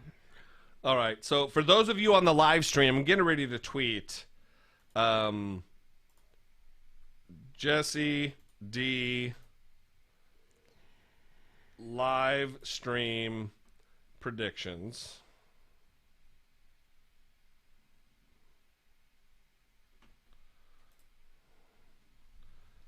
And I'm going to post a photo so everybody can follow along. Okay, so Jesse's tweeting that at Dollemore to his Twitter account. Dollemore. So if you are not following that, make sure that you follow it. And also follow the podcast Twitter while you're at it, at I Doubt It Podcast. Remember, the podcast is not the YouTube. It's a separate thing. And also follow Brittany E. Page. And maybe Taylor should throw in that link. He did. He just did. So I just wrote it down. The circled ones are the ones I got right about Trump. So and Popeye, Biden. a quick Popeye update. And also it's shitty ass handwriting. He's gnawing at his feet. Well, give him a little boot to the hindquarters there. You see, Taylor's the producer, and he's And the also pet having care. to manage our dog. Yeah, he's having to kick Popeye occasionally. Very, very, Wow. yes, not ideal. Well, we're getting late into the evening here. We're 9:41 p.m. on the West Coast. Yes. Well, we said we would go for at least another hour. That was at 9:30, so we're looking at like going at least until 10:30. We're going to see how things go. I believe, Jesse, you can see the TV. I can't. I It's can. behind me. There it is. Look at that. There was talk of Biden coming out. Is that? Yeah, there is. It says breaking news: Joe Biden to make statement shortly. He's probably going to say to hold fast. Here's another prediction. Are you ready for what the Joe Biden statement will be? It'll be hold fast. It's going to be a long night. We're not going to know. He wants to preemptively get ahead of Donald Trump, who is going to claim victory when he's. Oh, here it comes. We're going to find out right now. We're not going to know what he's saying because we have the TV muted and no closed caption on. But he's likely going to say to hold fast. We don't know. We're not going to know for a while. The votes have yet to be called. Blah blah blah. That it'll be patient. Will be the message, I believe. Valerie says, "Good fucking bye. I don't give a flying fuck about predictions. I want to hear the votes." Well, when there aren't votes coming in, we're going to talk about predictions. So sorry, Valerie. Here he is. I just put it on a little. You can watch and read the closed captions there, Taylor. Okay, so now we're watching Joe Biden speak. No, Someone is Taylor saying will let us know. Everybody in the comments will let us know as well. Someone is saying in the comments that another stream is saying he's conceding. Come on, there's no chance he's conceding. We believe we're on track to win this election. He just said he's not conceding. Who would say he's conceding? Nobody credible is thinking Joe Biden is conceding right now. I'm not yelling at you. I'm yelling at the prospect of Joe Biden conceding when clearly there's a path to the presidency. Clearly to Jesse D with my tweeted predictions. Everybody.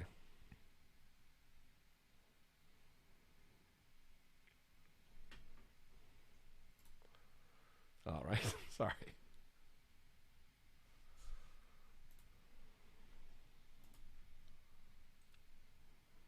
Any other questions while we're watching the Joe Biden?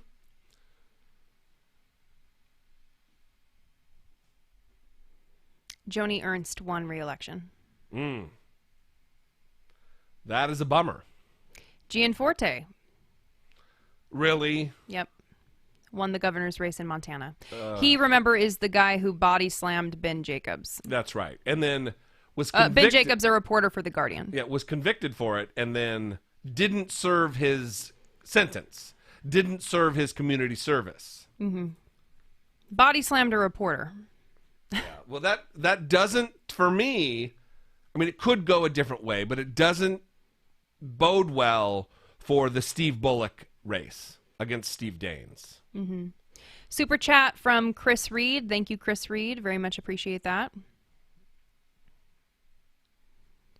Jack Stein says Joe Biden is still optimistic and believes they will win Pennsylvania. Trump supporters, John says, are claiming he's conceding, but I say that's total BS, especially when he's leading in the electoral votes.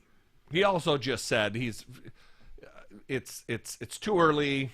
They're still optimistic. He's already said that. So we have a question: can Biden even win based on the current data? Yes, absolutely. There is a clear path forward. There's too many states outstanding for him to say, I'm calling it quits. Absolutely. We got another super chat from Andres. Thank you. I can't believe you Americans. Hello from Cuba. I can't believe us Americans either, Andres. It's we're unbelievable. Thank you. Your patience is great. A lot of people torn. There's a lot of people saying Biden can't win. There's a lot of people saying Biden can still win. So people... First of all, listen.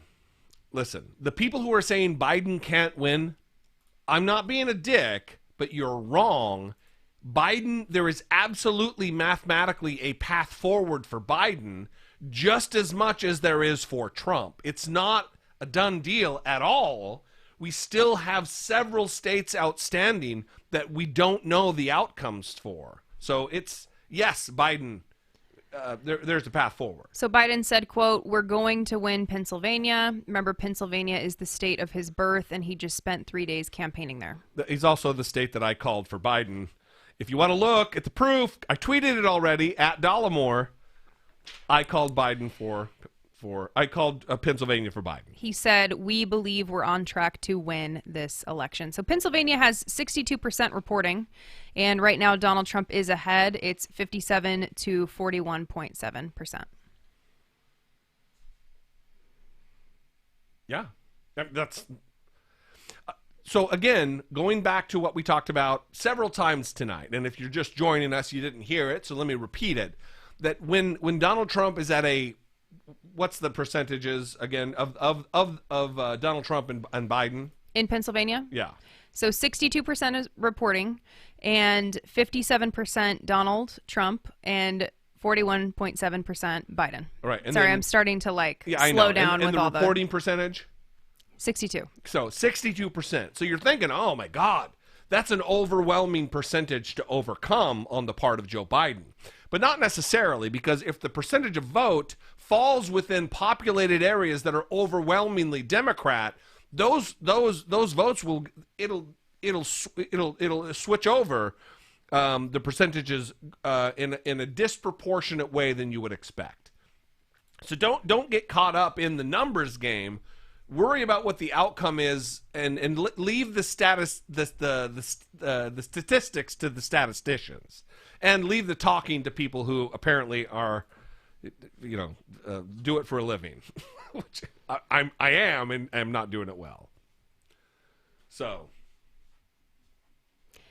state officials have said that it could take until Friday to finish counting most ballots in Pennsylvania. Remember what I said this week? We'll find out this week probably. Well, and we've been talking about this whole time. Pennsylvania, the 538 article talked about knowing the result of the election in that state by November 23rd. So we're talking about weeks. Yeah, for sure. And this is a unique thing to Pennsylvania. Now, we've also talked about in Wisconsin, they don't count the absentee ballots. They don't count and report them, the absentee ballots, until they have all been counted. So that's going to be like a lump sum number that gets dropped into the Wisconsin reporting. Right. Once Especially it's in all the states, counted. I'm not sure if you just said this, but especially the states that don't report until everything's counted. That's what you just said, right? Yeah, and Wisconsin is one of those states. Right. I'm actually reading right now, trying to figure out if Pennsylvania is one of those states as well, and if that's part of why the expectation is here that we could have such a long period of time before we actually have a result in that state. Let's go to a question here.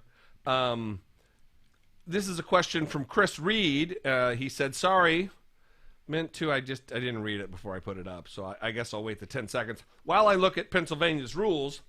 Licking my fingers like a maniac because they're dry.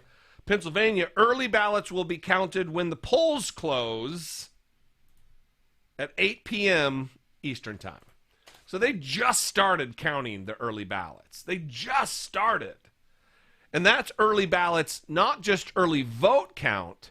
That's early ballots, mail-in votes. Everything early gets counted starting at 5 p.m. Pacific time.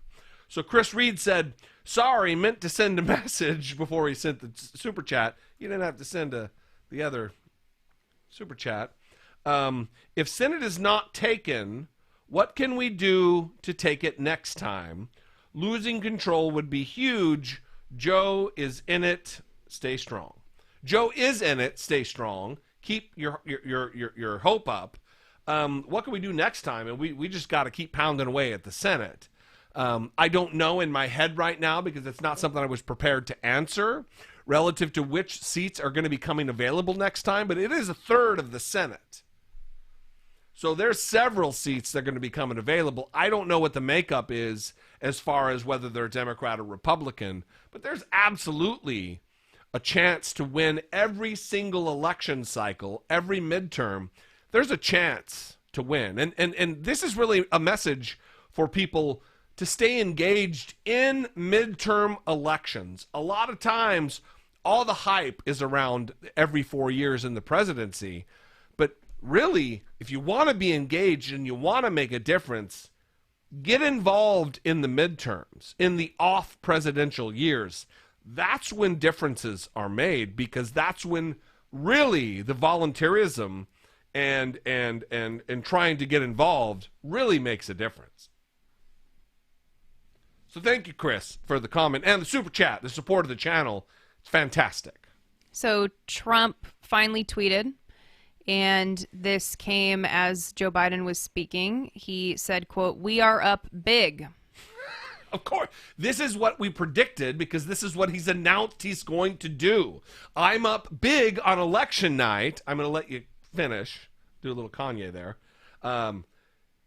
I'm up big, so I'm going to declare victory. I'm going to announce how big I'm up to discredit any further votes that get counted after Election Day. And right here we are, 10 o'clock. It's after Election Day on the East Coast. So that's what he's doing. I'm sorry. Finish the statement. We are up big, but they are trying to steal the election. We will never let them do it. It's exactly. Votes cannot be cast after the polls are closed. It is not casting votes after the polls are closed. And he knows that. It is counting votes after. It is counting votes that were cast prior to the polls being closed. Right. But he's trying to cast a doubt on our democratic institutions. It is an anti-democratic fascist. I'm trying to keep the video monetized, Brittany Page, so I don't want to call him a fascist fuck. I'm trying desperately not to do that. I read a comment earlier that had the F word in it, so I think I ruined it first. I ruined it before you. Because you read the comment? Yes. I think YouTube knows what goes on in your brain, too. Yeah. It's not good. I believe that. Yeah, that's actually... I believe that. It's not far off with the algorithm. Yeah. So anyway, this is what we predicted at the beginning of the night. It's what we predicted 2 hours ago. It's what we're predicting now. That Donald Trump is going to try to delegitimize the vote and say things like he just said. Anyway, CNN projection, Donald Trump won Iowa. So what is with CNN? What's going on here? That was an hour ago. Really? That happened at like 5. I don't... What? 5? Yeah. So there's a question here from a reporter in the New York Times, Nate Cohn. He's saying, why did the needle turn blue in Georgia? We got enough vote out of the Atlanta area to realize it was going to be really good for Biden, and there's still a ton of vote left there. So it looks like the needle has moved into blue for Georgia. For Georgia. But there is concern about why that happened, because there's still a lot of votes to be counted. So he's expressing confusion, is what it seems. Of why it's blue? Of why they moved the needle into the blue column. Well, I would assume that he has some understanding of which precincts are yet to be counted. But I don't know because I don't have that data in front of me. But I don't have Georgia down as a pick, so I don't know. It's tweeted. It's official. I don't know because I didn't pick it. Yeah. It was one of the 3 that I was like, I don't know what to do. Yeah. Brittany Page. Earlier in the night, this was probably 30 minutes ago, who knows what's happening with time, but a reporter in the New York Times said Georgia might be the center of the political universe in the next 2 months with at least 1 and possibly 2 Senate runoffs. Georgia could have Senate control in its hands. Did that not tweet? Are you getting feedback that it did not tweet? I'm looking at my Twitter feed and it said, I don't see it. Because my phone is being a pain in the ass. Someone says, you are both playing nice. My swear jar is nearly full. You see, YouTube has rules. Yeah, you're not making money off of your presence tonight, and we're trying to fund the channel. Oh, we got a comment from James in Atlanta. James in Atlanta, a listener to the podcast, says the whole idea of the winner must be announced on election night is what comes from someone who only thinks in reality TV. That is exactly right. Mm-hmm. It looks like there are some trolls in the chat, and not all trolls are banned. So not all trolls are banned. Just so you know, there may be some trolls in the chat, and not all of them will be banned. I would love an earnest question or challenge from a troll. That would be fantastic. Mm-hmm. And here's a question from Britt32. If I could actually get it up to get the question up to read it. Where is the super chat about Britt32? Hi, Jesse and Britt. Do you think Democrats should be more progressive now to get rid of loser corporate Democrats? Yes. Yeah. All right. Go ahead. That is my answer. Yes. Yeah. I mean, I challenge the calling people of the same party losers. I agree with that. Even just that's such a Trumpian kind of a tactic. But I do think that Democrats should be more progressive. I am not as progressive or left as many of my friends and my colleagues here on YouTube and in podcast world. But I believe that Joe Biden is he's not progressive enough related to policies that are going to benefit and greatly improve the lives of Americans all over the country. So, yeah, I do believe that Democrats should be more progressive, whether it be health care, whether it be supporting earnest research into how we should impart reparations for American descendants of slavery, about universal voting for felons, even if you're in prison. These are items that, if you think about them, what's the actual reason not to put these policies into place? So these are all questions we're going to be answering in the next year on my YouTube channel, that we're going to be answering in earnest, having conversations with experts on the podcast. I Doubt It with Dollemore, which, if you're not subscribed, go subscribe to the podcast. It is a twice weekly show, an hour and a half long each episode, that is a deep dive into both our lives and funny stuff. And it's a good time, a heartwarming romp, and also really addressing the news in a lot more deeper context than I do on the YouTube channel, because I just don't have the time. It's a good time. So yeah, it's a great question. So I want to remind everyone, the Trump tweet was expected. It was expected that Donald Trump was going to declare victory on the evening of the election tonight if he looked ahead. Now, does he look ahead? No, he's not winning in electoral college votes. That matters. So that's why he's leaning hard in that tweet on the stealing the election piece, which is something that he's been doing all along. Yeah. So we're not surprised that this is the tactic. That's why Nancy Pelosi was asked today what happens if Trump refuses to concede. And she ultimately said, what do I care? If he loses the election, he loses the election. He can say whatever he wants. I have a concern about what's going to happen from now until January. If in fact Biden does win, that's a concern that I have. Jesse, I'm not sure if you share that concern about what's going to happen between now and January. It's certainly something to be talked about for sure. Yeah, so that's something that's concerning to me, especially since Donald Trump is going full force tonight. He's not wasting any time. He's tweeting it out. He's creating that chaos, and we didn't expect anything else, but it's still upsetting. Well, it's exactly what we expected. I mean, Donald Trump is a projecting artist. Anything that he is worried about or feels about himself, he puts on someone else. And that's exactly what's happening right now. He's losing, so he claims he's winning. It is pattern and practice for Donald Trump over the course of how many years that we've witnessed him. he's the richest guy in America, and we find out he's $461 billion or $1 million in debt to who knows. He's not a billionaire. He's not rich. He's not smart. He's not classy. He's not handsome. He's not skinny. He's not all of the things that he claims to be, because it's all projection for Donald Trump. And unfortunately, it is only the least among us relative to intelligence and information who fall for it. He's what a poor guy thinks a rich guy acts like. He's what a dumb guy thinks a smart guy acts like. He has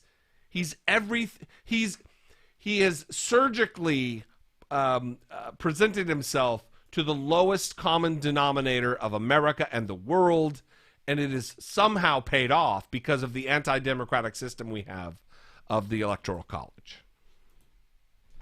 Yeah, and a lot of criticism for the Electoral College in the chat as well, and that's kind of been a theme of the night, I would say. I don't think my tweet went through with my predictions. You're very concerned about your tweet going through. Yeah, I want everybody to see the stupid picture that I took.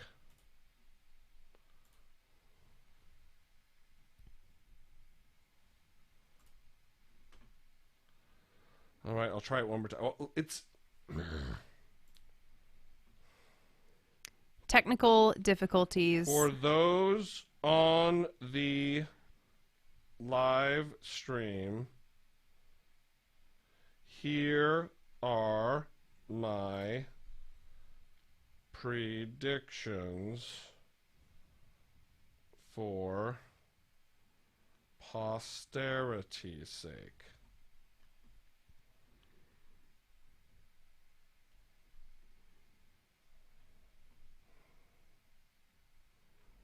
Who would Earth, Wind, and Fire voted for?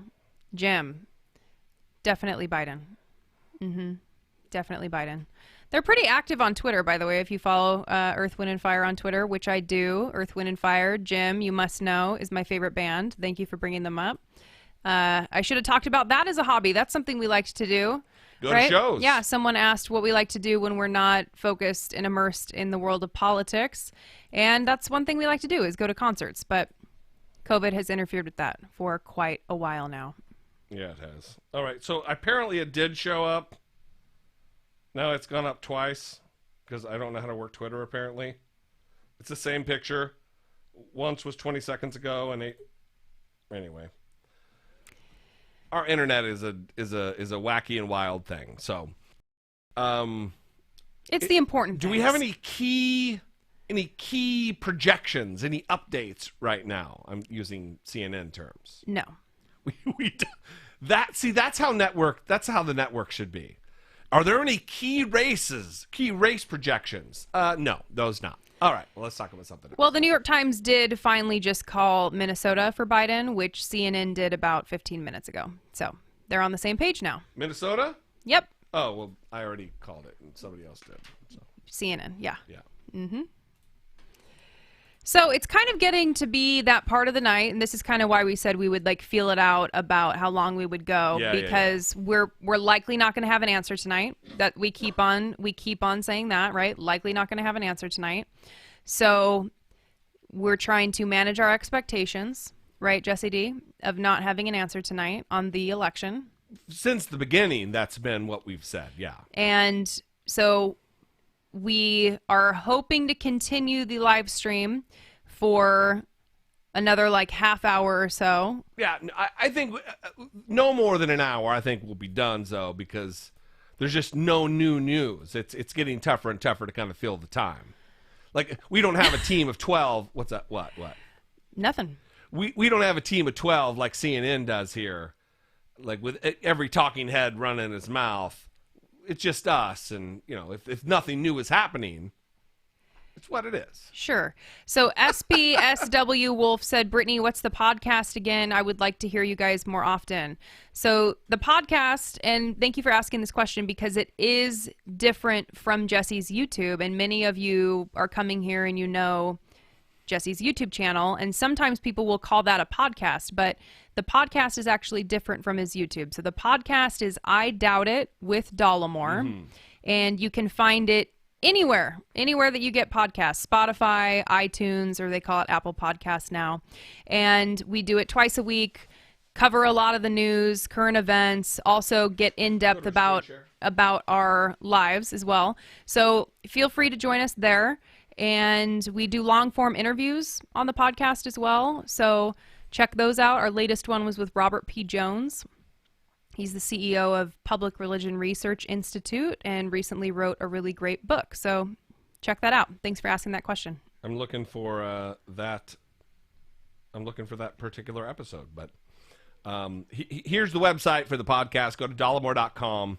And it really is. It's been our foray into this media world. Is we started this podcast almost 7 years ago, and now 705 episodes later, we're still plugging at it. Two episodes a week, talking about the news, interviewing interesting, fascinating, smart people. It's a good time. So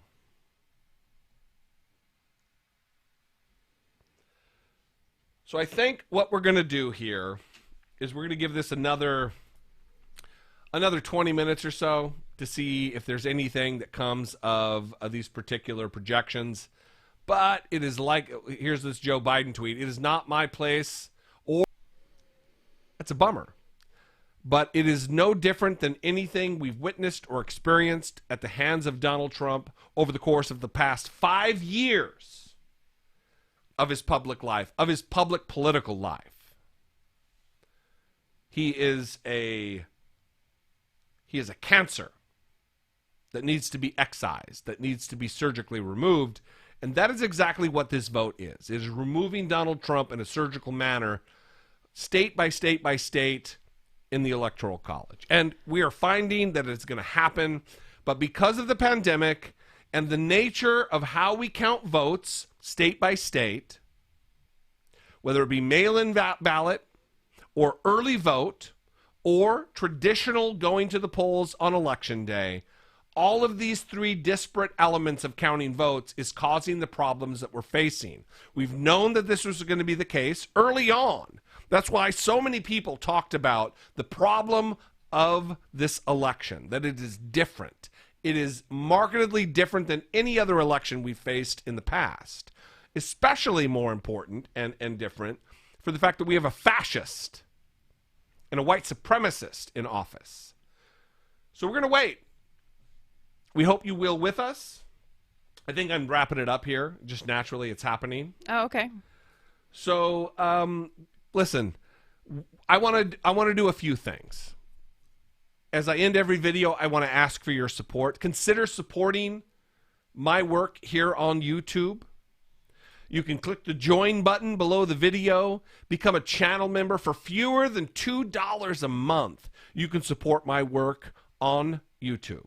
It isn't always in this form of hours-long live stream with election results. It's not always. In fact, this is the first time.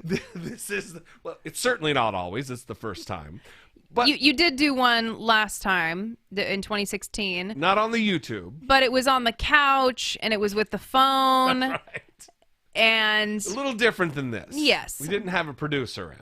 Correct. So I would invite you to help support my work. Independent media is as important as it has ever been right now. And going forward, whether we have Donald Trump in office or whether we have Joe Biden in office, it is going to be critical to have independent voices to push the administration in the correct direction, to administer corrections and administer critique where they need to be administered.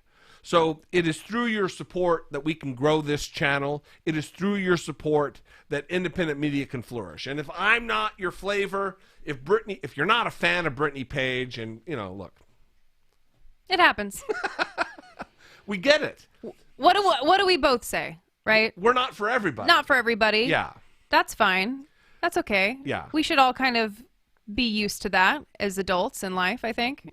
We should all be, everybody should be accustomed to it. Yeah. So support somebody you do get value from. If it's a David Pakman, if it's a Benjamin Dixon, if it's a Majority Report, however they get their support, if it's a Cody Johnston, support that person. It doesn't have to be me.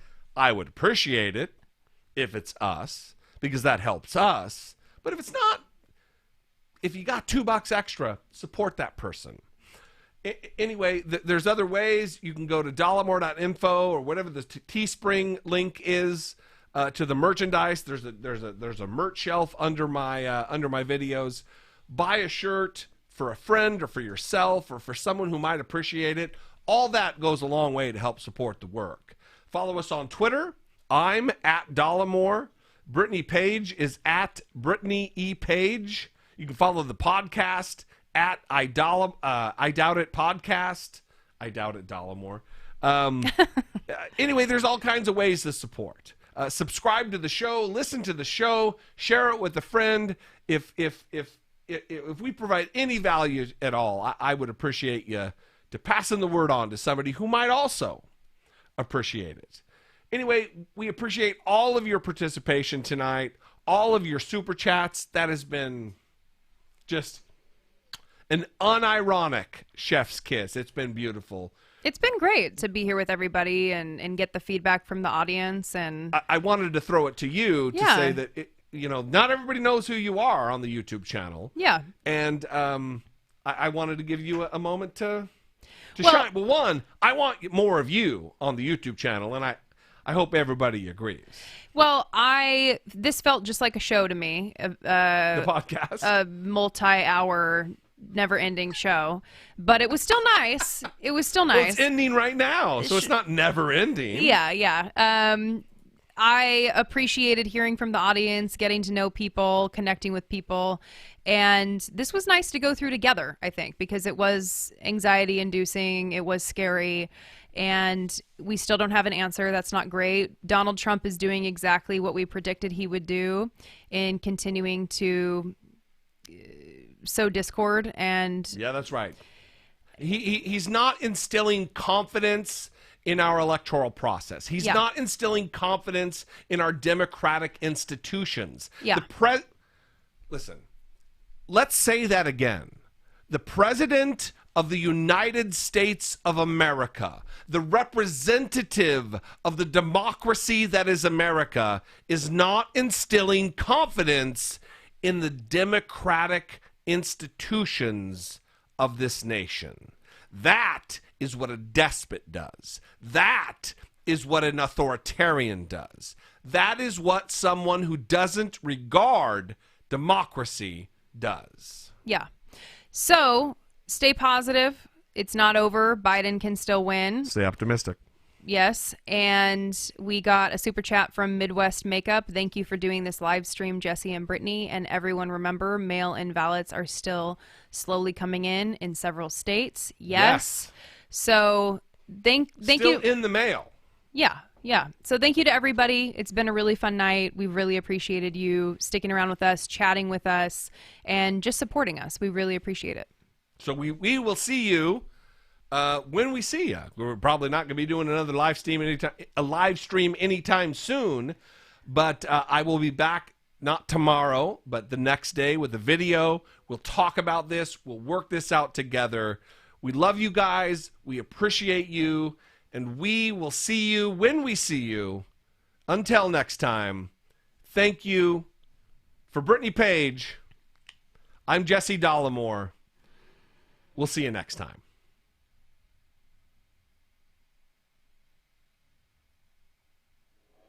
Did we clear? I hope we cleared.